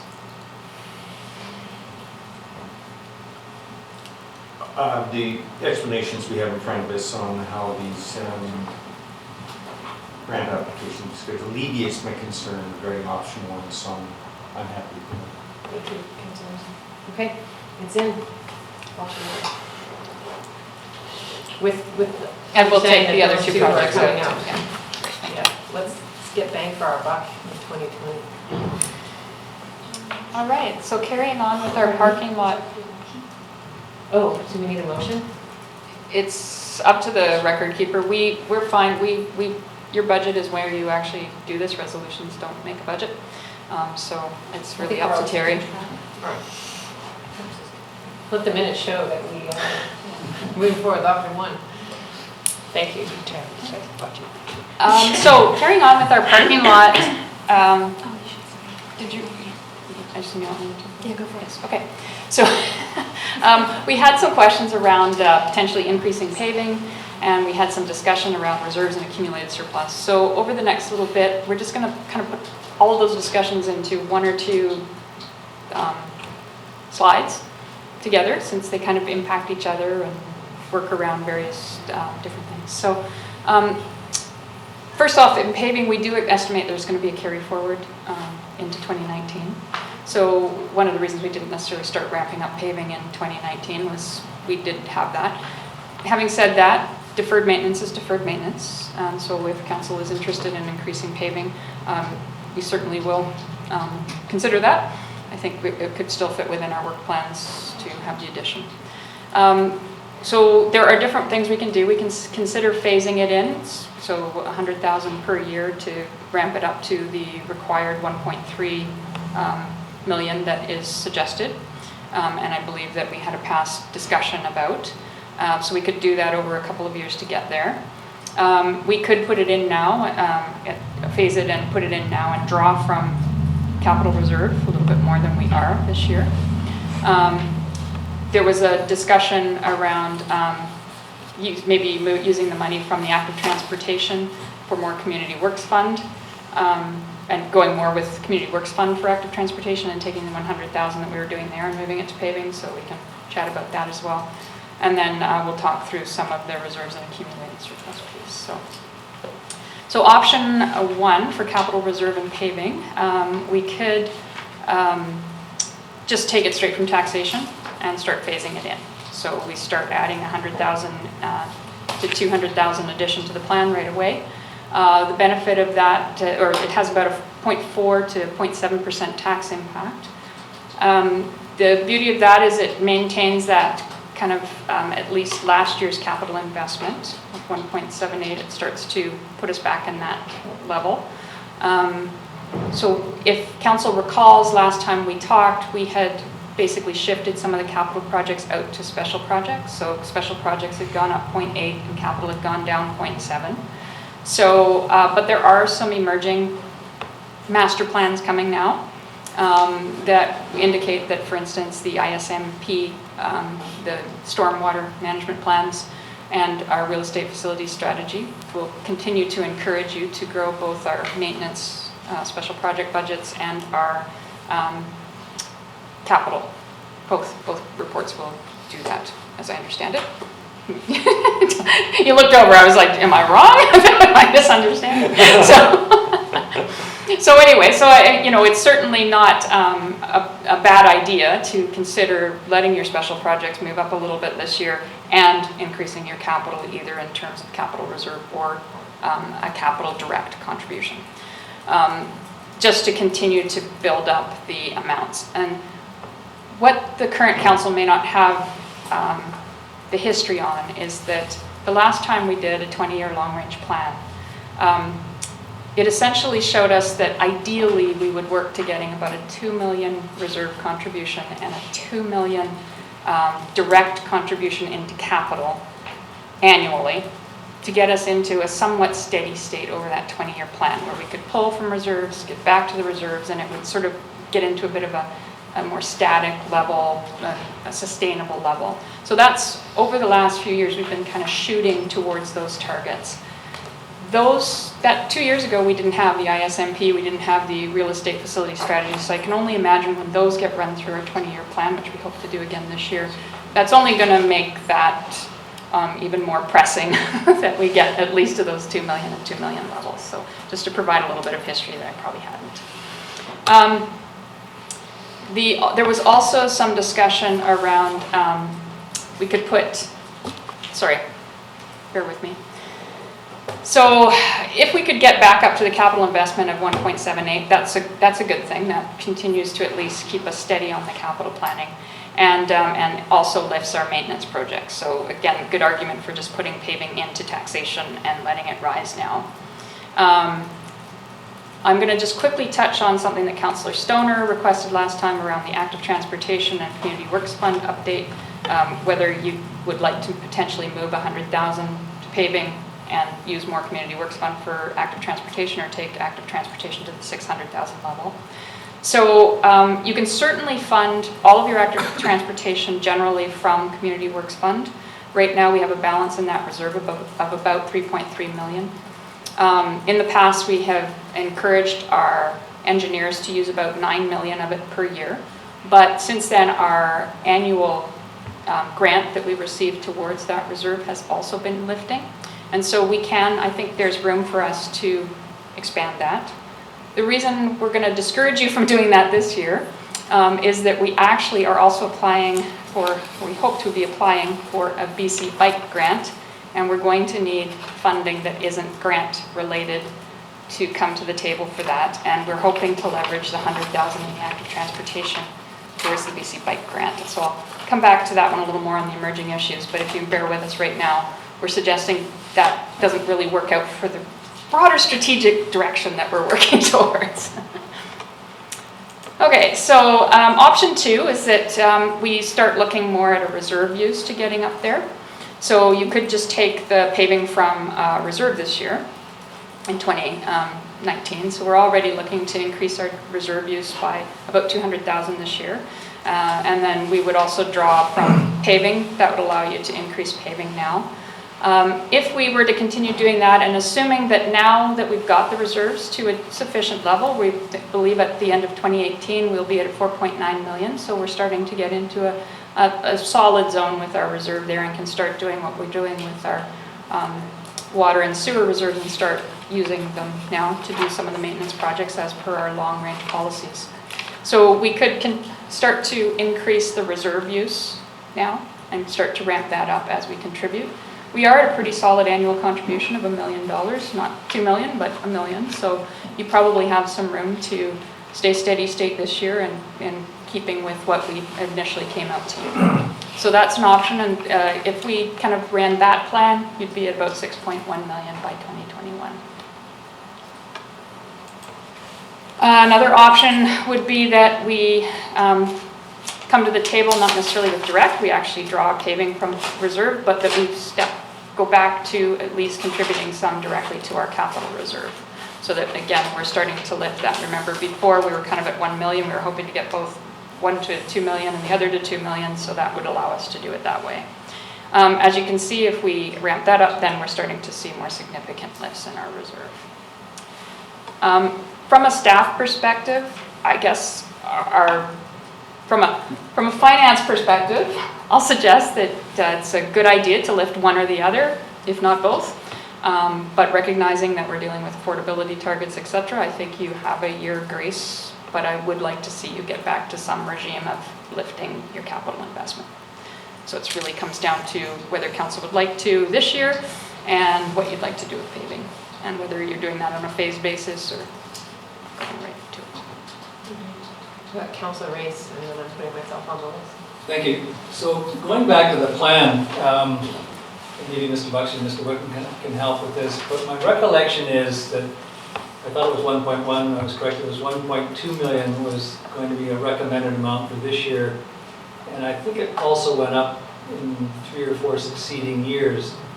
Do you recall what those numbers were? This is the amount recommended to go into the paving? I thought it was 1.2, 1.3, 1.4, and then held steady at 1.4. It might have held at 1.5. Yeah, and I say that because the idea of adding maybe 100,000 a year to get up to the recommended number, which would put us sort of behind by maybe 1 year, is maybe more palatable than jumping to 200. As long as we just don't continually get behind, we sort of eventually do catch up to where we want to be. Personally, I thought it was quite a compelling plan, and we endorsed it, and so I would hate to fall too far behind or right out of the gate. So that's the first question. And the second comment I have is over the years now, Ms. Mathews has persuaded me to think about increasing the funding envelope. And so I am happy if we were taking funds from reserve to kind of get us going somewhere. I would be happier having contribution to paving come out of taxation and build the taxation level up, and then pick off something else with a reserve that is like a true one-off special project or something like that. But this paving one is, after my suggestion last week that was not agreed with, when you have multi-year things, you shouldn't be using reserves for it. So I'm kind of swung to that, and so I would think that I'd like to see the paving start going to the level that was required in the plan. I don't want to fund it in reserves. I don't want to just bump the tax rate either, 0.7%. And so if we are going to fund it wholly or in part by reserve, the 200,000 to 100,000, whatever the number is, I would prefer to see that go against some other true one-off project. Does that make sense to everybody? And I'm open to suggestions. So through the mayor, I'll just indicate that we kind of already did do a flush of your capital plan this year around projects that made sense to take from reserve, and we've already done that. So I don't know that there's another one available right now that would fit that bill. Bearing in mind, so with accumulated surplus, thank you for respecting that, and generally with reserves, I totally agree with that. We do consider, though, maintenance and replacements a good use of reserve. I do agree with you, Councillor Race, that it would be preferable if paving continued to be funded on a year after year basis, and we go with other projects for maintenance for the reserve. That would be an ideal situation. My question, and I think I ask this every year, is that when we carry over projects, we are taxing people in 1 year but not spending the money that we tax for. And so 200,000 is quite a lot. And so even if we raise the paving budget to 1.1 or 1.2, we already have a $200,000 carryover. So how do we get on top of that? Like, how do we spend it all in the year that we tax for? I think Mr. Wickham would like to speak. Yeah, that's frankly a little bit embarrassing on the surface. But paving is one of those line items that we traditionally have not had any problem spending. This year was a bit special because we got the tender out late because of just staffing changes. It got out late on the street, which means we started late and we just ran out of weather. We get this scramble at the end of the season where everybody's rushing to try to get the only paving crew in town, and we're scrapping for them. and we didn't get the last $200,000 spent. We will be out much earlier this year, and we won't have any problem spending the last year's 200 plus whatever council chooses to give us this year. Thank you. Council, any? Council Payne? So can you just, and I'm not sure if there's an easy answer for this, and I can't remember back to the report we got, but you know, the recommendation is for 100,000. If we were to do 200 or 50 instead, is it just sort of a linear, like you're at half the benefit or twice the benefit, or down the road are you looking at 4 times the benefit, sort of cost savings? Do we have that?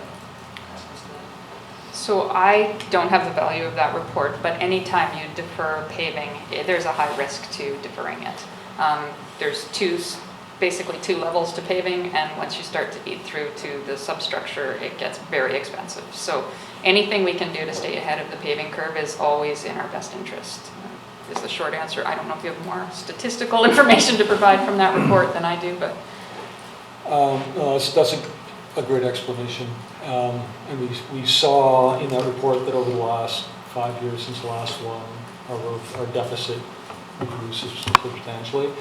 The slow ramp up and then holding it at, I think it was 1.4 or 1.5, was just to maintain the current level of deficit, the current level of badness on the roads. So it was sort of what we felt was a minimum. If we underfund from that, then it'll still slowly degrade further. So I'm just going to Councillor Herford, spoken, and then we'll come back to you, Councillor Waste. Thank you. When we accepted that report as our paving master plan, I thought it was a great example of research and science sort of informing spending and work, and it was very detailed down to looked like 100-foot sections of road, and it was very, very thorough. But I was also conscious that if we based, if we took the same information and applied it to everywhere in the same, we could end up with a case where we need to tax for twice the amount that we're taxing for to accomplish all the things that we need to at the level they need to be. But with this one, we're considering phasing a plan that was proposed to us that was phased. So we're phasing the phase in, and I mean, I know we just discussed stepping up for the last one, but this is one that everybody in the community sees, and is also protecting the investment. So where the funds come from, I'm not as familiar with all the different ins and outs of strategically the best way to do that, but I think we need to do our best to get there, or it's next time we spend all the money on this study, they tell us what to do, and then we don't get there, it's going to cost us more than we're looking at considering right now. So however we get there, and the options I'm open to, let's definitely try to get that as soon as we can, because it's already, the implementation plan was phased already. Okay, Councillor Race. Yeah, thank you. That was my takeaway from the plan, was I almost remember making the comment, we either pay now or we pay more later. And so that's why I'm not happy sort of getting behind right off the bat. So let me suggest that we go to 1.2 funded from taxation. And we turn around and we take 100,000 from a reserve and we put it towards seismic assessment of dikes, which is line item 16. It was in the week before in the service level changes.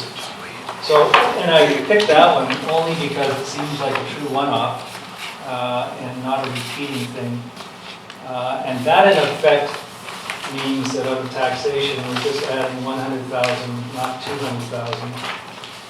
So it has just that much less of an effect.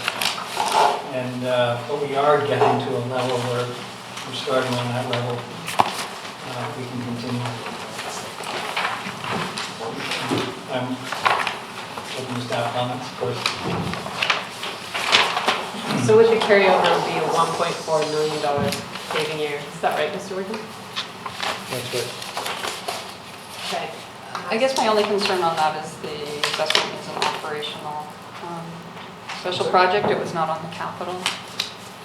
He's, The seismic assessment is. I was sort of sitting, scratching my head going, that doesn't sound like capital, but it's on the special projects listing. So it's an operational project related to capital, but. Oh, so that's a repeating?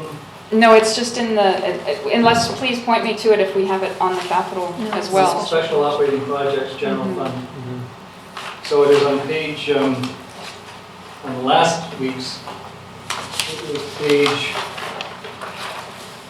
4 of 9 in section 6. And it is item 16. It's 5 of 10 on this one, on today's. I misunderstand. No, you're right, it's a special operating. It's a special operating project. We generally try not to tap into our capital reserves for operating projects. It's not,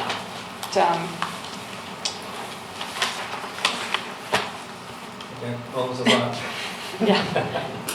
I'd have to think about that mechanism, but we'd prefer you pick a capital project if you can. So Or at least maintenance of capital infrastructure would be preferable. Did you have it in? Yeah, I did. Yeah, Councilor Ferdinand, Councilor Stone. I just want to clarify that or make sure that we keep in mind that the two, how much was left? The total last year was 200. That the plans would have included the calculation of that 200 work being done, so you definitely can't use that to assume that that's bumping up to an acceptable level, because that 200 is going back. You know, so using that to bridge the gap doesn't No, it's already get us spent. to where we need to be. Yeah, even though it's not on the ground. Councilor Stone. Can you remind me again, so what are the general criteria we use for projects that come out of the capital reserve? So under our financial policies, we're looking for rehab and replacement of our current capital infrastructure, generally coming from reserves for anything of and lower dollars, so under our borrowing thresholds. Otherwise, generally for larger long-term projects, we would tend to favor borrowing because, again, just where you spread the tax base and how you spread that out, and then direct taxation for hopefully our more regular and lower dollar. So like the university bridge repair, Mm-hmm. which is $75,000, could we put that into reserves? Yes, if it hasn't been already. Yeah. Just We could, yeah. Councilor Pagler. There's also fiber conduit, which seems like it's a thing that's funded at a tax rate now. If I'm reading this right, it seems that might qualify as well. And I'm comfortable with pretty well anything from the capital program going. The only thing I ask is that if it is just the first year of a multi-year, we would prefer to take the whole thing to borrowing. So that would really be the only caveat on that, but the bridge certainly would qualify. Fiber conduit's been an ongoing. It's got a couple years to it, so I'd prefer the bridge.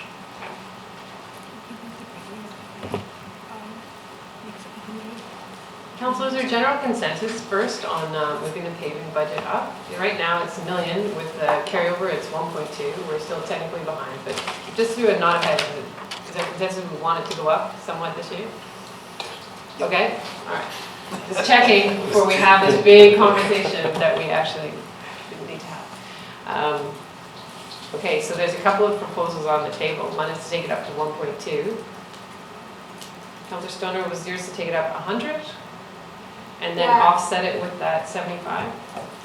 Yeah, I think I'd prefer to do that, at least phase it in a little bit more instead of pull the tax rate up to 1.2 in 2018. I'd like to phase in to get, I see where Councilor Race is going. I'd like to get up to that level, but I prefer to phase it in over 5 years, 4 years. So 1.1, 1.2, 1.3.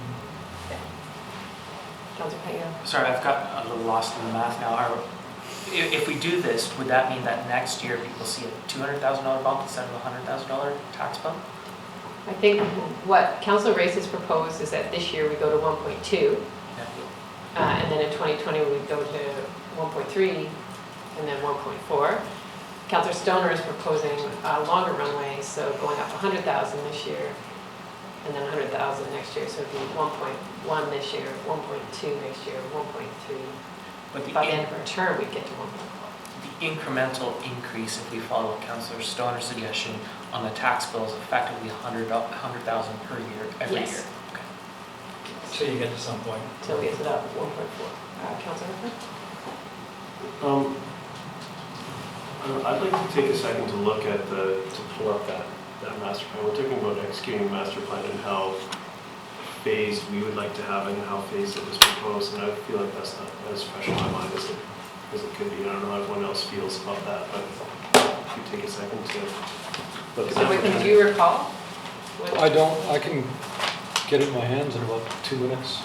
Okay. I'd like to just Is there another parking make lot sure item that we we can understand deal that with? before we shift to Is there another parking lot item we can move on to while we get information on that? We can certainly move on. We have lots of agenda today, so. Let's move on and we'll get that data. Okay, great.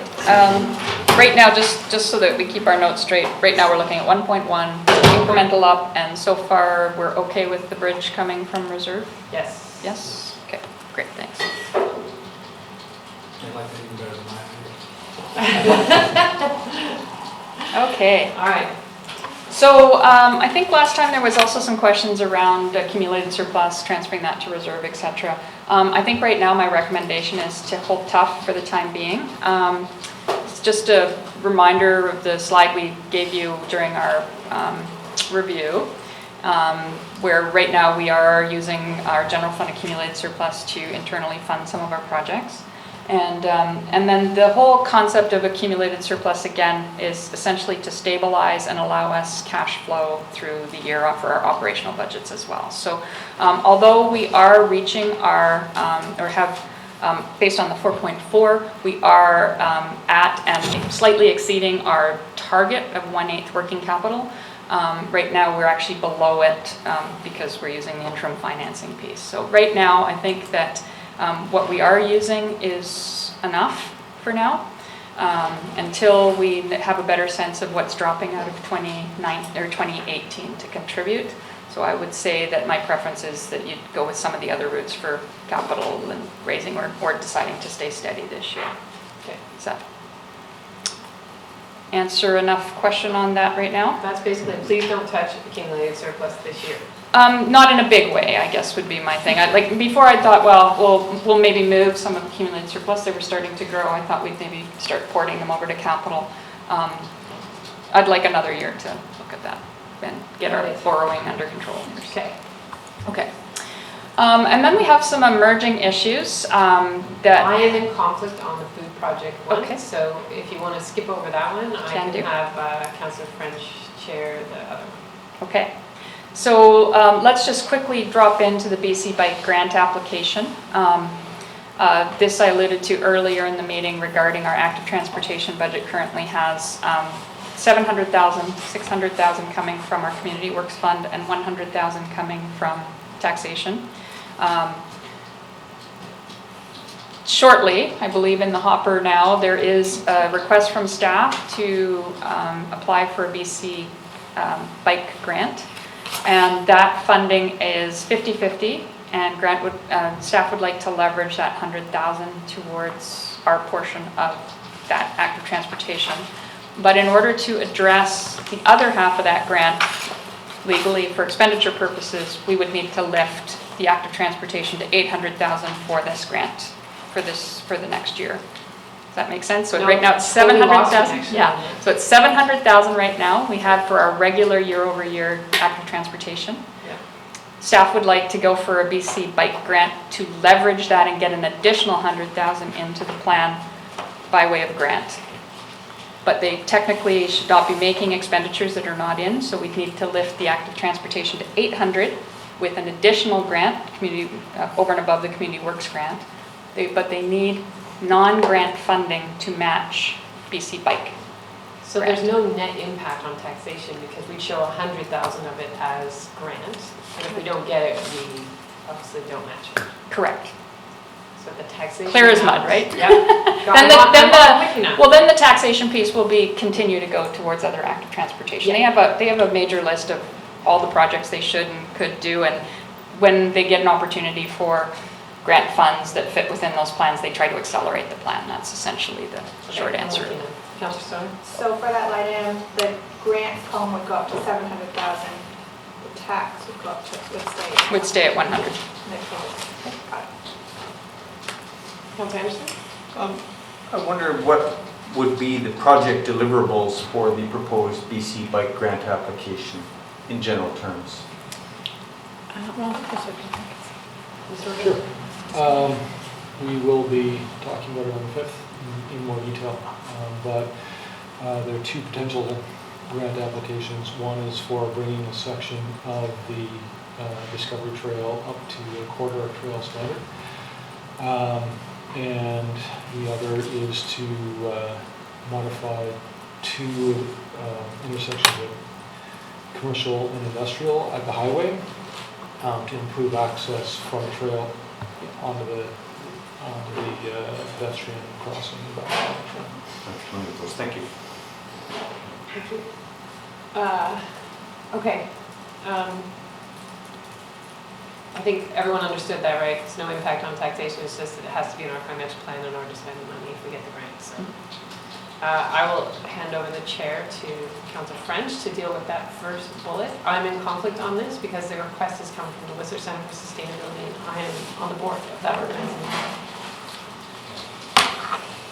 Over to you, Councillor French.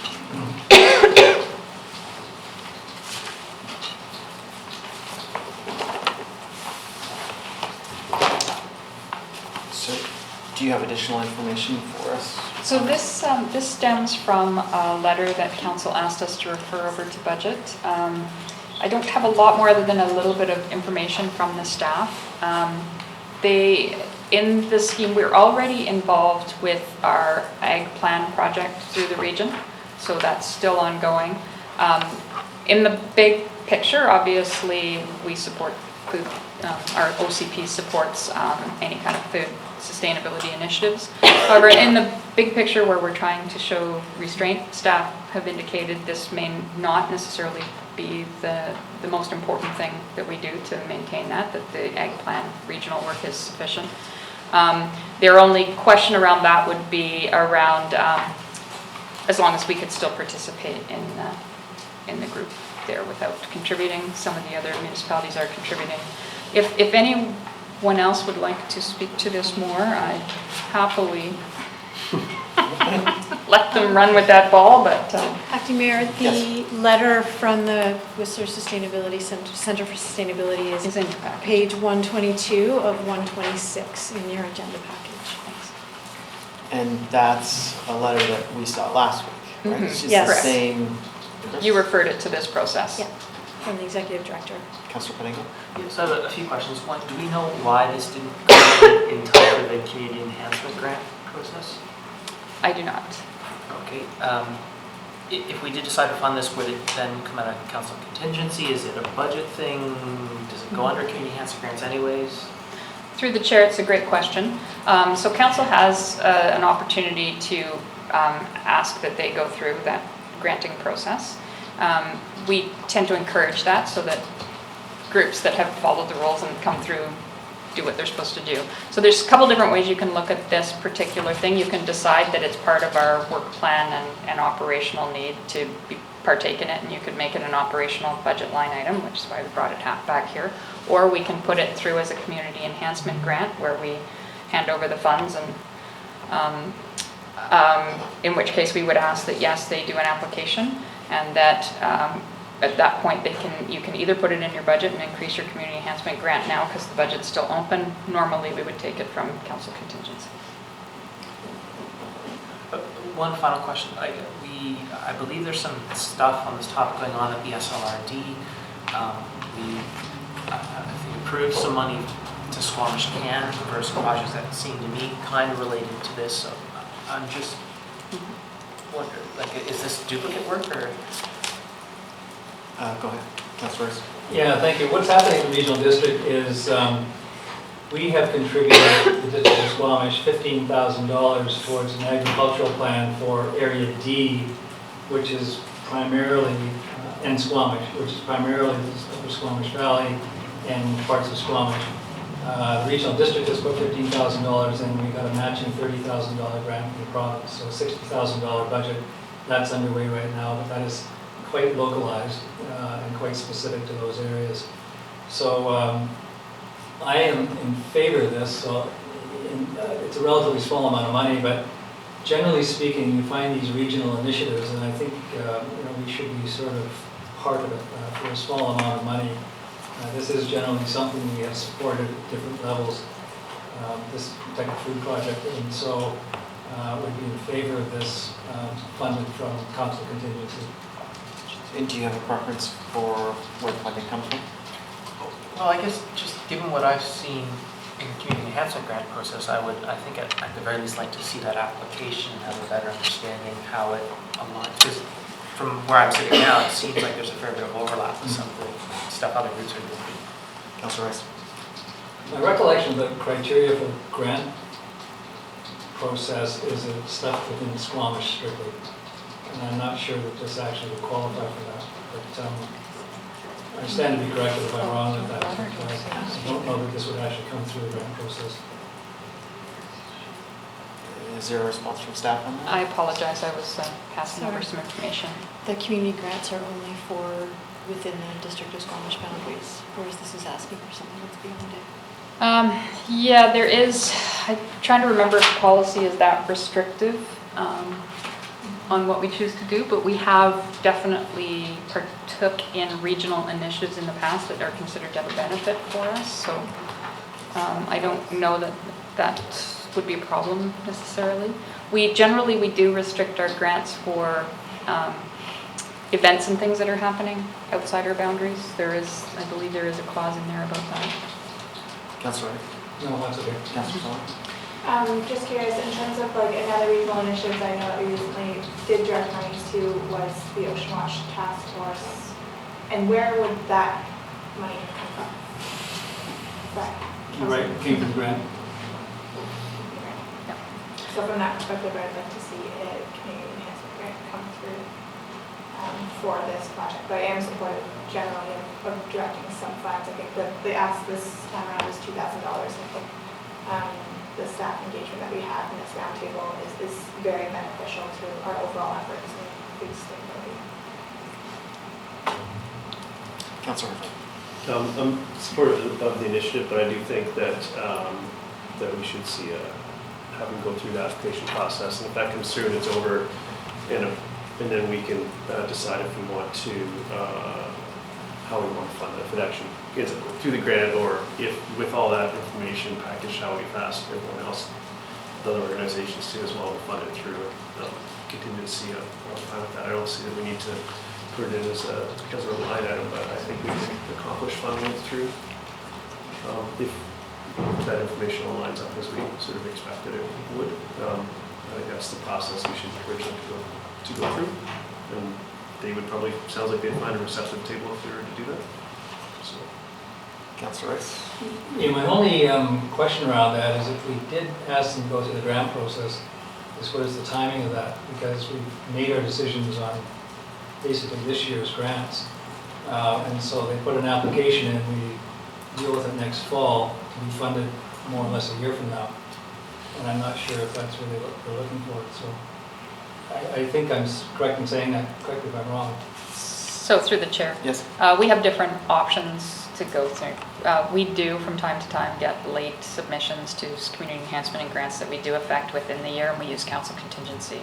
If they wanted to be part of the broader program and, we wanted to be more, stringent about you missed the grant application, then you're right, it would have to wait another year. So you have an option, it's council's option.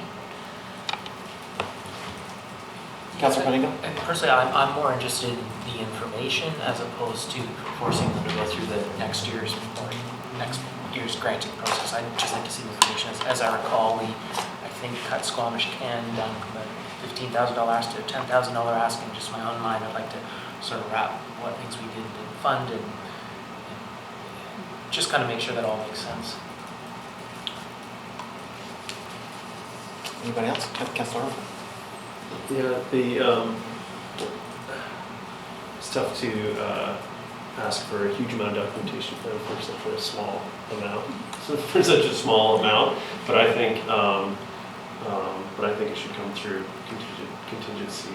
But I would like to see the information packaged in at least the same way, and that way they, as an organization, they know the best way to deal with the district. We have an open door to deal with that, and this is the best process, and we can maybe short circuit that to get something through that we think is important. But I would like to see an application. Okay. It doesn't seem overly onerous process. Sure, we can ask them for an application to our community enhancement grant. I will share with you that I did talk to Ms. McJannet about this. She did provide some feedback that obviously it is stemming from the Solid Waste BC Bioregion Food System Project, for which we have provided funding in the past. The terms of reference and the task force work is entirely separate, though, from the Ag Plan project that we already contribute to through the region. And Sarah did provide some task force terms of reference and implementation actions, and felt that some of the actions don't advance things that Squamish is particularly focused on right now, zero waste policy. We have our own strategy already, so that doesn't necessarily serve us. We have our own. And but that the regional food hub item is connected to some of our food policy aspirations in the OCP. So I don't know if that provides a bit more context for you. Okay. So does that discussion give you a clear enough picture of? We will send back and ask them if they'd like to provide an application to our community enhancement grant. Yes. Just for some clarity, is council holding off on endorsing $2,000 out of contingency until such a time as you get the information from them? Or are you endorsing this amount, but you would like the information to come back to you so that you have it and they understand that next time they have to put it? My interpretation is the latter, but let's just, yes, the latter. Okay, so can we have a motion on this one then? That would help me. Okay. So sorry, John, put you on the spot. Can I be clear, though, Wording are of we this motion would be? talking use of contingency, or are we talking about adding to the budget? Contingency. Use of council contingency. Okay, so probably better when we bring the application back to get that. The motion? For use of contingency. What I'm hearing council say is they want us to give them the money now, and concurrently they'll give us the information. Or are you hoping that they'll come back with that application, or staff will, at which time we'll make the motion to give them that? I think where we're at is the motion now, and we're prepared to commit the money now. Yes? Okay. From the existing contingency, no change to budget. Yes. Councilor Harford. So we would agree in principle. We're not going to release it until we get more information. Okay. Just to clarify, I don't know if that is the motion, but. I have something. Yes. Put us out of our misery. That council fund $2,000 from council It's two. It was three. It was three previously, they've asked for two. We'll just do this. Sorry. So the council funds $2,000 from council contingency, but requests future applications to include the community enhancement grant process. Future, or you want one for this year, right? Yeah, including the 2019 application. That doesn't quite convey the immediacy of the 2019 application. There's something around once the applications receive the funds agreed. So you want an application this year before you release the $2,000? Yeah. Okay. We're pretty confident that they're going to hit the threshold of what we expect to see there, so.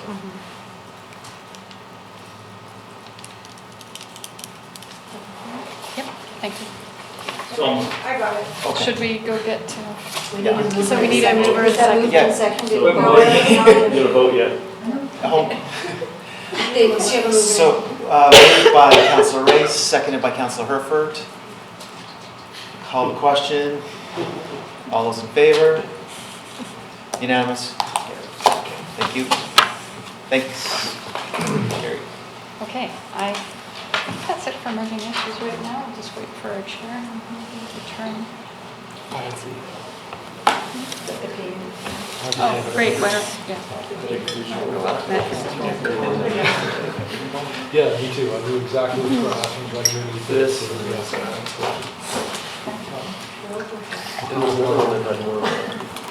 Thank you, Council French.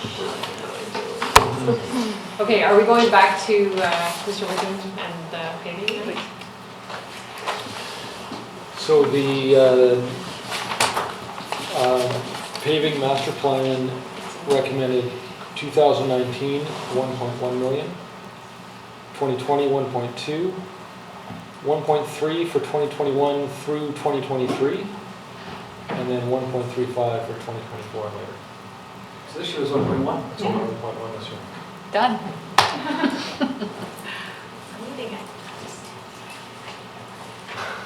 You told him it was on 1.2? Look, now, let's not start pointing fingers. All right. All right. I believe there's consensus at the table that it should be 1.1 in 2019. That's what I heard, That yes. we would take 75,000 from reserves for the reverses bridge. Correct, that's what I have as well. General nod of heads? Okay. Okay. Progress. Thank you. Thank you. And I think we also got okay for the active transportation $100,000 Yes. lift for the item that you're going to look at next week. Great. All right, thank you. So let's move into utilities now and just do a quick update on the utilities. The material that you received, please note there were 2 amendments for the service level changes and the capital were updated and amended after they initially came out in the package. What we have done is we've updated the utility and landfill fees. We have added the summary sheet so that it has the same look as the general fund. We have moved 2 projects from capital to operating. There is a fall arrest project and replacement fencing at one of the lift stations. So those 2 projects were moved from capital to operating because they don't really fit the parameters of capital financing or capital project-oriented work, but they're still in the plan. Don't get excited, Gary. They're still there. They're just on a different list. And then we did some capital funding corrections, which we did note to you back in December, just around, we had been reflecting borrowing against water mains, and we fund that directly. And then the borrowing was actually intended for water meters. And we had DCC Project W15 that had some incorrect funding mechanisms around DCCs. We are required to have a municipal portion to that, and so we updated it to fix that item. So just to give you a rough idea, if you remember, we balance our utility funds against the reserve. This is a very busy slide, but essentially it says that in all cases, by the end of this year, we will still be contributing towards our capital reserves, particularly important for water, although the contribution there is probably not as robust as we'd like. But these are basically when we put through the estimated revenues, et cetera, we think we'll be in a more stable position. Councilor Payne, just a quick question. Sorry, when you say the contribution isn't as robust as we'd like, are we off by 10,000, 100,000 million, or? So right now, I'm happy to see that water is getting a contribution, that we're not drawing from reserves, so that's a good start. We have been kind of heavily drawing it in the last few years, but note that we also increased our borrowing out of water, so I think it's one of those ones that it is good that we've increased the fees in that area more substantially, and that we'll start to see a little bit more contribution back into the reserve and get that steady state back with that one. So we're in a good place?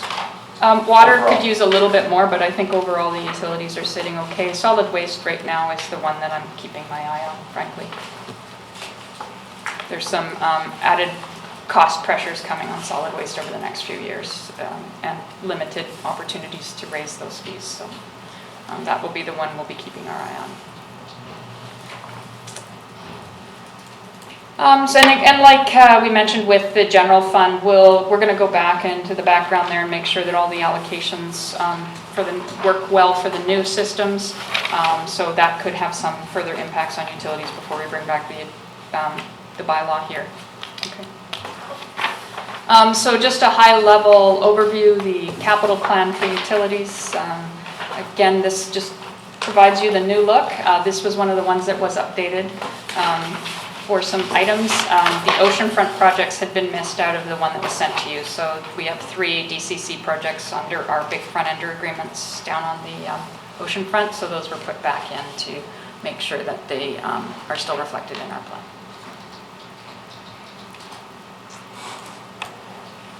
The service level changes, we did make an amendment here. There were 2 projects, unfortunately, the material sent out to you, number 4 and number 7, we had eliminated before we came out to you in December. Unfortunately, we were using 2 different files, and the other 2 got pulled back in error. We are not. There was 2 emergency maintenance line items that got put back in that we had removed. We felt that there was sufficient emergency funding with our contingencies in those funds to support those, and we didn't feel it was necessary to increase our operations for emergency expenditures. So we didn't put those forward. So this has been amended back down to remove those 2 projects, those 2 service levels. So 4 and 5 are out. 4 and 7. 4 and 7. Yeah. On the backup material. You received 2 new, you should have received a new listing with the amended changes today.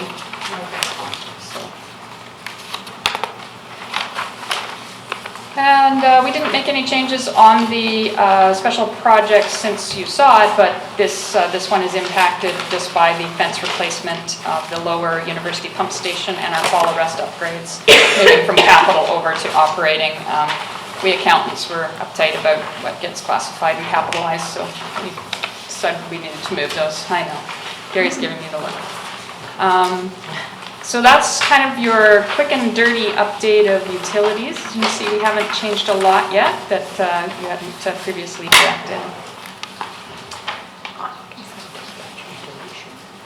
Well, you can share that with us later because I don't have it on my items.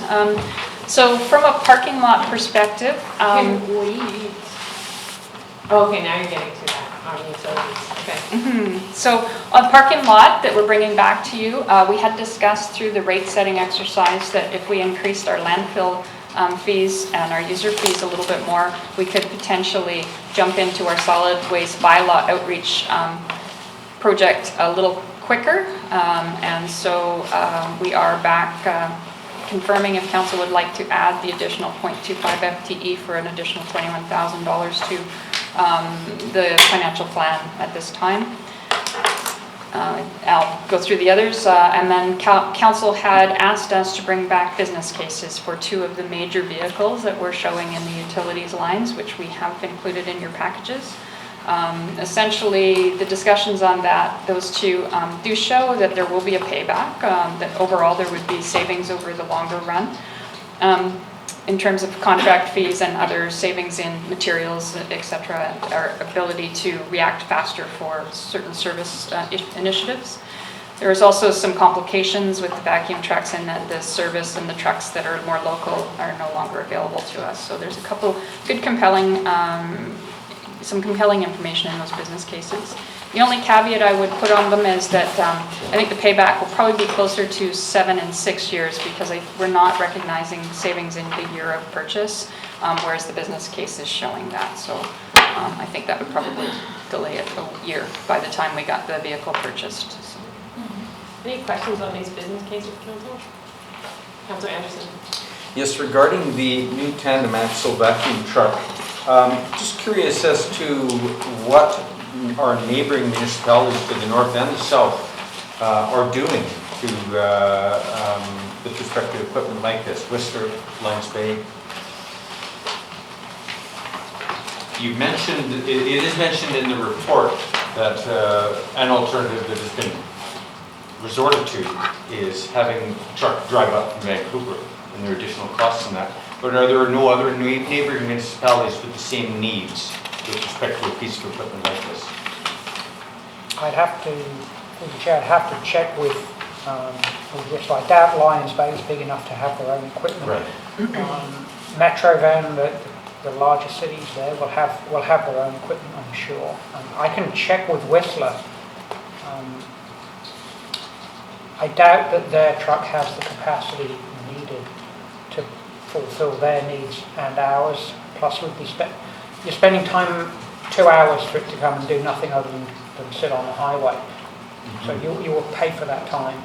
But I can check with Whistler and what its service level is with respect to this. So. Thank you. Was it Henry? Just Councillor Anderson's question made me wonder, do we, if not these vehicles, other sorts of infrastructure, lease it, rent it, provide service to other municipalities? Is it a revenue source? No, we haven't. That's not considered in the business case. Would we consider leasing versus purchasing? That's always an option. Yes. I don't know whether it's probably calculated on a purchase basis. So just through the mayor, regardless of whether we lease the vehicle or not, rather than rent it, that would be the option. But if we lease it, it would look similarly. It's just another form of borrowing. It would still be a capital expenditure. I just want to draw your attention to the fact that the multifunctional heavy truck is proposed to be used on a daily basis. And so that would make leasing it out, renting it to other people fairly difficult. Yes, the multi-purpose truck would not be available for use.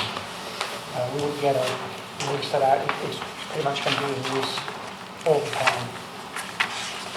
The Vector truck, potentially. And then we'd then be competing against the private sector. We have to Councillor Penningill's request. Bob has been asked to look at this before, Mr. Smith. One of the things that we are a bit challenged with is our geographical positioning, and it makes having to bring the vehicles up and down the highways to use them and share them difficult. And in emergency events, we often don't have access to the equipment that we need because most people are looking for it. So. Okay, Councillor Stoner. They have a business case for the new tandem axle vacuum truck, but not one for the multifunctional heavy truck. Am I just missing it? You are missing it, yes. You can certainly look at mine. We've got two of one and one. Is everybody in the same boat? Yes. Yes. Yeah, we just have to get one for 2019, and not the vacuum truck. So I only have the vacuum truck. I think everybody's in the same boat. Oh, yeah, there's the vacuum. It should be on the website, though, I believe that, no one has their computers on. Sorry, I don't have any extras with me.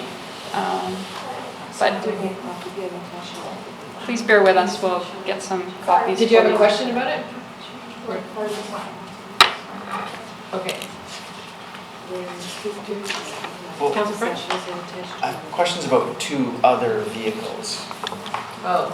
So if we're paused anyway for this, maybe Yeah, sure. I could ask. So in the capital projects general fund, 34 and 35 are two Ford Ranger replacements.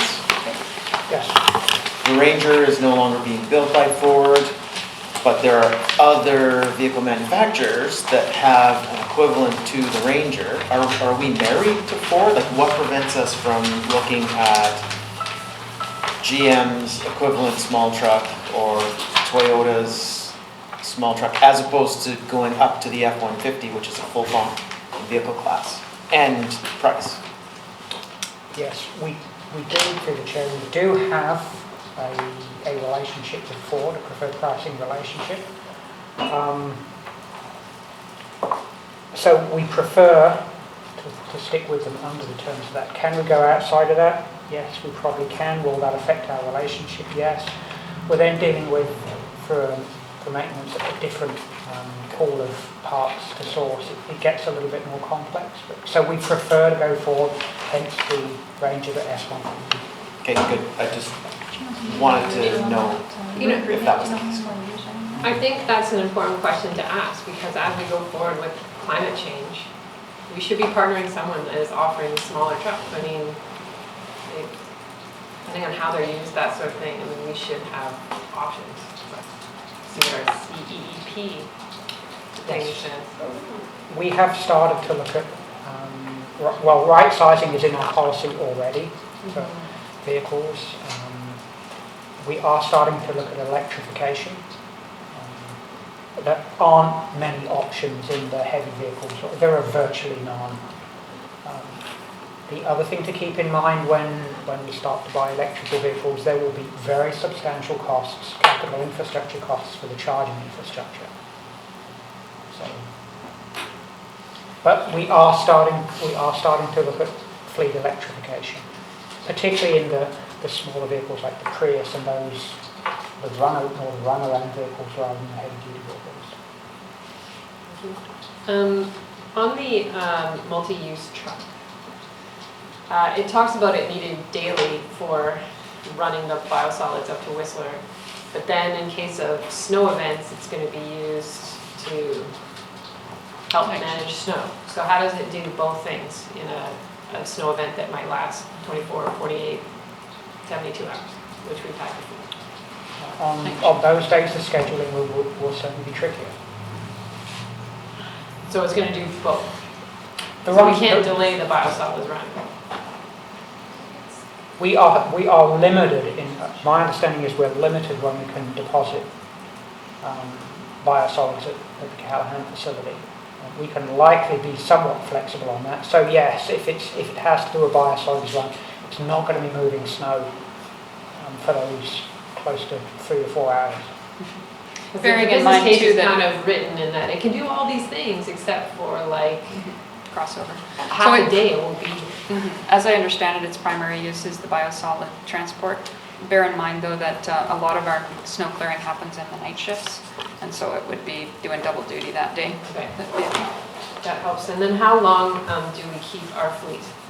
So if it's payback 7 years, but we were replacing vehicles, how often? It depends on the vehicle. I didn't bring in the fleet plan with me, but I did request it from Mr. Smith last time, and in discussions with Roland, he reviewed it and said that it seemed very reasonable in terms of their turnover time for the vehicles. So it varies. Like a pickup, I think the last plan I saw 2 years ago was about a 7 to 8 year rollover, where they found that it was leveraged properly to get maximum trade-in, and they found that to be the optimum level, but I don't recall what these major trucks were.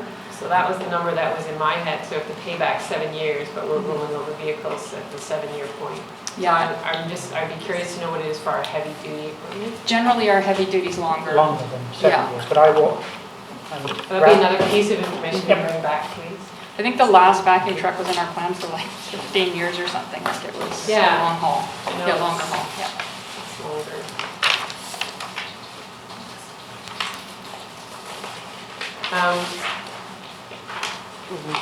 Any questions on the vacuum truck? The tiny one. Yeah. Is it too small? Yeah, it's usually on the bottom. Okay, I can read that. You okay? I see it. The key points of the backup financial piece are actually in the narrative as well. If you go to the third page, we actually transport the funds into the narrative page so that you can at least get the high level.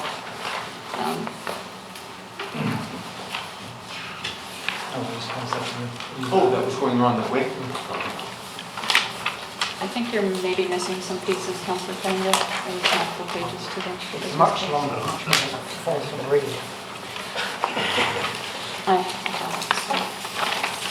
Is this one going this way? Do they have it already?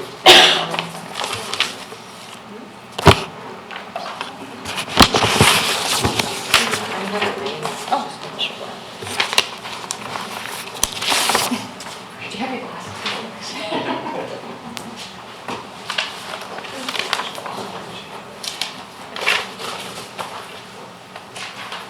Have we confirmed that the contractor who had the vacuum truck is not purchasing another one? I can't speak to that, I'm sorry.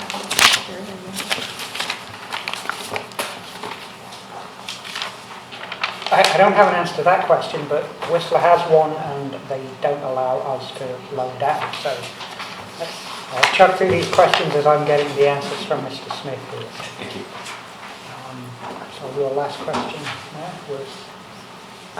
what's the lifespan of, or like how long in our fleet do we keep our heavy duty trucks? And then this one was, what did I just ask? Oh yeah, is the contractor going to purchase another vacuum truck? Like is there just a temporary gap in service, or they really have decided to get out of the business?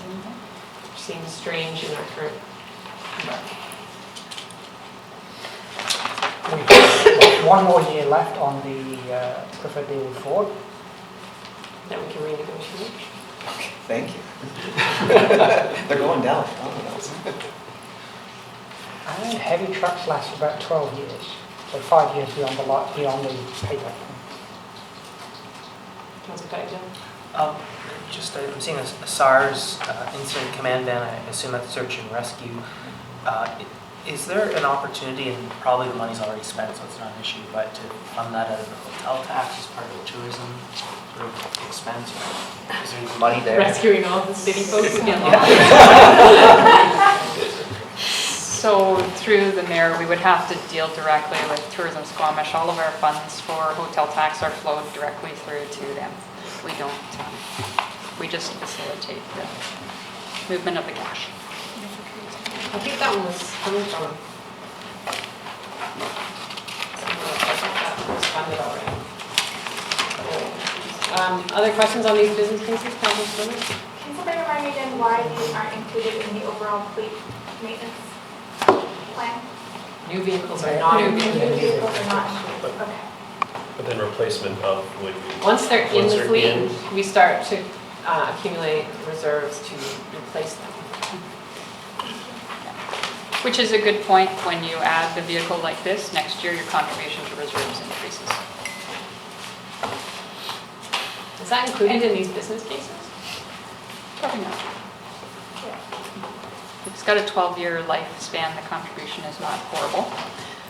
Because On a we $600,000 depreciate it, or we amortize it on a growing, there's a declining balance basis. So it does have a fairly good impact on the contribution to equipment for something this expensive, but generally we don't see a huge lift with our regular fleet.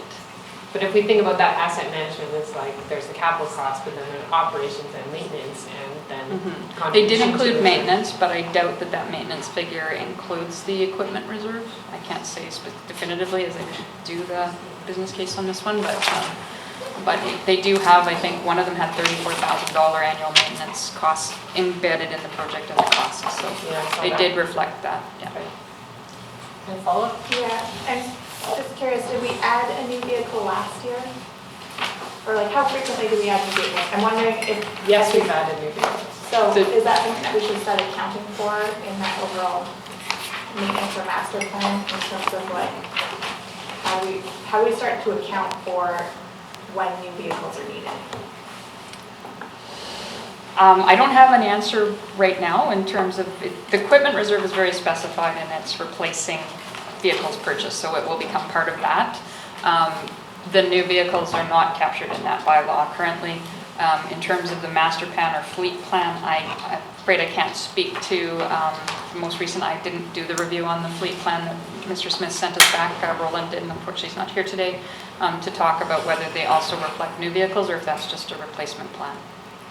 So it's interesting though that every budget that I've been a part of, we have this similar question come up, is how do we get in front of the things that are required because of growth? And both of these, could be argued that it's there because of growth. How do we get in front of that? It'd be interesting to sort of carry that conversation into next budget. Bearing in mind that the thought process around this is that it does add value, that it will have some savings in future years. The contracts will be removed, for instance. It's these one-off giant tax hits that are difficult for council because our other policy says to try and spread out an impact. So a $600,000 vehicle is, how do we plan for those so that it's not all coming out of one taxation year?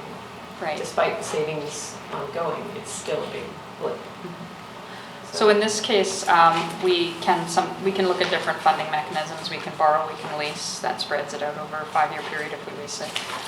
There is as we're using our capital reserves effectively with the 2 utilities, so that we're not impacting the fees per se straight off with them, but it's a good question.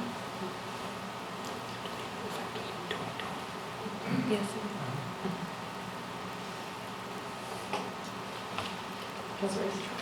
Yeah, thank you. I can remember this being discussed in my first term, and and I can't remember exactly what the vehicle was, but we had about 500,000 in reserve, and the replacement vehicle, I think, was a fire truck, I think. It's a fire truck. Yeah, it was about It's either a fire truck or a Zamboni. Those were the two big ones in the hospital. It wasn't a Zamboni, so it was a fire truck. The replacement vehicle was something like 1.2 million or something of that nature. And the discussion was, you know, you cannot anticipate some inflation, and you can set the reserve accordingly, and do you also just throw in a factor for new technology and so forth based on historical experience. And I think that's maybe the discussion, and perhaps where the mayor's going is it's easier to deal with that on a year basis than rather to try and deal with the $700,000 spike in that 1 year. Even though we are borrowing it, nevertheless it impacts everything we're doing. So to that point, not trying to be stubborn, we actually go back and look at that reserve because this comes up pretty well every year. Interest rates are climbing again. We are going back to look at, see if we want to increase the percentage that's put there.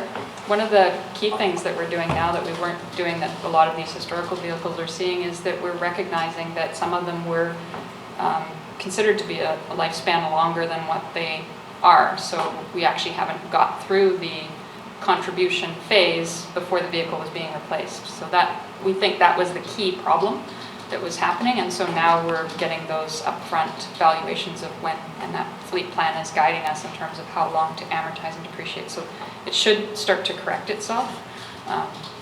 But yet we can look at a higher interest assumption or something along that line. But we've had inflation, particularly for some of those big vehicles. We've had change in size. To your point, a Ranger to a 150 is a very different price component.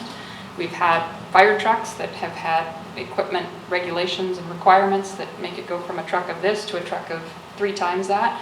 So those things are hard to plan on a reserve that kind of goes year over year forever more amen. So inflation has definitely exceeded the interest rates for the last several years. I'm not as familiar with the heavy vehicles, but after their service of 12 years, I mean, how are we accounting for whatever the sale, auction, trade, residual value component is for factoring in replacements? Yeah, we either use it as a trade-in value on the next vehicle we purchase. So it's proceeds that go towards the next purchase. In the case where we're not replacing, it becomes part of the accumulated surplus. It's new revenue to us, and we drop it to our accumulated surplus banks. And on those big vehicles, what sort of percentage, or what's the feeling for that, a $600,000 truck now versus 10 years of forecasting, do we get worth $100,000 or $1,000? I don't have that answer for you today, but it depends how long we hold it. And that's part of the fleet plan that Mr. Smith has tried to coordinate, is to find that optimal point where the trade-in value still has some residual value for us to clip it before it becomes obsolete and not worth, and then we're sending it for scrap. But we take all of our disposals, our major equipment and things like that, go onto the BC bid disposal sites. We do it. We're bound under our laws, etc., to make sure that we try to get best value for public assets. Yeah.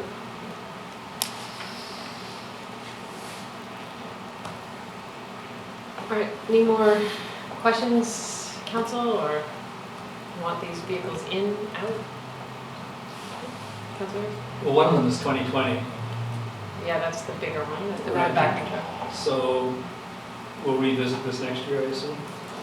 For the You final can. decision? Confirm it next year. Confirm it, yeah. Again, ideally, we'll get to a point where we're looking at 1 to 2 years ahead so that we can cycle our financial plans faster, but yes, we revisit. And we'll bring those other details back before we finalize the budget. Those final details were just so that, did you? Thought there were. I didn't write them down, I'm sorry, I thought you were putting them in your phone there.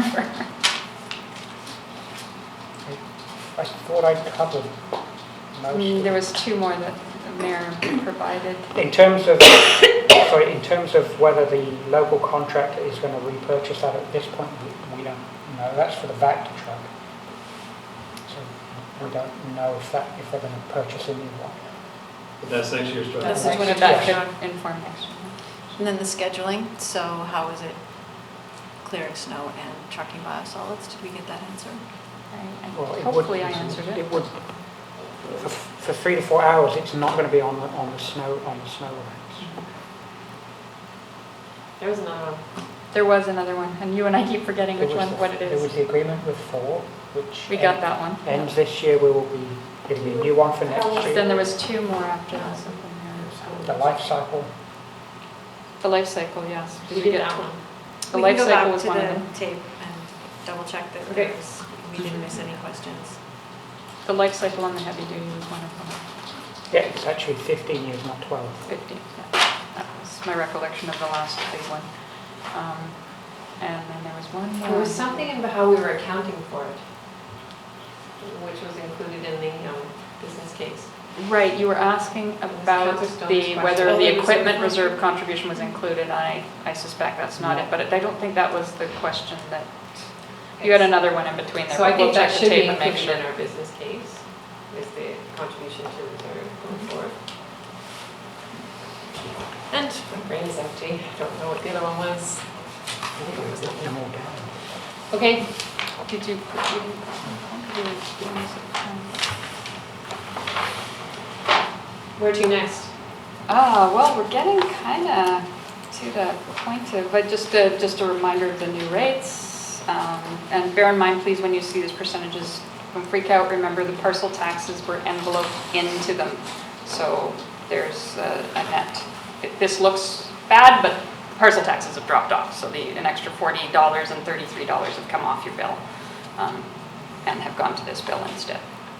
So everybody remembers that point before we startle everyone. And then we're really down to whether or not we have any public feedback today. Sounds like none, unless anyone in the audience has any. Okay. And So council, where we're sitting right now is what would go to public consultation. So it's not the final, it's just, this is what we would be comfortable taking up to the public for feedback. And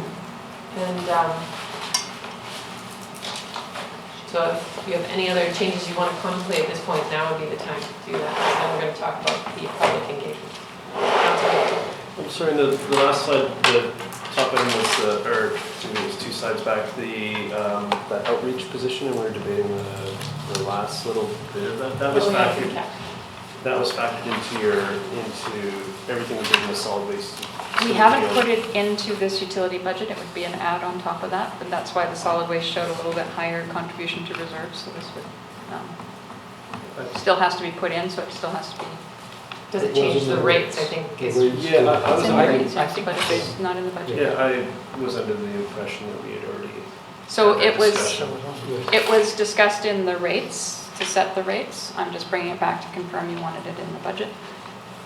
And I think that's a yes. So the rates don't change. No, the rates don't change now. The rates are set for 2019. Councilor Becker. So, we focused a lot, or I did anyways, on the relationship between the strategic plan and climate change and our budget spending. The other 3 categories, economic development, housing, community connectedness, are there significant changes in the budget in terms of our spending, our resourcing in those topic areas? Yeah. So, Mayor, yeah.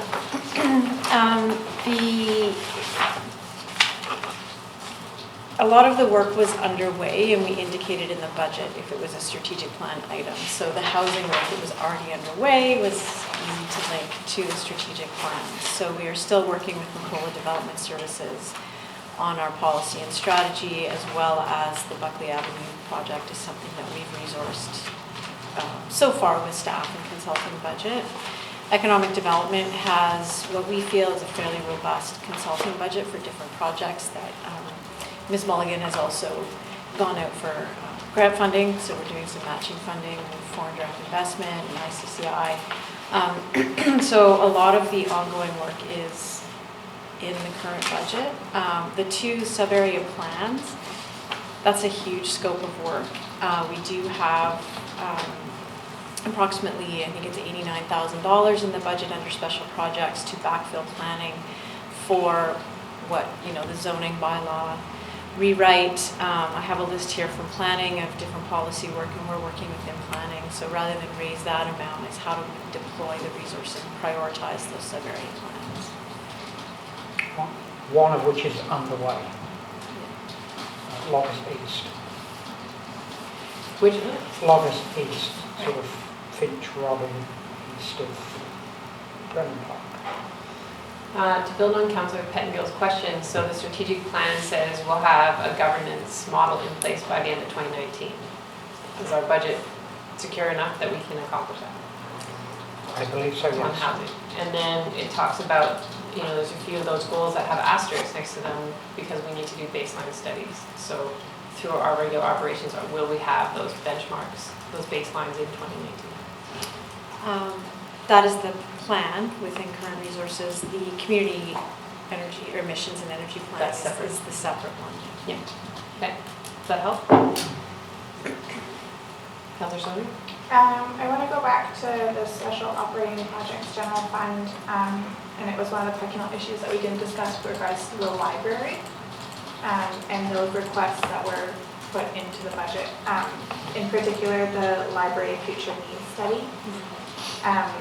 And I know that we're talking 2020 here, but we still have the 50,000 earmarked for 2020. And is that something that we can come back to and touch base on after we've done the real estate zoning master plan? Mayor Elliott, that $50,000 was, the 20 and 50 was what was originally in the budget. The 50 should have been taken out and then revisited it next year once we've had a chance to work with the library. Some may go back in, 50 may go back in, but we need to have a better idea of how it's going to dovetail with the real estate and facility strategy implementation. And Council, are you comfortable with the addition of the technology librarian at 41.5 this year and then 83 next?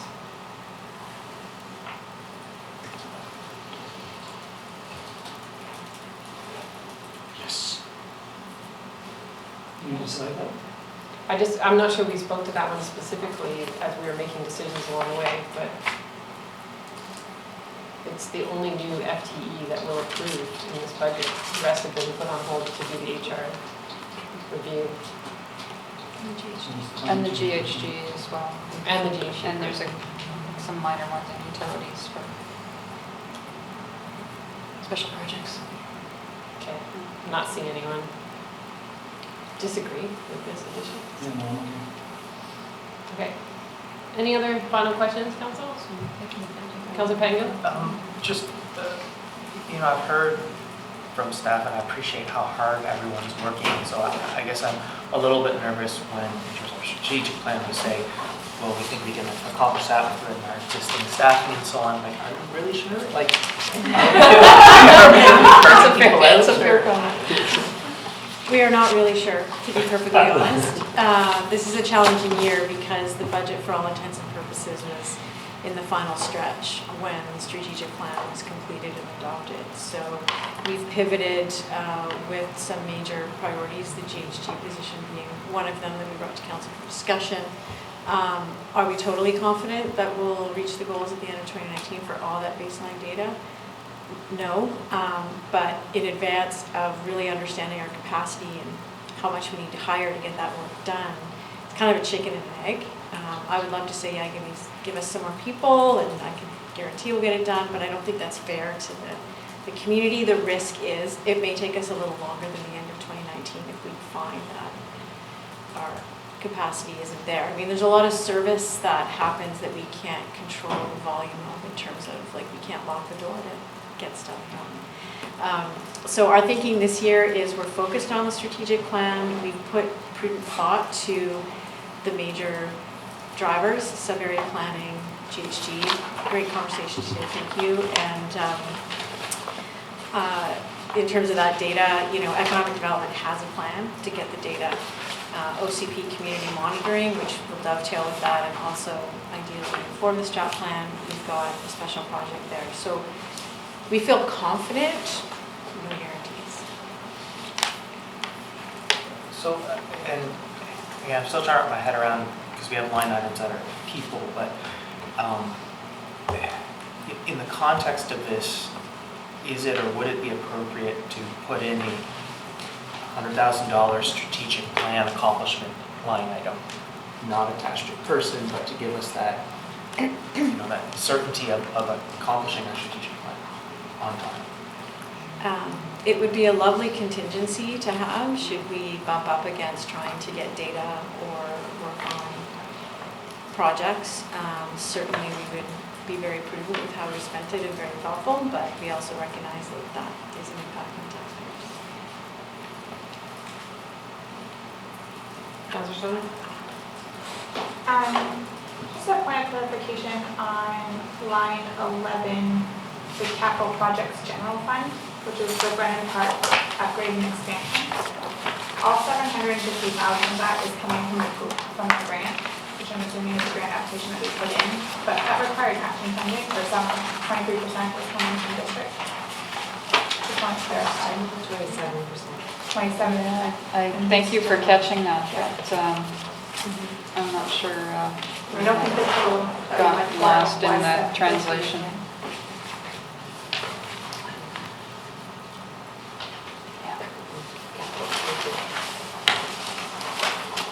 So what we can do with that, though, is despite my encouragement to not, because we don't know if we're getting that grant, again, this would be a good candidate for accumulated surplus use for our portion to see while we're waiting, pending, if you don't want to spike your, otherwise you can lift your capital, I also don't which think is that- another great solution. But I don't think we applied for 750 in grant, if that's more than the overall value that we put in. So just to clarify that line item. yeah, the whole project's 1.9 and it is supposed to be about 27% funded by us. So that's just an absolute error in what's been shown here. Okay. So, you can try. Councillor Anderson? Yes, I just wanted to clarify under active transportation improvements, project description, staff will propose a list of potential projects for council approval early in 2019. Is that what we may be receiving next week or in the very near future? Which project? This is active transportation, potential projects for council approval 2019, active transportation improvements, capital projects, item number 1. We've already mentioned the corridor trail, or not, yeah. Usually with the active transportation plan, it's sort of written out and then staff prioritize it based on need. So I'm not sure that it comes back to us. Yeah, so sort of through the mayor, that comment was written in August before the new council. We clarified that they didn't need to approve the individual plans. So we're working from the master plan, and I'm not planning to come to council for approval of our annual plan on that. That plan project list isn't fresh to me. Perhaps I will follow up later on some specific questions. Did you have a particular project? Yes, I in mind? do. It's the Valley Cliff Trail. We still don't have a safe, convenient pedestrian route between Valley Cliff and the Scott Crescent. Part of it is on district-owned property purchased from the Hunter family a few years ago, and that's the particular project that would need some district allocation for an upgrade. But right now, we do not have a trail that's safe for example, seniors or moms with strollers to reach to get down off that escarpment. It depends on the switchback being reactivated. Half of it's on district property, half of it's on Kingswood Scott Crescent property, the Red Bridge project. We don't have an update yet. Perhaps we'll discuss that in the near future on the Red Bridge project, but there's going to be some upgrade necessary to achieve that safe, convenient trail. I can say that the part of the Red Bridge project does include that trail, but I don't know off the top of my head is the timing for that. But that is in the Red Bridge project. They're coming to KP with us sometime this spring. Council President? So, I have a hard time imagining when the HR report comes back and it'll say that the oath retention and morale, you should increase everyone's workload and cut your staff. So with that in mind, and I certainly want a strategic plan, I really want to see us make good on it. I be inclined to put in a $200,000 buffer, however we want to call that line, and because this is going up for community consultation and feedback, I'd like to hear what people say. I'd like to sort of argue for making sure our strategic plan is a priority, and then see what the feedback is, and then give us that room to accomplish it with certainty. So, through the mayor, we do definitely have the opportunity to go out to the public and discuss those items, and I think that Ms. Lende wants to speak to you about some ideas around how to go out. When you finish getting the public consultation, we can add and subtract at that point too, so that's an option for you. I'm sorry too, I also misspoke on the Brennan Park. I went back to remind myself how we were going to fund it before. It's borrowing, of course. I wasn't thinking, so bear with me. Okay, can we talk about public engagement, because we still have a closed portion of this meeting to complete? Absolutely. So in speaking to Christina Moore, our communications and community engagement manager, we were talking about how to launch the strategic plan to the community. And we also were talking about public engagement for budget. And having two different meetings would be difficult to get people out of their homes twice. And we thought it would be a great opportunity to inform the community on how the strategic plan is informing the budget, as well as our master plans and operational service needs. We also heard from council that you want to do some town hall type meetings. So we have a proposal for you, and you can talk about what you think about it, is rather than, so in years past, we've had like a round table with a microphone in council chambers. What we're thinking is an off-site, more casual with stations. So the stations, there'd be 4 stations for the different strategic plan pillars that councillors could person, man, woman, and then also a budget station. And it would be more town hall, very discussion oriented, have it somewhere where people could grab a coffee. We went so far as to think maybe you could get an acoustic guitar player. We could get some recreation staff to come look after children so people could bring their kids and not worry about childcare. And have more of a conversation style town hall drop-in. So we'd have it from say 4 p.m. to 7 p.m. to bridge the people that need to come earlier, people that need to come later. At this time, we're not contemplating a formal presentation, but rather we'd have a bunch of collateral up. In previous years, I'm sure you remember, is communications did a great job of like boards which show budget spending, proposed budget. We could do the same for the strategic plan and have some boards up for that in our various municipal buildings in advance of this evening. One thought is February 13th. That's super aggressive. Depends how aggressive you want to get and how long you want the information out. So we'd have to do all hands on deck staff-wise. Likely the information will be out in the public about a week before the meeting on the 13th, or we could buy everyone an extra week and have it on the 20th is one thinking. What we're thinking, and those are Wednesdays to take the pressure off of the regular council meeting. So we thought we would combine the strategic plan communication to the community with budget engagement, and that was a proposal. And so what we would need today is, if we were to go with one of those 2 dates, is council's comfort today to go out with what currently exists in the proposed budget for public engagement. And then following the engagement, we would have another budget workshop summing up the feedback that the public provided. Did staff have a recommended date? Is it the 13th or the 20th? We keep flipping back and forth. I think the 20th would create less panic, frankly, in terms of getting the materials together and then have them out in a decent time before the meeting. Councilor Herbert? I would say that, I know you just said reducing panic, but my concern with going to the shorter day is that the information is out for quite a short period of time before we go to the consultation. So if we move the date back, I'd like to see the information out at a similar time, so we have a longer runway for the public to sort of consume it and investigate it.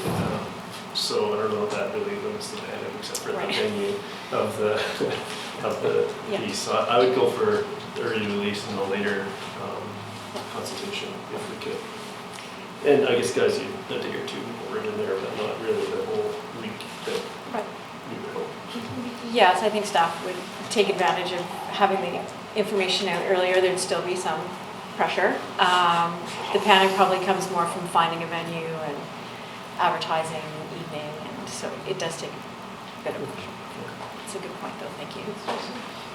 Councilor Race? One of the things that, going through this just occurred to me, I mean, we've been spending our time talking about, on give or take a $28 or $29 million budget, we've been talking about sort of the last $2 million and not the stuff that we haven't really changed, but which is, of course, the most of it. And we haven't, as a council, weighed in on it because there really is very little discretion for us, except maybe on council contingency or something like that. But for the public, how do you convey the sense of that to the public in a way they can, without going through whatever it is, 1,700 or 1,100 line items, whatever the number actually is. Because I think they often wonder, where these numbers come from. They'll just look at the last little bit.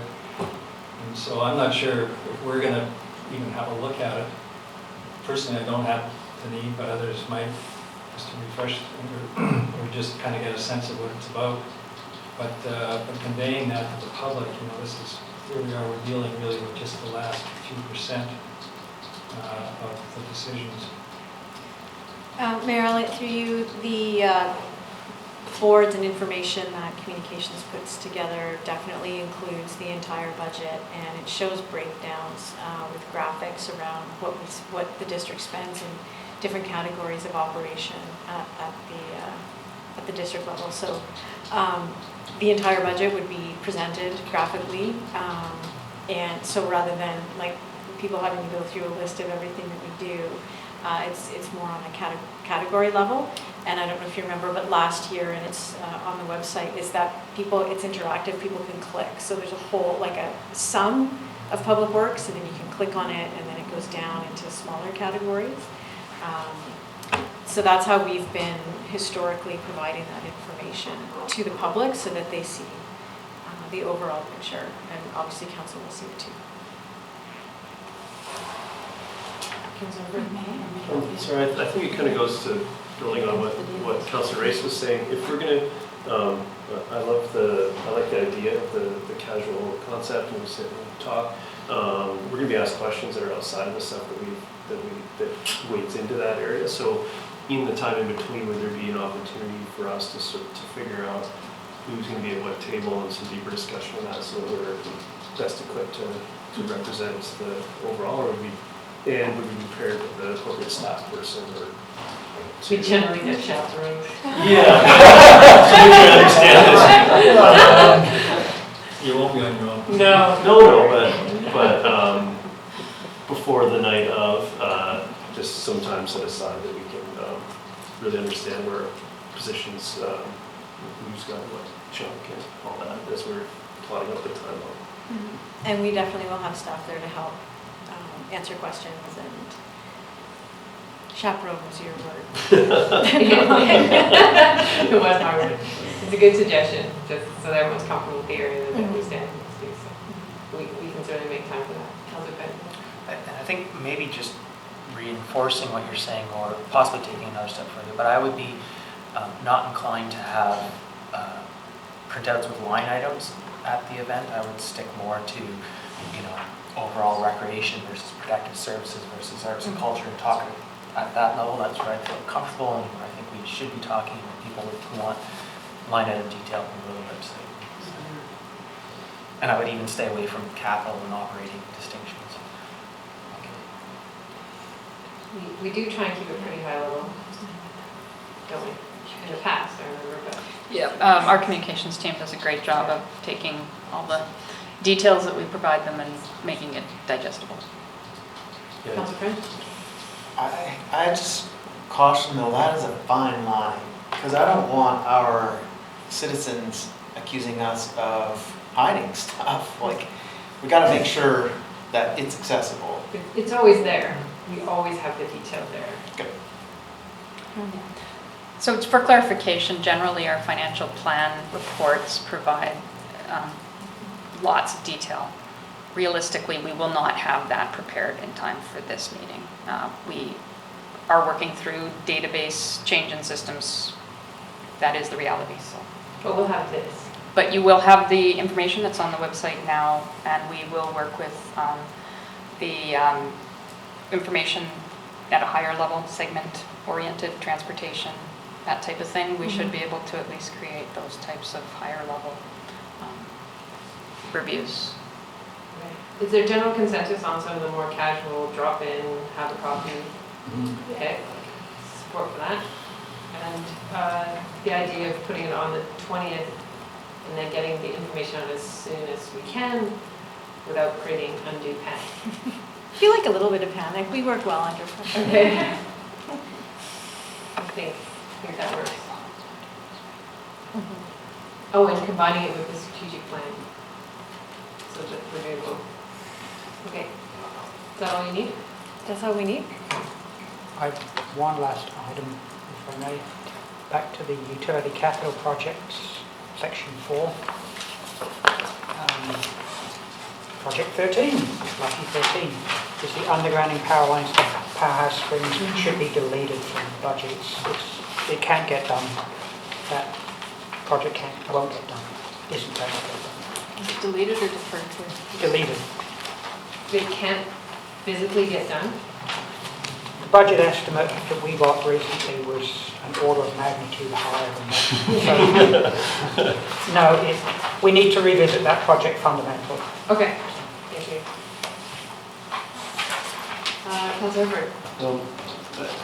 I am curious about the HR and sort of what Councilor Paningo said. How do we best position ourselves for that? So the one proposal is putting in, is trying to sort of find something that is pulled from somewhere that seems appropriate for it. But if we're going to come through with the new master plan, how do we plan for the implementation of that master plan? And I know this one is directly affecting wages and compensation and so on. So it's a bit touchy, but it has a dollar value, and I really don't feel like this is so far addressed that in so much, except for the fact that we're not expanding hiring because it's coming. So we know it's coming. Or is there comfort around the table with where we are, and we'll just deal with implementing it, I suppose, next budget cycle? So that's the only option. So then the implementation of our coming HR master plan will be next budget cycle, and there's essentially a hiring freeze until this time next year. Yeah. I think of the joy of next year when we've got to incorporate all the real estate facilities master plan and HR strategy. Like, there's no shortage of joy coming in next year's budget for us. Should we spread the joy a little bit? Competitive joy that we should be considering at this point before we... I think in the spirit of transparency, so building on that idea, is that one of our boards should be pressures we're facing as a community, and that we begin to alert our community to the real estate facilities master plan pressures, growth pressures in terms of our infrastructure, and staffing. Like, we might as well just put it out there. We're doing this strategy for a reason. We're trying to figure out, are we deploying our human resources in the best possible way to deliver the service we're expected to deliver? So it's not a bad idea to sort of, maybe we can't account for it in this budget because it's hard to budget for what we don't know, but we should start framing the discussion, because our strategic plan says we want 3 projects shovel ready that are on that real estate and facilities master plan. So we shouldn't shock people next year. Those are big things. But so I think that's one thing we should contemplate, is like, and next year, here's what's coming down the road. It's a good suggestion, Councilor. All right, we do have some of this meeting to do in close. If there's no further questions on taking this budget out now to community consultation or the consultation process, people are good. All right, motion closed. Moved by Councilor Stoner, seconded by Councilor Race. All those in favor? Opposed? Motion carries.